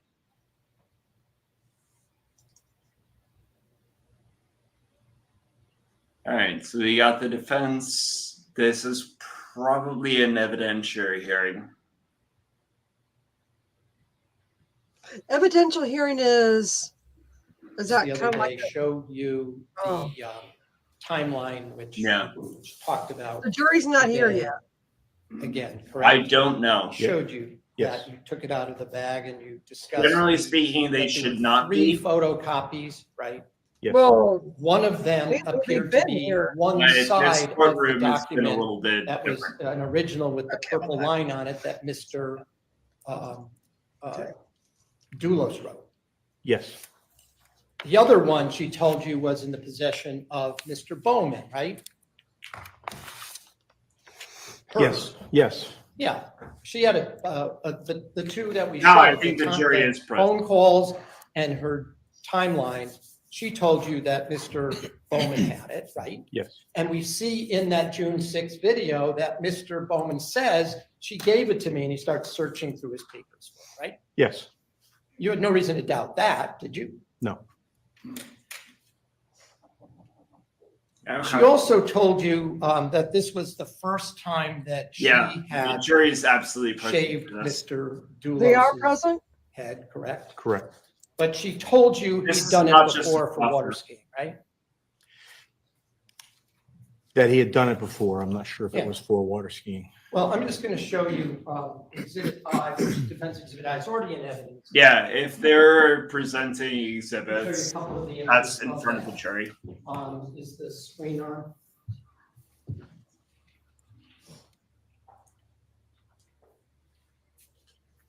I'm going to ask you just, do you see that?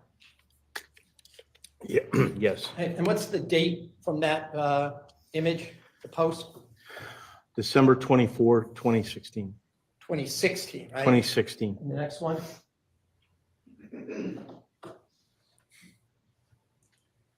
CCW, I appreciate that. What's the date for that one? June 25, 2016. The next one?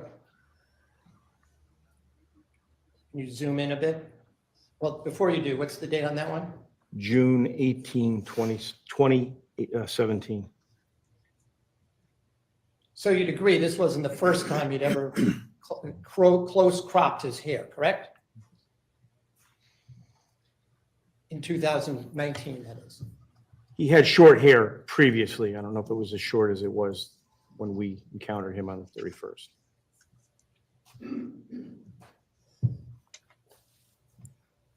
Who cares? I'm talking a little bit about things that each time you talk to her, you would try to corroborate that information, correct? Correct. And it led to sometimes more questions, right? Yes. And sometimes it led to leaving certain issues alone and just talking about other issues, correct? Yes. Just gonna object, Your Honor, it's vague. Well, sustained, but it was responded to, so the court is going to allow the response to stand. Did you look for Instagram or social media posts of Fotis Dulos with close cropped hair after Michelle told you that this wasn't the first time? Oh my that you God. had done this? I did not personally, but Let's wait on it. Oh my Oh, did? God. someone did. I know where. So you had no reason to disbelieve her about that, did you? No, Alex That got a she- new This wasn't the trial. first time that he had close cropped hair for water skiing? No. She also told you that Pavel Gumieni had supposedly was down in New Canaan, correct? On the 24th? On the Yes. 24th, right? Yes. And told you about him driving back and seeing him with the We're in the private, Oh, Tacoma that's a new trial. at 80 Mountain Spring we're in the Road private chat. Huh? on the 24th. Not the Tacoma and the Raptor We're in the private chat. at 80 Mountain She Spring talked Road. about the Raptor. Well, let's be on- clear. On Yeah, May please be 24th, clear. she was at 80 Mountain Spring. I think maybe I when gotta Pavel showed up in the Raptor. fact check correct? myself here a That's minute. correct. The Tacoma was already at 80 That's why Mountain it Spring Road at said- that time, right? Which interview are we In speaking of? private. The I'll look June it up. 2nd interview. She did not specify that during the June 2nd interview. June 6th interview? No, She didn't mention it at June 6th either? no. She told you, though, however, that he had come up from New Canaan, right? She told us he had arrived and that supposedly he was coming from New Canaan. She couldn't say that for sure. She was very clear about that. That she couldn't say for sure, but that would be something you would check, right? To see if it could be confirmed or not, right? Yes. You were not able to confirm that Pavel was in New Canaan that day, were you, at the job site?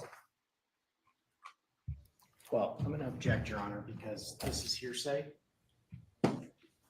Well, Again, it's not, He's specifically asking the question, did you confirm, which means he's offering it for its truth.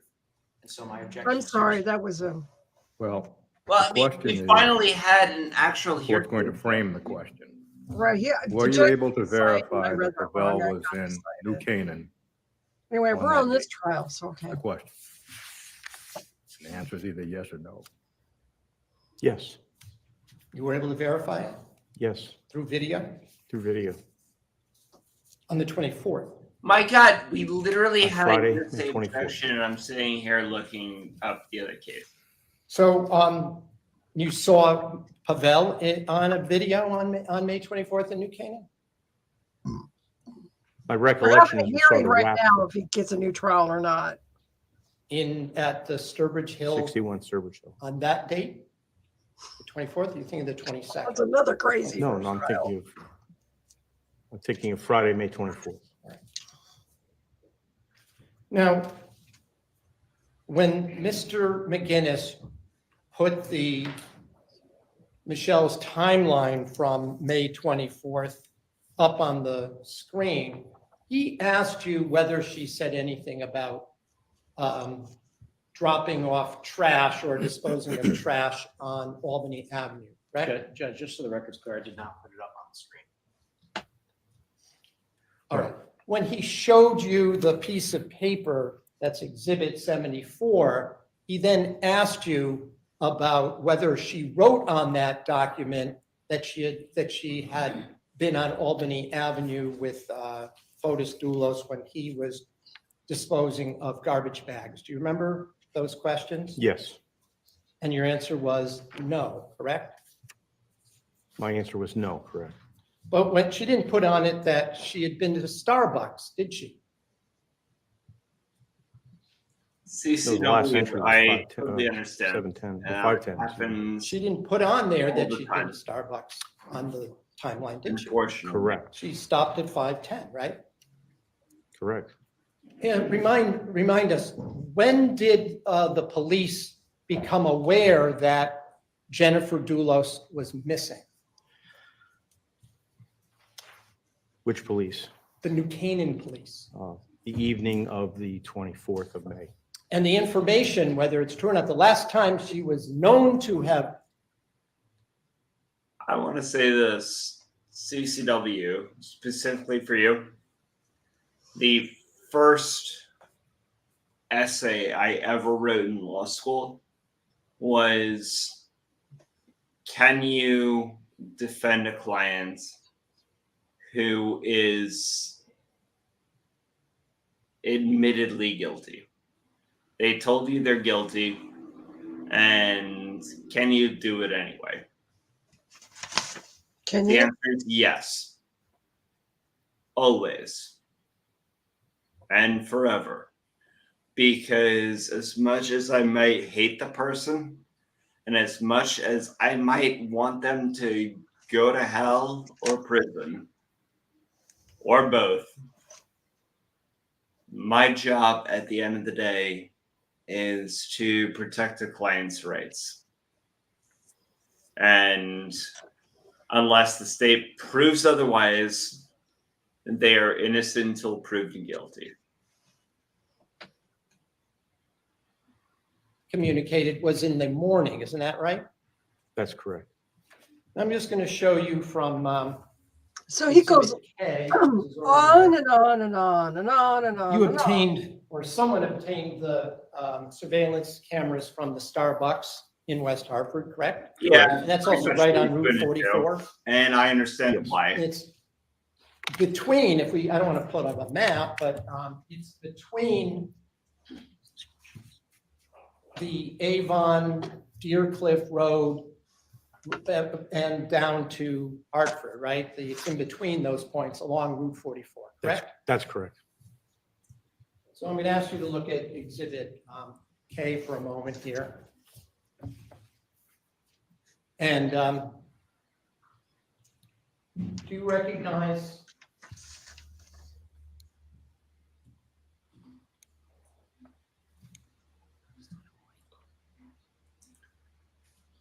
You can make an objection here, but why would you?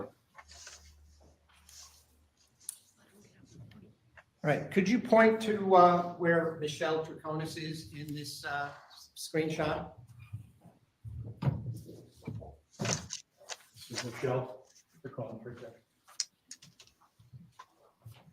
Okay, and do you know who the person with her is? Can you identify that person? Appears to be Fotis Dulos. And let me show you one other screenshot from this video. Do you recognize the people that are in this video as well? Yes. And again, I don't know why my pointer's not working, but is this Michelle? Is that Michelle holding a sandwich on the left there? Yes. Talking to Mr. Dulos? Appears to be yes. And she had indicated that to you in the interview that she had bought a sandwich at Starbucks, right? What difference does that She make? said it tasted terrible and she threw it Did you away. get a sandwich or not?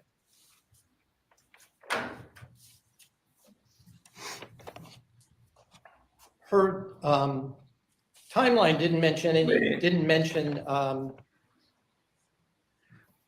Pavel taking the motorcycle that night, did it? No. It didn't mention her going home after trying to drop off her rugs and learning that the place closed at 5:30, did it? No. It didn't mention anything about Fotis Dulos going jogging that night, did it? No. It didn't mention anything about having to pick up her daughter at school after she was in the school play, did it? Correct. It did not. You knew, she told you that her daughter had been in a play that night, right? Yes. In fact, she told you it was the play Chicago, right? Right. That the students were putting on at Ethel Walker School, right? Correct. No mention of that, right?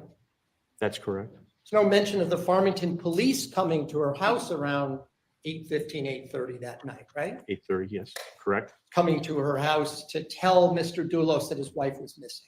That's not in there either, is it? No, it's not. So this entire timeline wasn't a complete rendition of everything that she Where did, was it? this is where he is On May 24th. Apparently not. mic dropping.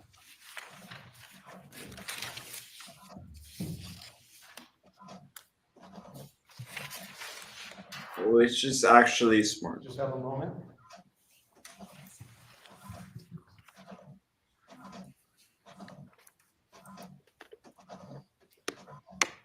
The reality is that the timeline that was constructed doesn't mean anything.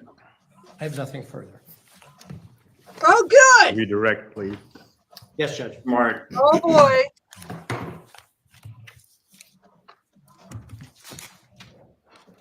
Remember, redirect has to be within the scope of the direct. Okay, so it has to go to the scope of the direct. It has to go to the scope of the cross. Okay. So you can't ask any questions that are outside of the cross. Oh, okay. So it can't be anything new. Detective Kimball, you were asked on Okay.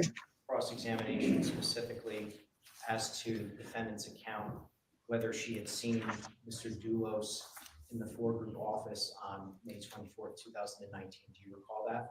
Yes, sir. And you and Attorney Schoenhorn had a back and forth about whether or not she had seen him in the office or simply heard him. Do you recall that? Yes. I'd like to play, Your Honor, if I could. I'm going to object as to the mischaracterization. I didn't ever use the word heard him. I said that she believed he was there because Mawini was. That was a good objection. Told that he had a meeting with him. So I object to that. That's a good objection. Well, the court It's does going not to overrule the recall objection, on cross-examination. but it's a good one. The question as to whether Michelle Troconis heard Fotis Dulos. You But can't know nevertheless, that. that does not foreclose the line of question. You just heard Attorney Schoenhorn's objection, correct? Yes. So let me try to reframe the question. You had a back and forth with Attorney Schoenhorn. Oh, he about actually whether or not the said- defendant he's- actually said she saw Mr. Dulos. I like in the this office, judge. Whether or not she just assumed that he was in the office, correct? That is correct. All right, so let's have a- I like this judge. I hate this prosecutor. I'm going to play, Your Honor, the first interview, Your Honor. Specifically, there's a time clock.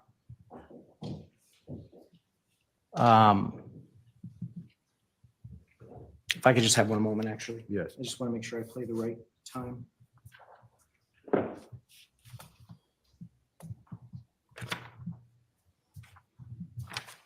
If I make sure I play the right time. This is Fuck you. the time clock, Your Honor. It's 14:50 Shouldn't you just have this and already? 19 seconds to 14:51 and 6 seconds. In the kitchen, like I always do, in the table or in the chair. I go up to the office. I was gonna do a coffee. I didn't. I don't remember if I did a coffee. I don't think so. Usually, I do coffees every time. We go with sometimes with Fotis, sometimes without Fotis. This proves nothing. Kent, the lawyers there. They're talking in the further. Have you been in the house now? Just explain. They're in the table down the office. They can't and who? This literally proves nothing. I grabbed my computer. Detective Kimball, did you have an opportunity to listen to the defendant's words in that particular clip? Yes. What did she say about whether or not she had seen Mr. Dulos in the office on May 24th? She stated she saw there at. She stated she saw Mr. Dulos And did she indicate where in the office she had seen him? towards the back of the Why office we have a fifth with amendment. Kent Moen. She didn't say that she assumed that he was in the office in that clip, did she? She did not. Now, I want to Are you fucking kidding me? play for you another clip. All right, I'm ordering. Are you fucking kidding me? She didn't say that. You'll recall she that wasn't you somewhere and else. Detective Clabby had Why do you series think of we have a interactions Fifth with the Amendment? defendant during the interview where you and Detective No, Clabby I'm overtly pausing this. suggested, I at times indirectly apologize. suggested Folks in the chat, Nancy, whomever, why in the fuck do you think that it's appropriate to ask an officer if the person did not,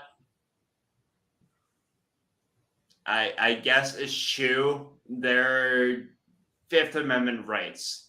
That she's like, well, she never asked to not talk.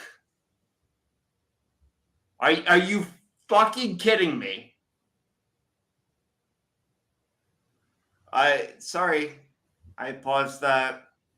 I'll put it back on, but oh my god. Are you Is this trial everything you shouldn't be doing? I mean, I shouldn't be doing crack. No, this is a trial of what not to do. Yes, this is a comedy of errors.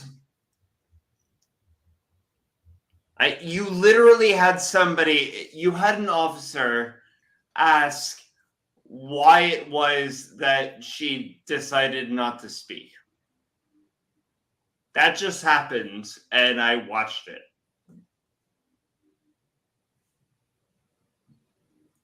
I mean, you gotta be freaking kidding me. That is literally why we have the Fifth Amendment, because nobody ever has to speak ever for any reason, ever, ever. And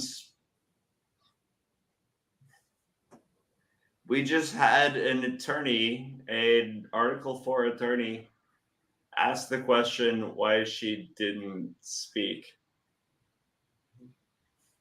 That just happened. That actually just happened. No way. Yeah, it did. Why didn't she speak? She had the Fifth Amendment. I'm getting cold. I gotta grab this sweater.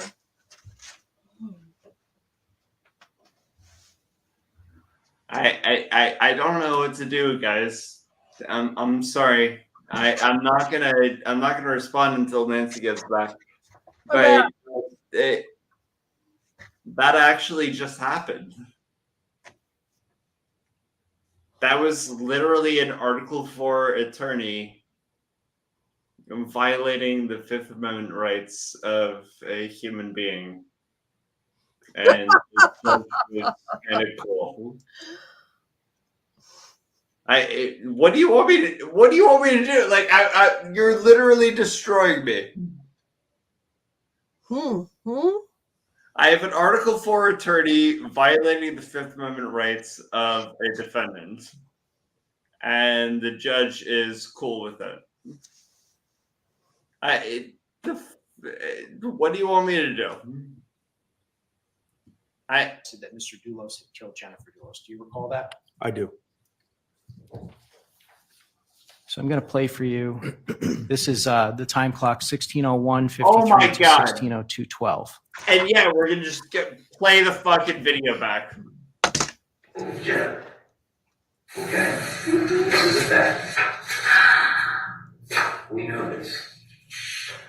We need to find Jennifer. Is there anywhere that Casey Yelmy, you're absolutely right. Shakespeare wrote it better.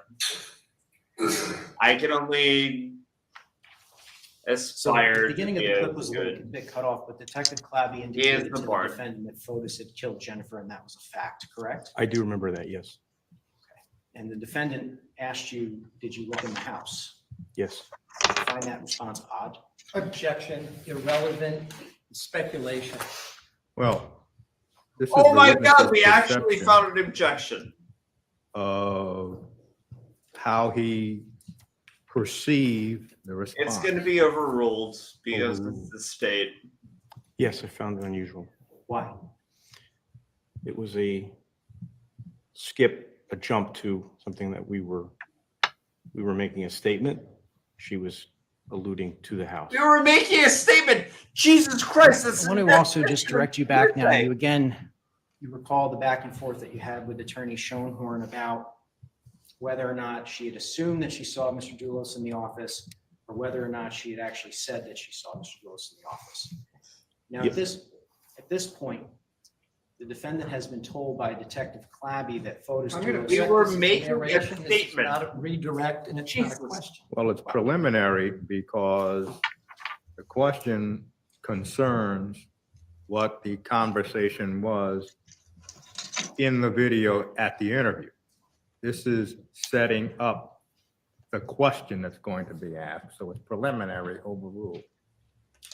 Detective Clabby had said to the defendant, Okay. as we just saw, Not a at fan around of discussion anymore. 16:02, I believe, that Fotis had killed Jennifer, and that was a fact, correct? Yes. And do you recall after that, that the subject of Fotis Dulos' whereabouts on the morning of May 24th, 2019 came up again? Yes. All right, I'm going to play 16:12:46 to 16:13:52. Please stop doing that. That's a bad idea. Tell me with 100% certainty that you saw Fotis in the house. Dan? And when I woke up, yes. Yes, it's a horrible idea. 7:40 the alarm, 7:42 I was in the room. And for how long of a time did you see him? Six 6:40. Okay. And how long of a time did you see him for? No, just in the shower and then I left down, I get the juice, So just to go back How to about 6:40, you not time play you saw Fotis first in the house, professional and then you don't see him again until you have lunch? So basically from 6:40 to lunchtime. No, sorry, I went back to the office. You gotta be fair. What time? 9 o'clock. It's not even. 9 o'clock? No, yes. Can you imagine trying to get a timeline on her? You went back to his office, that's fine. Can you imagine playing this in open court? No. That's Maybe it. that was like 8:15.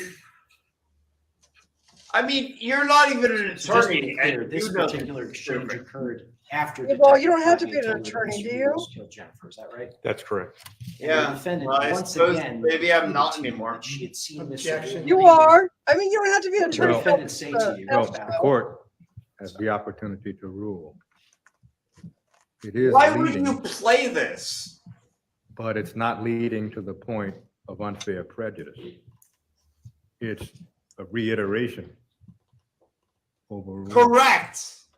And the And the defendant judge once is again said to you, absolutely not that right. Mr. Dulos was in the office, but that she actually saw him in the office, correct? She stated she saw him in the He's office. trying yes. very hard to, I don't know. The judge is honestly like this close Detective Kimball, to telling the defense that they're you were fucking asked idiots. about They're whether what? or not the defendant was speaking to you about He's just her supposed to usual tell them day that or they're later, what? she was speaking with you about that day. Do you recall those That they're questions? fucking idiots. I want to He's play another trying not to. You could tell that. He's trying his hardest. He's And I sitting believe there, this is the clip, yeah. Judge. It's 14:45 and 4 seconds to Or what law school did you 14:46 go and to? 53 seconds.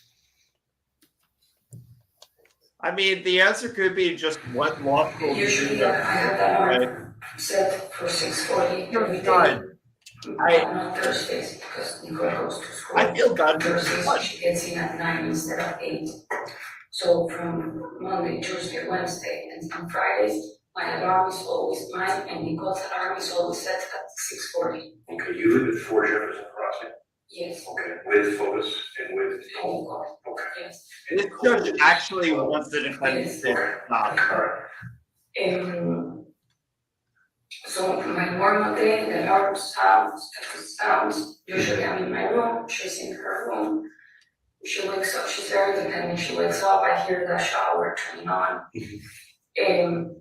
That day I slept with her because then from Thursday to Friday it was raining. There was thunders. I can't understand So she either. called me at 12:59. Debbie, you're not the only She's one. scared and then have the phone next to my bed. I can't understand what this gal is talking about. I'm scared, and obviously, I mean, when she says that, I hang up. It's really hard for me to follow interviews because of that.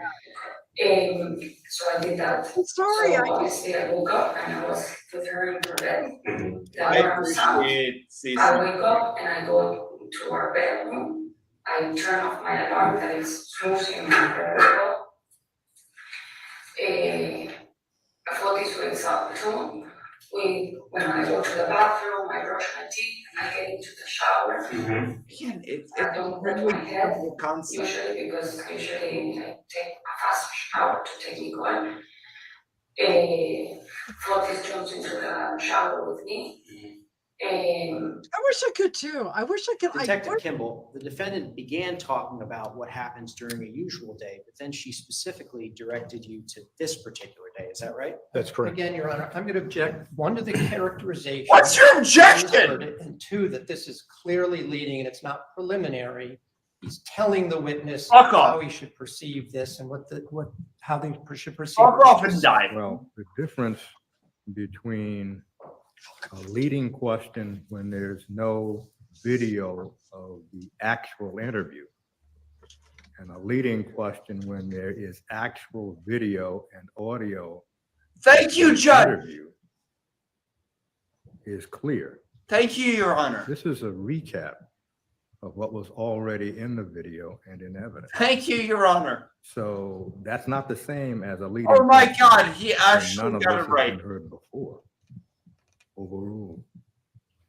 You may answer the question, sir. Could you re-ask it, please? The defendant began by talking to you about Amen, her Your usual Honor. day, but then specifically directed you to what occurred that day. Is that correct? That is correct.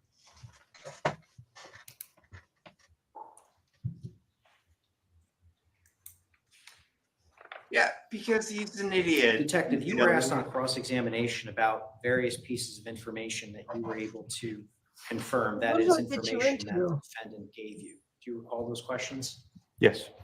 Was there also information that I'm you were just unable happy to to confirm? have the judge actually Yes. do a good job.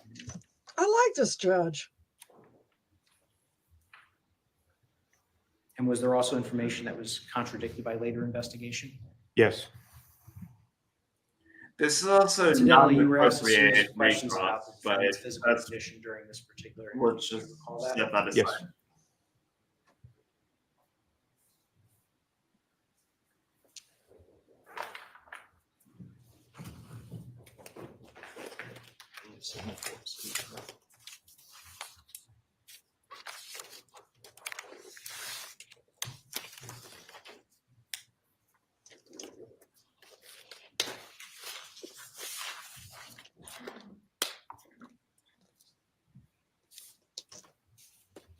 All right, so no recross.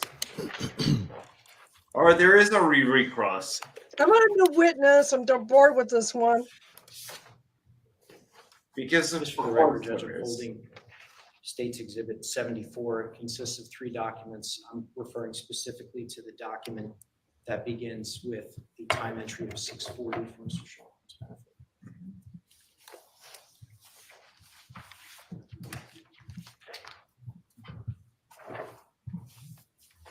He's gonna tell him to go fuck himself. Just handing me this document. I think I know what that piece of paper is. Detective Kimball, you were asked questions about the defendant's physical condition. Do you recall that? Yes. Did the defendant ever indicate to you that she hadn't slept before she wrote this document? No.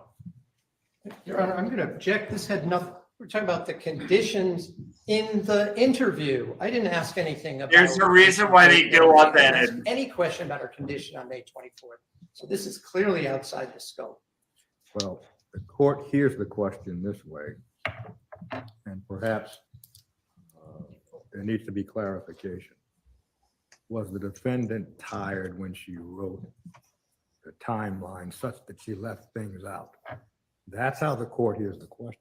The judge is absolutely right. Or did you notice if the defendant was tired? Prep. And again, another question, Your Honor.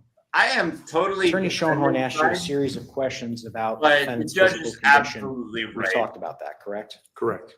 And he asked you whether or not she had eaten. He asked you whether or not she was exhausted, things of that nature, correct? Yes, correct. Did the defendant, and she relayed information during the course of this interview, true? True. Did the defendant ever indicate that she was exhausted when she wrote that timeline? No. Did the defendant ever indicate that she was dizzy when she wrote that timeline?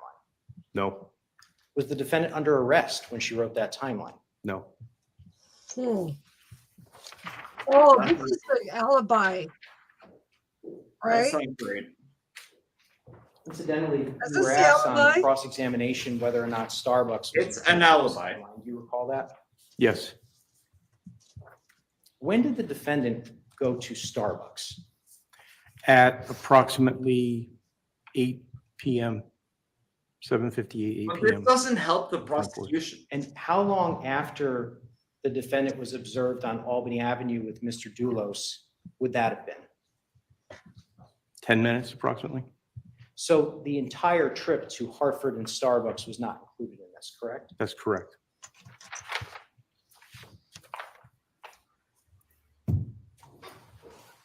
All right, I need to think about that. From an investigative perspective, did you find that strange? Yes. Objection. Irrelevant opinion. Well, Good objection. the question was, from an investigator's perspective, did you find that strange? The answer was yes, but if there's no follow-up, the court can draw no conclusion. The about judge whether is it is relevant. mostly right. Why did you find that strange, sir? Objection. Grounds. The same, that's why I object to the first. His opinion on why a particular answer he found strange is speculation. It goes to his lay opinion. It has That's nothing to do correct. with the case. And essentially, it doesn't matter what he thought about it. Your Honor, may I Well- be heard on that? Well, the That's court is absolutely able correct. to address the objection. The question, did you find that strange? Maybe the leads to objection was another the right question. choice. And that question is, for what reason did you find it strange? And the witness is going to testify that he found it strange because. Wait, is certain he things overruling didn't, the to objection? use a colloquial phrase, didn't add up. So it's overruled. Why did you find it strange, sir? Found it to be All right, judge is wrong. strange because it was potentially incriminating information and it was omitted. Judge is just wrong. He is? Incidentally, you were also asked a series of questions on cross-examination about the defendant using the English language. Correct. What language was her timeline? The term, English.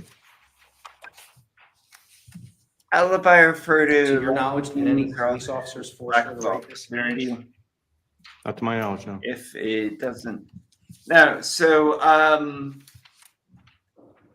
Similarly, you were asked on alibi cross-examination basically about only has the a legal document definition contained within of State's Exhibit a 74. place or circumstance Which that gives included- you the opportunity It's titled phone to calls. Do you recall that document? be Yes. excused What language was from that a written in? particular offense. Also in English. Did the defendant ever tell you that she was malnourished when she wrote this? It's particular happened every No, she now and didn't. again that bars will Was turn the defendant something under as arrest when an she wrote that alibi. particular document?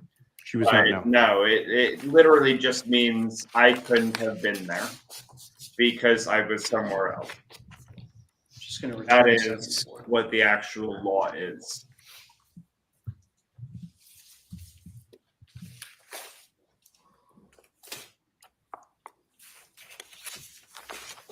Honestly, the quickest answer is I was home. So I could not have been at the bar, the hardware store, whatever. Detective, you were asked a series of questions on cross-examination. Because I was home. I believe it was Friday, although it might have been today as well, about your experience in general with interrogating suspects. Do you recall those questions? Yes, yes. And some of the questions that you were asked included whether or not someone who was educated could be nervous, things of that nature. Do you recall that line of questioning? Yes, I do. Detective, in your experience in questioning suspects, do arrestees and suspects in crimes provide detailed accounts in attempts to show that they're being truthful at times? Fuck you! Vague, That's a it's bullshit irrelevant, question. What happens in other cases, and it's, again, going to lay opinion about comparing her to some other random unknown other suspect. Excellent objection. Friday, Judge, when he asked these types of questions, I'd ask the court for a little bit of leeway here. Well, the questions on Friday. No, fuck you on your question. The court recalls them. Cannot someone who is educated get nervous? And the line of questioning concerned, cannot someone who is essentially well-read get nervous? Now, this line of questioning is All questioning right, about sorry, I don't like this judge anymore. general No. observations or No, perceptions I by lost my listeners patience with him. of suspects in crimes and whether they, that is, those suspects can provide detailed information. And the court assumes that was the thrust of the question. Is that correct? Yes, Judge. So again, the question is, isn't it true that No, that those was who an are suspected absolutely of crimes perfectly who valid are being objection, interrogated by the and the police court should can have provide concerned detailed otherwise. information? That should be a sustained objection.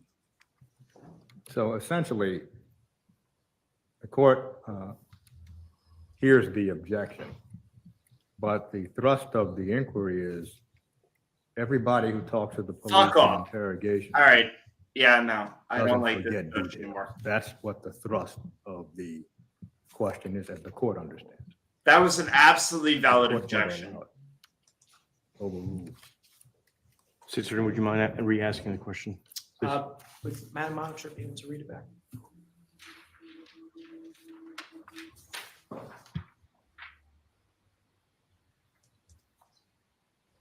I mean, if you can't swing an axe, then you can't actually murder somebody with an axe. So I don't really understand the question.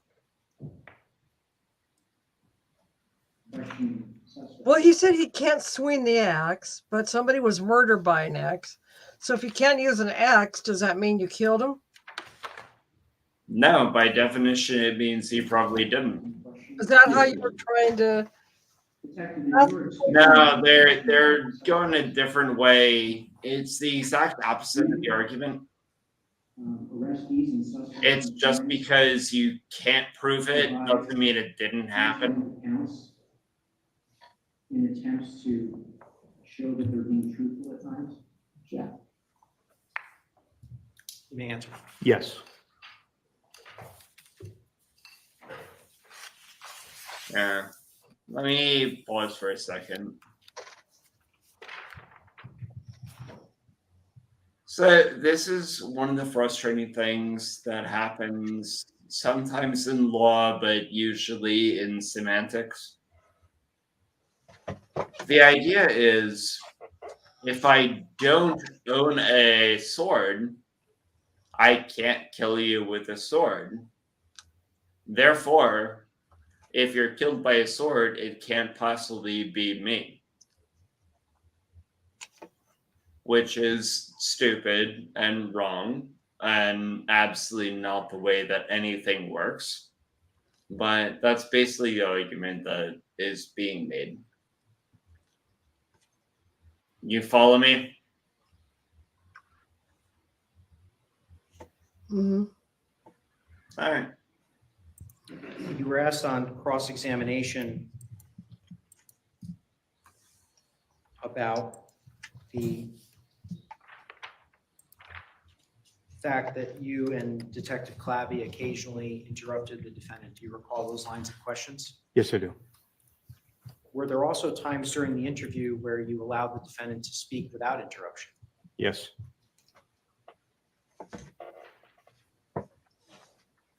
And were your attempts at interrupting to provide a particular direction to the interview at times? Yes, they were.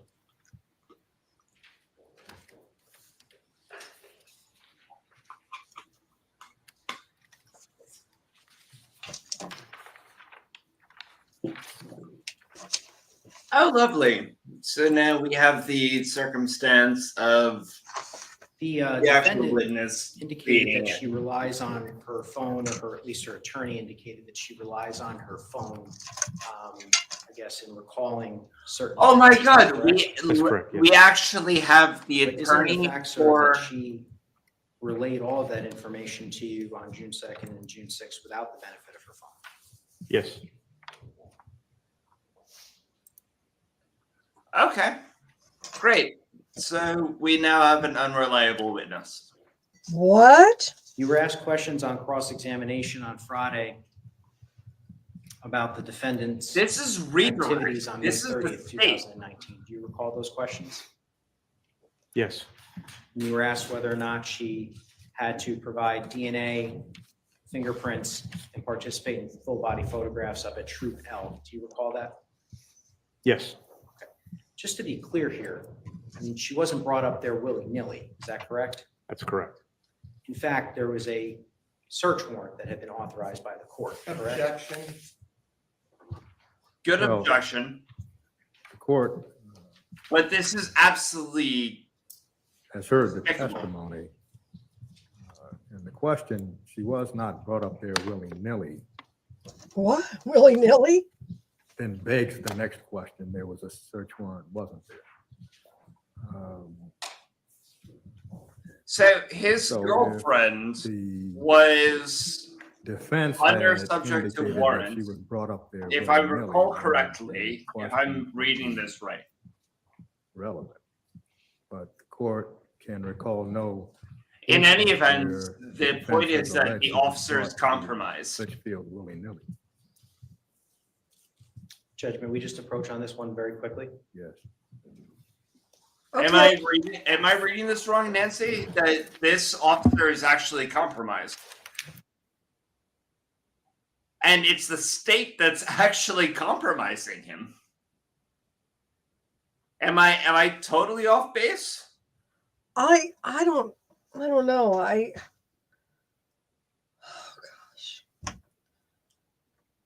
I think that state just compromised their own witness. I think that's what I just saw. If I'm wrong, please tell me I'm wrong. It appears that way. That's my best understanding. I could be mistaken about it. But that's what it appears to be. Is the state just compromised their own witness? They're actually having a sidebar now. I know that that's what they're doing at the moment. Good. But this is their witness, and they're the ones that impugned his honor or authenticity. You don't like him anymore, the judge? No, set the judge aside. I think the judge made the right call. I think it's interesting that the state impugned the honor of their own witness. Because this is redirect. This is their witness. And they just basically said, they basically impugned him. Hey, if I'm totally wrong, I'm totally wrong. I'm willing to admit that. You're the expert.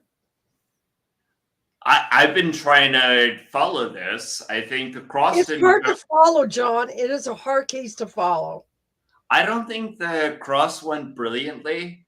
I think they went to redirect, and then they were the ones that requested impugnment of their own witness, which is unheard of. I mean, it's not like it's never happened before, but it's absolutely nuts.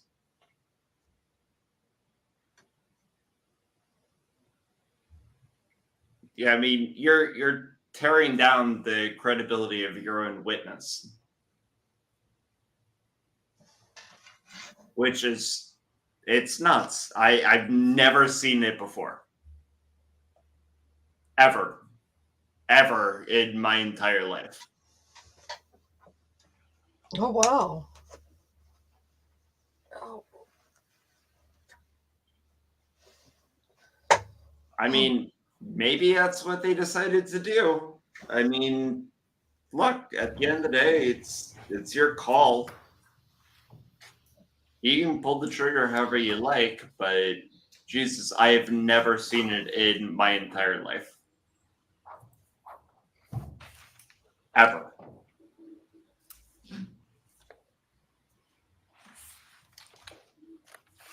Detective, you were shown There a you go. second weather We're back. report today by Attorney Schoenhorn. Do you recall that? Yes, I guess the first weather report that he displayed for the jury had the wrong time. Is that correct? that's correct. And I guess these weather websites can be hard to navigate at times. Was that your experience? Yes, it was.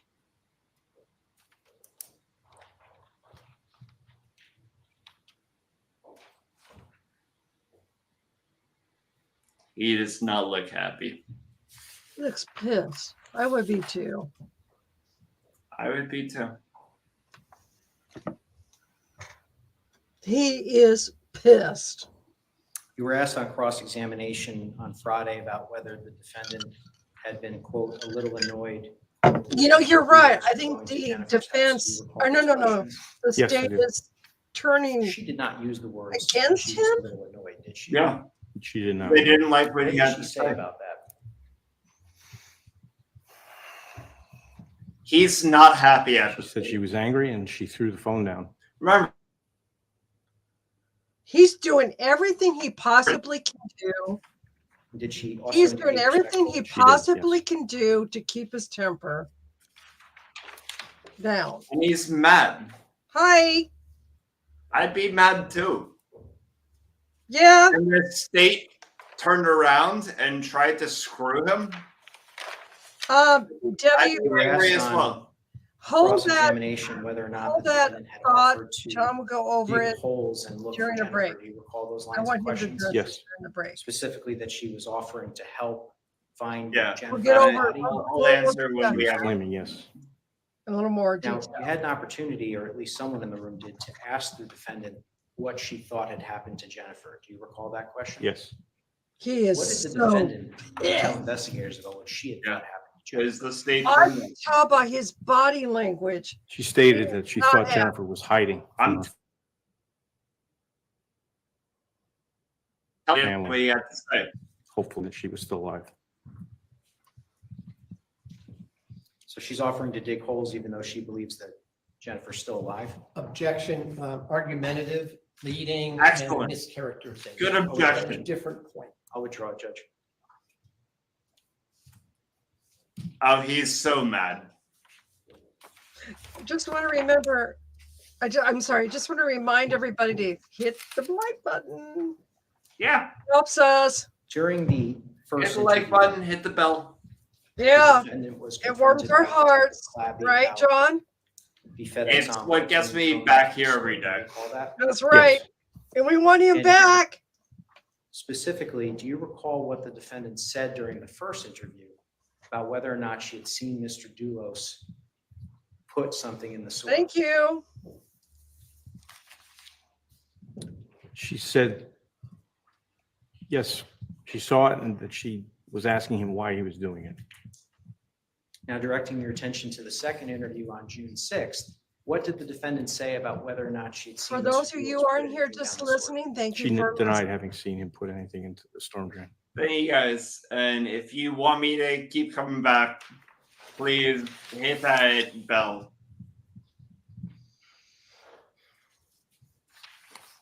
You were asked on cross-examination about the Yeah. defendant's claim that the first time she learned about Jennifer's disappearance was when the Farmington Police Department arrived at Fort Jefferson Crossing in the evening of May 24th. Do you recall that question? Yes. I'd like to play another clip.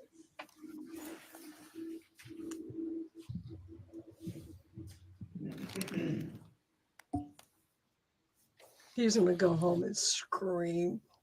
He is absolutely furious. He's going to say, honey, get my scotch ready. He's furious. I want to drink and I'm going to have it and I'm going to be pissed at this. Yeah. He's Yeah, mad at he's mad at the prosecutor. That's not what you want from your witness. Your Honor, I'm going to play 1629 in 4 seconds to 1630 in 50 seconds. That's not what you want from your witness. And he's like, no, wait. I never finished the story of like when the police came. By the way, guys, We went to everyone in the Starbucks. We audience, went to the house. I threw the sandwich because it was disgusting. I'm going to pause this and I want you all to know this is why you never talk to the cops ever. Because at some point, something you say is going to be played in court.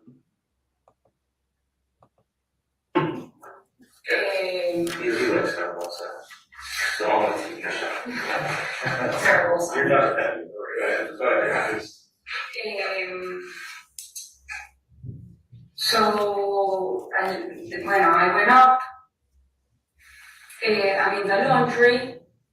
I see a police car come. Why do you think? This is like at 8:30. Yes. And I go out, and I was about to go down the stairs and I'm like, and I see Fotis, and I thought this is a police car down. And he goes, he's like, no. He goes to the door. I didn't go down because I see police and I panic. I don't know why. I think because I've seen too many terror movies. The police talks there in the door. Literally in court. Fotis doesn't go out. It was like in the door, in the middle of the door. I go to my room. I was in Nicole's room and I'm like, okay, I want to be here. I go to my room. I went to the bathroom. That song might be like. It was before your time. And then I go back and like, what I'm happened? familiar. And he says, the You police are? just said Jennifer's case. All right, let's never talk about it again. Okay. The song. Okay. Detective Kimball, do you recall that exchange with the defendant? Yes. Now, where did the defendant tell you her daughter was on May 24th in the evening hours? The daughter was at a play at I'm Ethel sorry, I Walker can get a little School naughty. until 9 p.m. So at the time that the police arrived, the defendant's daughter was not home, correct? That's correct. The defendant indicated to you, though, that when the police arrived at 4 Jefferson Crossing, she, quote, panicked. That's what she Outside said, of yes. scope. Where's the objection? And she indicated that she, quote, panicked because she had seen too many, quote, terror movies. Outside of the scope. Detective, did you find that strange? Objection. Outside of So this- Well, at this point, the question is, well, did you find it strange that the defendant said she panicked because perhaps she had seen too many terror movies?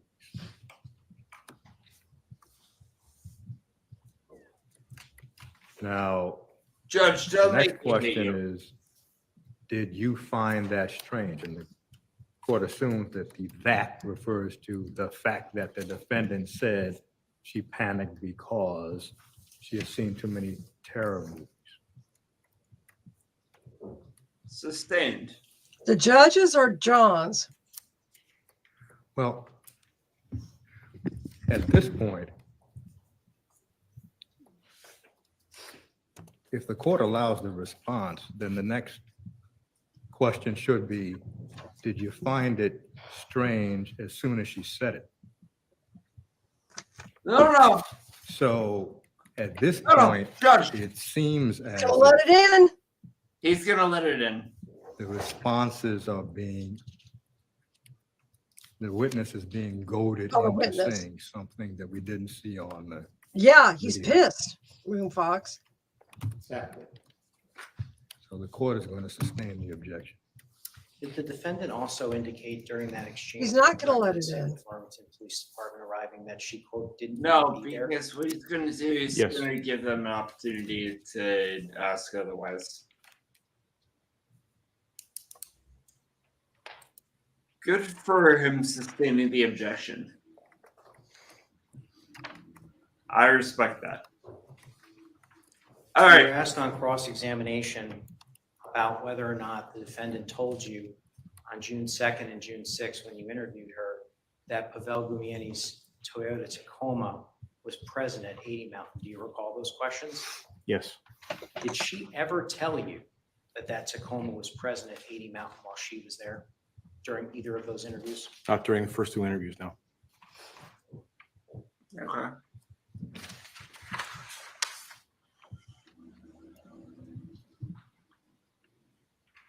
That actually She did, however, discuss the Porsche Cayenne with you, correct? Yes, What did she say about the Porsche Cayenne? that it was parked at 585 Deer Cliff and that it remained there. They'd had an accident. Okay. So what vehicles did she discuss relative to their locations on May 24th, 2019? Excuse During the me. June 2nd and June 6th? Bless you. Thanks. The Cherokee, which she was driving, the Suburban, the 2015 Suburban owned by Ford Group, the 2014 Raptor, and the Porsche.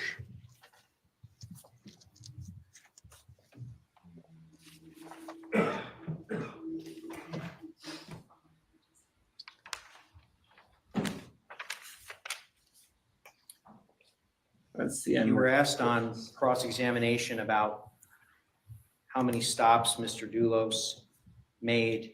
Dear in the area fucking following the Christ, accident, can you how many actually stops end? recorded? Do you recall that? Yes, And I believe you were indicated that you reviewed some of that footage. Is that correct? that's correct, yes. Oh dear God. Specifically, there's footage where the bed of the. This is why this is gonna take 2.5 weeks. Correct? Yes, it is. Yes, that's correct. And can you describe to the jury what's visible in the bed? I'm going to object to him describing what was in a video and characterizing what's in the video. Well, that's funny, Judge, because on Friday during cross-examination, Mr. Schoenhorn Oh, asked for the love of Detective God. Kimball whether or not it was You know what? raining Fuck hard, it. or actually, I think the question was describe what you see in the video. Fuck it, call it off. So, I think that the defense, quite frankly, needs to be consistent when they're objecting. If they're going to be using certain Shut tools the- in examination, that's fine, but the state should be afforded the same opportunity door. when it gets up for redirect examination. I believe a video showing. This pouring is rain redirect. different than You having a idiot. witness Describe what he thinks, his opinion on what he thinks is in the. It is an opinion. Vehicle. So the jury has seen it, they can reach their own conclusion. His Correct. opinion Excellent is irrelevant objection. And has no bearing on anything that this court has to do. Excellent Was it objection. his opinion that it was raining hard? Now, I'm this, not- Absolutely this right. now is argumentative. Yes, So it the is question argumentative. the court believes can be asked is whether there Oh were my black God, my garbage bags Bite in the is back of the getting pickup. angry. And Like it what done to happened to those bags us according to the doing video? anything. Yeah. Yeah. Or what did you That's see right. Fotis Dulos do with the bags in the video? I don't think that's where he's going. He's asked for his opinion, what he thinks that he did. Well, that's not the Excellent question objection. in court. Also right. Perhaps it should be asked. What somebody Detective Kimball, thinks you somebody indicated that you did reviewed some surveillance is footage, is that not correct? law. That's correct, yes. And at various times in the surveillance footage, was the bed of Mr. Dulos's Raptor visible? Yes, And I believe you indicated that Mr. Dulos turned off of Albany Avenue at one point and the bed of his Raptor was visible. yes, that's correct. What did you see inside the bed of the pickup truck in that surveillance footage? Objection. He's not being asked what he sees Mr. Dulos doing. He's asking for an opinion on what he thinks is in that vehicle. It's not an opinion. Well, there is video. That's There actually is inappropriate. clear evidence that there are black, large plastic garbage bags in the bed of the truck. Wrong, So Judge. if the answer goes beyond that, Wrong. then the jury can determine the credibility of the response. Okay. Overruled. You may answer the question, sir. As the vehicle turned off Albany Avenue onto Milford Street, traveling southbound, you could see into the bed, and you could see that there were several black plastic garbage bags in the rear of that vehicle. And after that vehicle turned, did the bed of the pickup truck become visible again in additional surveillance footage? Yes, it did. It described to the jury what it looked like at that point. There were definitely, Objection, Your Honor. Well, That's a good objection. overruled. Yeah. Fair enough. there were fewer black plastic garbage bags in the bed of the Raptor. And if I just have a moment with my colleague.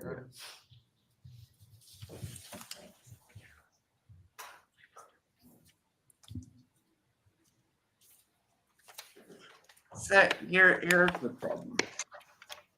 Boy, he is really, really not Judge, happy. I have an exhibit I'd like marked. No, I don't need to fight over it. It just there is a reason why I have a problem with it.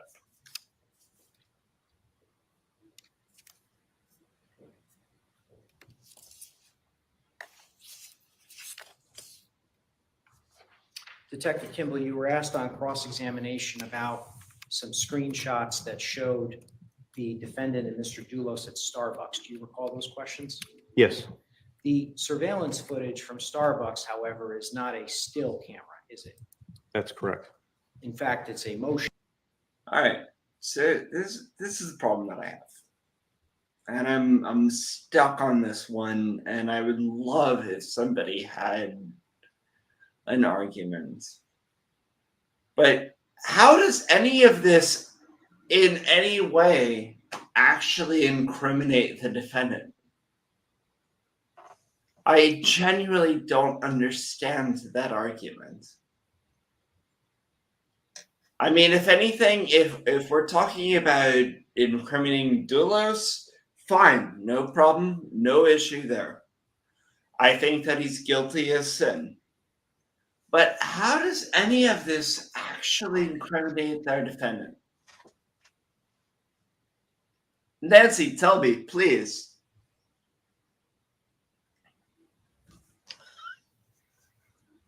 I haven't seen anything. Well, it's hard to see anything when there's just so many objections. You're trying to. I think most of the objections are appropriate. Well, yeah, they are, but how do you give me anything, please? Anything that I can hang my tag on that actually incriminates our defendant. I can't think of one. I'm trying. That's why. But we just said earlier we think she's guilty. Yeah, I think now she we're what? Now where are we? Are we wishing? But I don't have a law. Are we flipping? Do I have a law that actually applies guilt to her? Okay. Now we're out to the point where I'm asking honestly. We're at the same square one, okay? How are we going to fit Michelle as a conspiracy of this murder trial? Am I right? I can't think of one. Okay, so I'm stuck. Now we have a detective who is pissed at the prosecution. Yes, and the prosecution. Oh, I'm sorry if I scream. It's okay. No, I'm screaming at my screen. And detective. That's my fault. The prosecution and the detective do work hand in hand, right? Yeah. Okay, they're both on the same page. They're both on the same side. So what the heck did the state do? They questioned his credibility. Correct. All right, am I still okay? So they question his credibility and his qualifications. Debbie asked a question when she first came on because she's a little behind, and she said, "What? Oh, wait a minute, Debbie, I got to get that question here." It's okay if you can pull it up. You can pull it up. Well,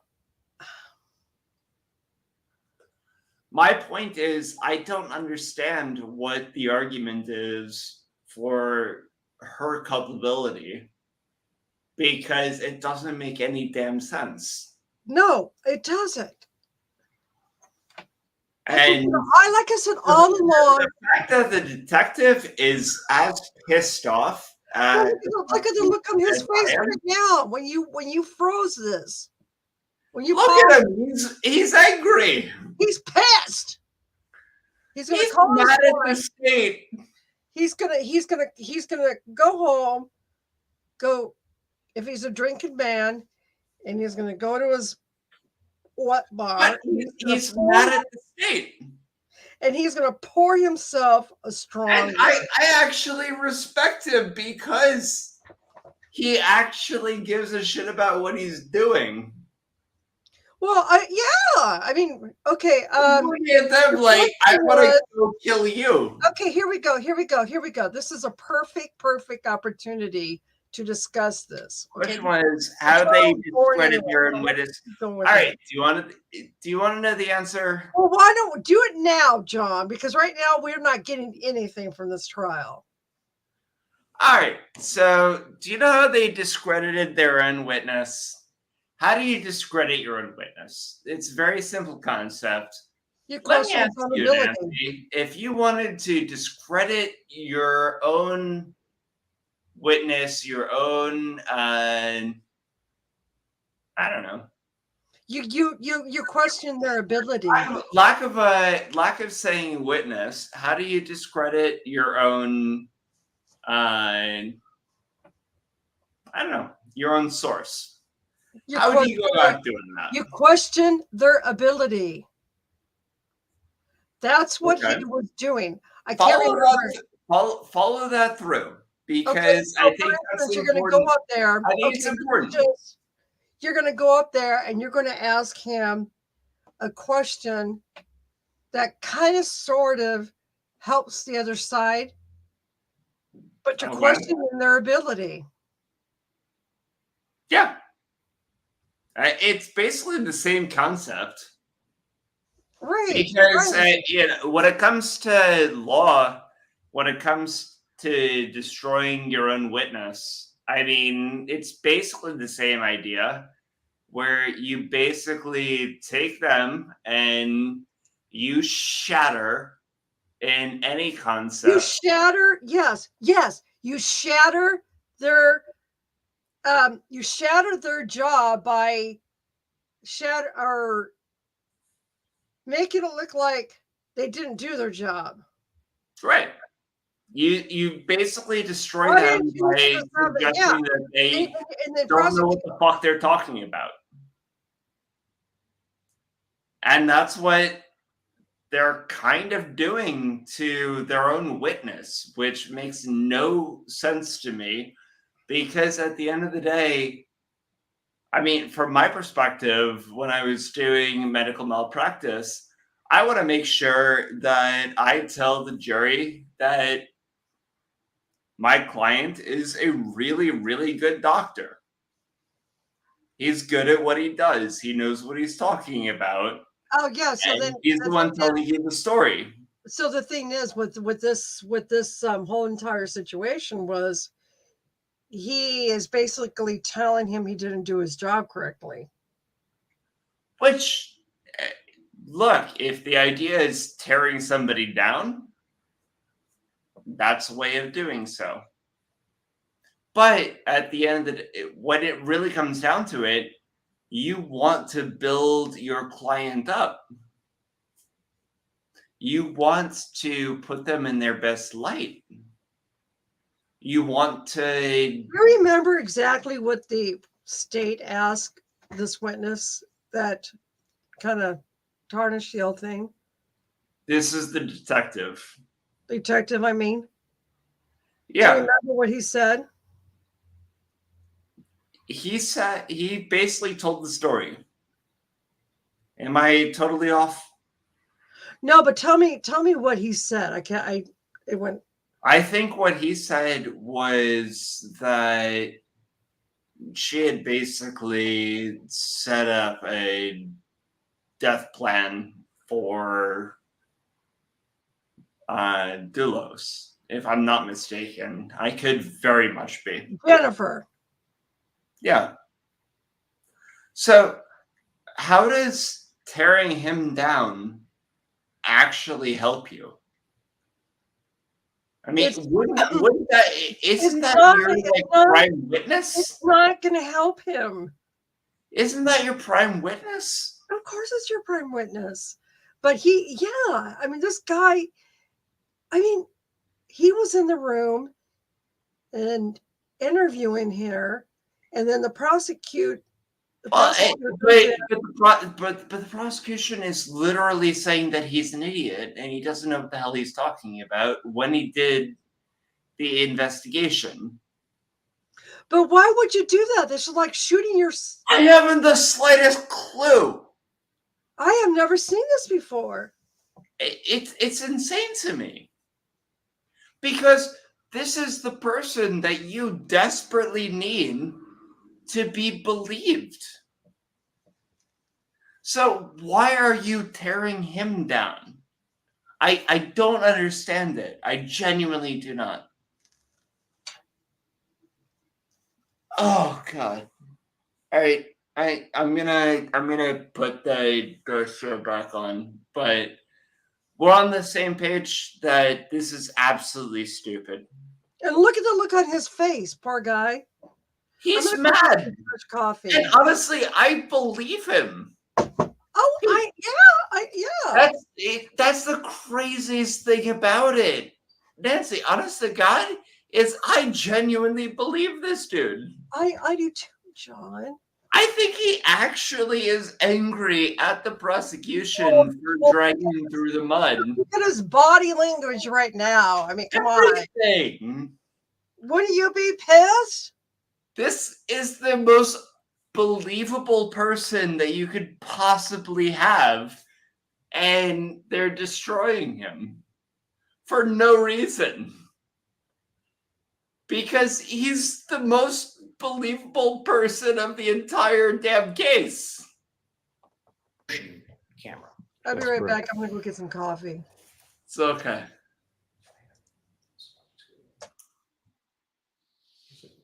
God, I wish you can get me some coffee. I would if I could.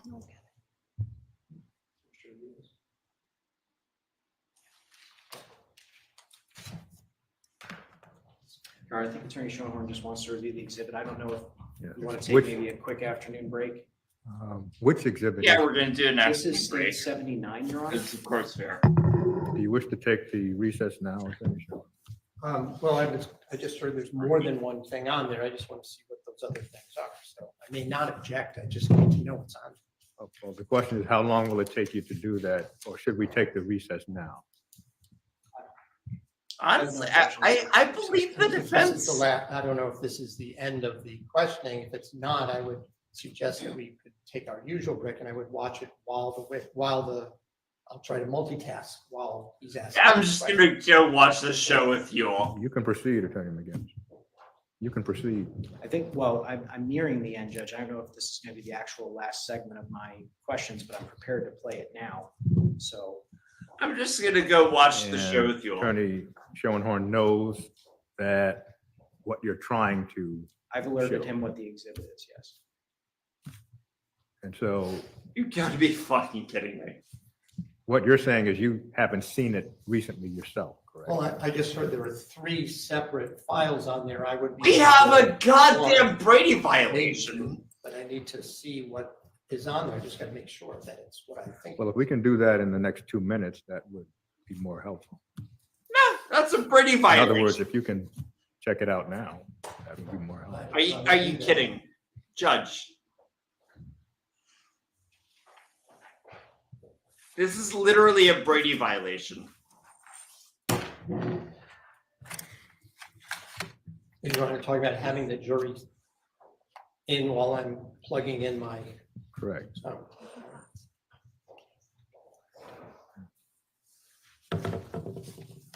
And we're keeping the jury in the room. Are you kidding?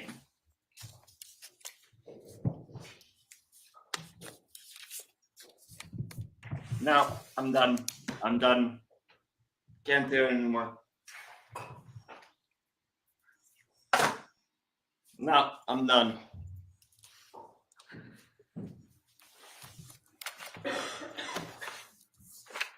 Nancy, I love you very much, but I can't. I don't know if I can do that.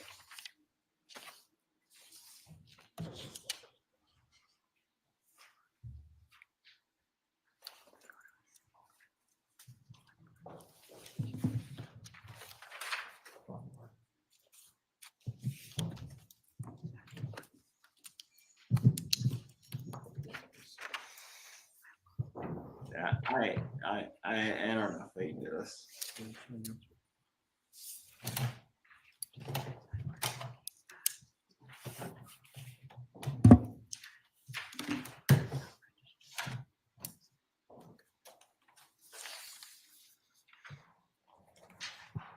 All right, ladies and gentlemen, I am officially going to start the last smoke of the evening. So, if you have a question that is within relatively good conscience and my ability to answer, I will answer. Otherwise, I can't do this anymore. So, you have your time. What anymore? I decided to call the last smoke the night Oh.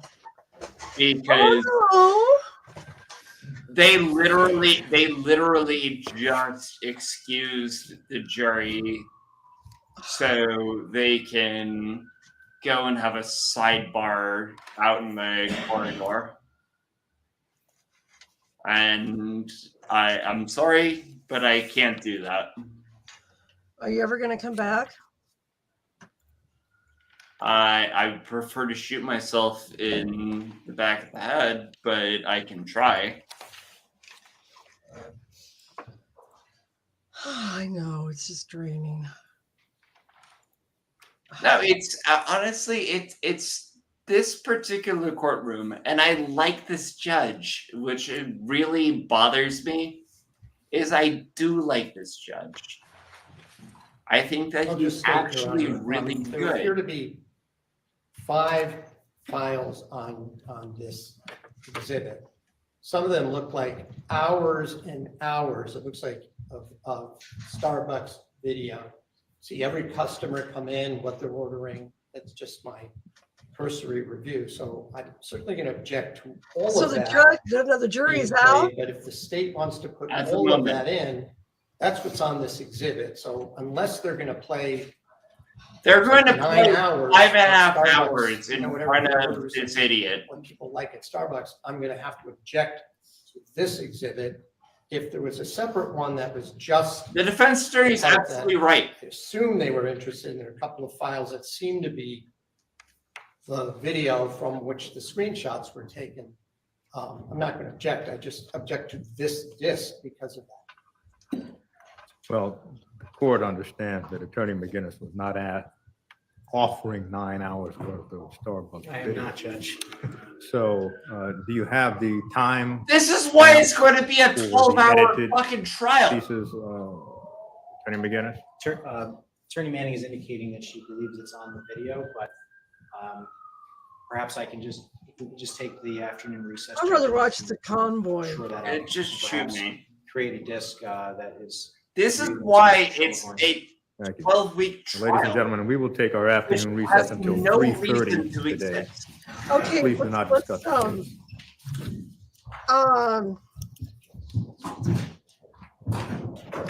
All right, so they're Okay, can I apparently just- can I deciding to just say take their one afternoon break. Can I just say one thing before? You can do whatever you'd like. Where do we go from here?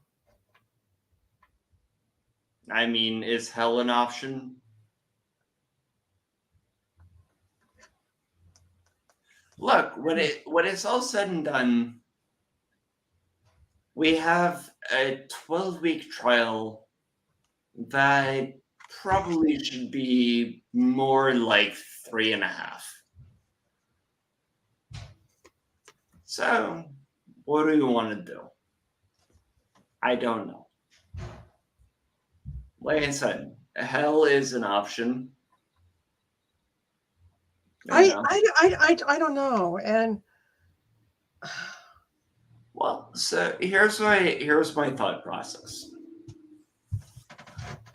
So we have 12 more weeks of this.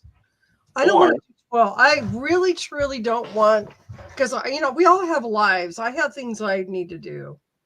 All right. Or we find something that's more like 4 weeks. I think we could do that. Mhm. We're not stupid. But yeah. But the thing is, this is a you know what? We're going to aim for the day. Nancy, do you want 8 more weeks of this? No, I don't. Okay. All right, everybody, we're going to regroup and we're going to figure out, John and I are going to have a little meeting and we're going to figure out what we're going to do because, honest and truly, I'm going to tell my chat because I'm going to be honest with you. People are dropping in and out like flies because for one thing, there's just, It's okay. You got to be okay with that. yeah, okay. Yeah. So you guys are okay if we find something else? I don't mean to drop this whole thing. I'm sorry. It's I a wanted disaster. to see it through, but I can't. I can't do it anymore. It's a disaster. Yeah, what, Debbie? She's saying, yeah, she's okay with it. You're okay with it?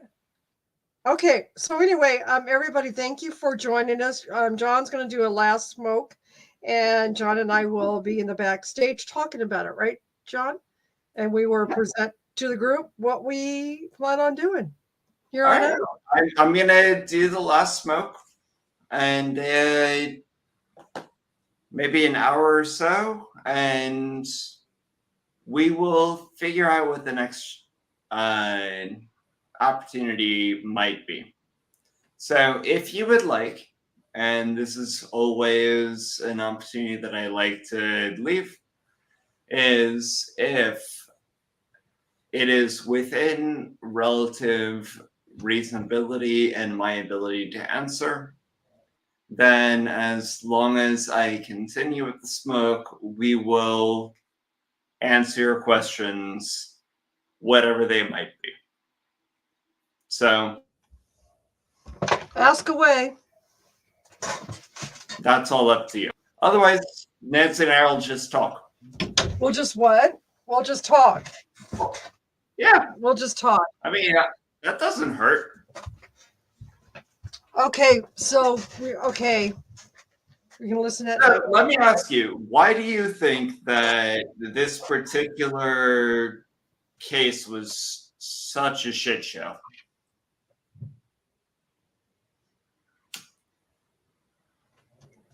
Because they keep bringing up the same thing over and over again. And how many times can I see these? They should have. I was disappointed. My problem and my frustration with it was, honestly, for me, it was the prosecution, because the theory of the case is really, really straightforward. It's a very simple concept. It is easy to understand. It's easy to present. And they just did that over and over and over for like a week and a half, to the point where it's just not interesting anymore, because I got the point. Thank you. I got it. You have a theory. It sucks.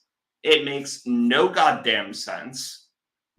But because it sucks, you have to just keep jamming it down my throat over and over like I am a fucking whore. And, I guess, I'm like a fucking whore that didn't understand. Well, all right. I'm going to shut up. It's not appropriate.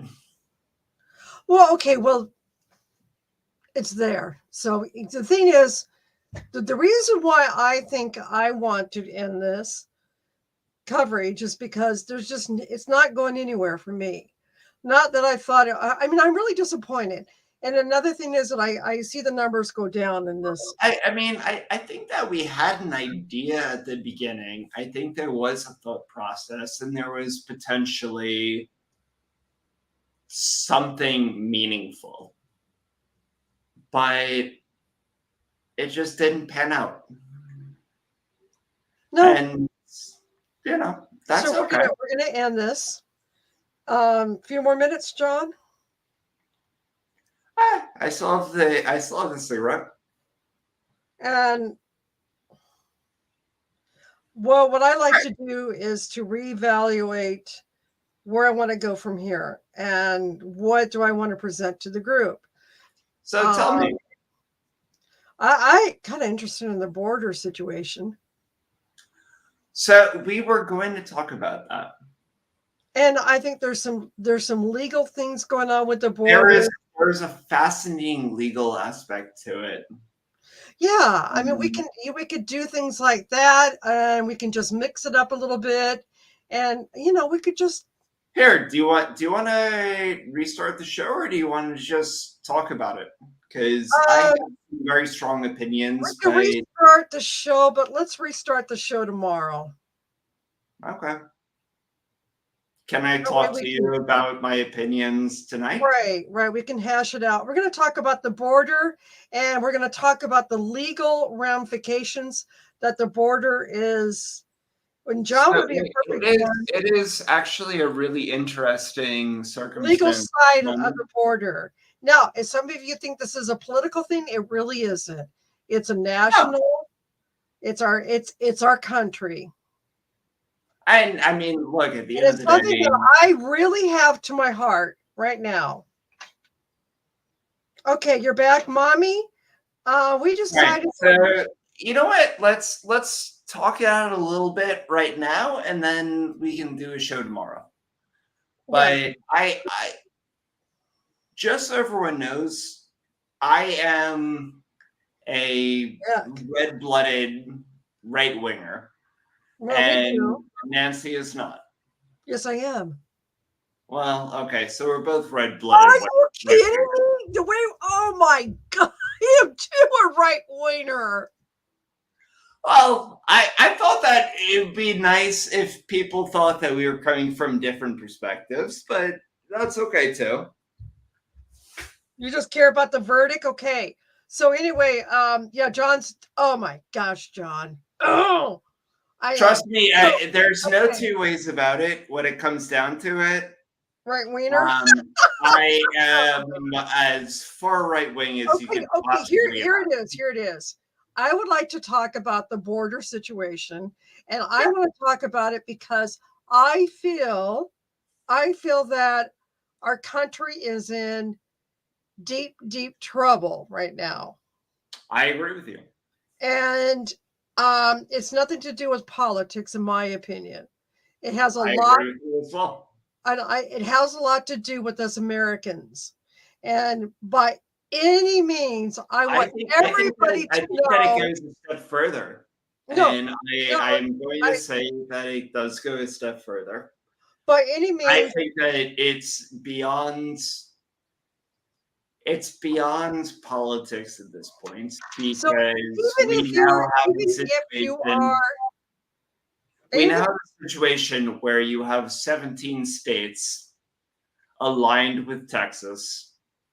Florida is among them, and I am Florida attorney, but it is 17 states, most of whom are, generally speaking, northeastern states, all of whom are with Texas saying we will support the border. Period. oh, okay. It's over 20 now. CCW, you're right. It's over 20 now. Okay, we'll talk to you later. And these are all not. Well, right. I thought you meant he needed a rifle. These are not all Floridians. These are folks, North and South Dakota, Michigan. I mean, you have almost half the country basically willing to declare civil war against the federal government. That's pretty bad. I'm sorry, I was laughing at chat. Okay. No, that's an unfortunate circumstance. Right. Because by the way, not for nothing, the last time that a presidential candidate was kicked off of the ballots in more than half the states was Abraham Lincoln's election. And he still won. Oh, yeah. He still And won. you think Trump's going to lose? So would you guys be interested in if we're going to cover the border issues? I think it's a fantastic concept because it's going to be before the Supreme Court and they're going to have to decide. And given their last couple cases, and this is obviously less fun, but I could go through. There are a couple cases on basically they had two cases specifically on what the hell was it? Oh, on the Lancaster Act and the supremacy of the government over states. What the hell was it? I don't know. Oh Lord, how do I not have that off the top of my head? That's okay. Oh, hang on 1 second. Let me double check and make sure I'm right.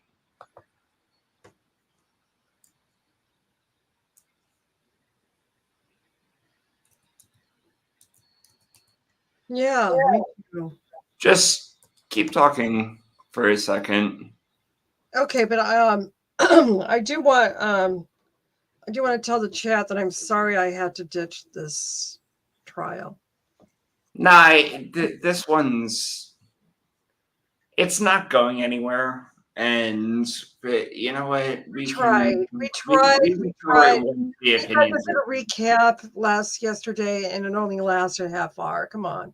I mean, I tried and tried and tried. I'm one of these people. I don't like to give up. I like to finish things, but yeah, it's boring. I think if we really took a deep dive, The concept of it border is situation. the concept of it is good, but the actual case itself it's just a disaster. Well, the whole thing was funny, yeah. It's not enough time.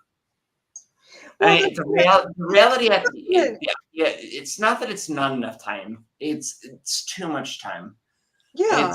It does not require 2.5 weeks to come to a conclusion on this. Well, yeah, it's just there's no content. Well, that's the thing is that I mean you can follow it for as long as you'd like. As far as I know about the Cobra trial, that trial's I'm not sure when they're going to have it. Last time I heard that they're arguing. Honestly, you know what I would like to do, and I think it'd be interesting. Is Lord, there are a couple cases. It would be crazy. You know what I think would actually be kind of interesting, and I'm not sure about this, so it has to be up to you. Is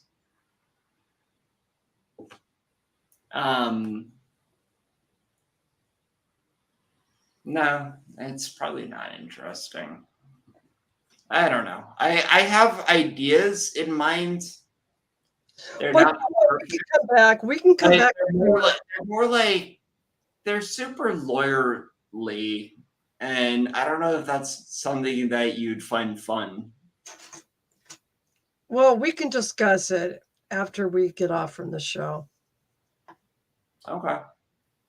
So we're going to say goodnight, and thank you for coming in. And again, this trial is just a dead end, and we're going to rethink about how we're going to have the channel structured. And yes, a lot of these, right? And we appreciate all your comments, and maybe do something between trials. Oh, if Eddie Willis goes to court, I swear that I would actually. Please keep these ideas rolling, because we're all in this together. And the border issue is both important and interesting. So we're going to say goodnight for now, and I will make a note of Fannie Wills. Okay. And all right. And we'll see you next time around. All right. Thank you for tuning in. Bye.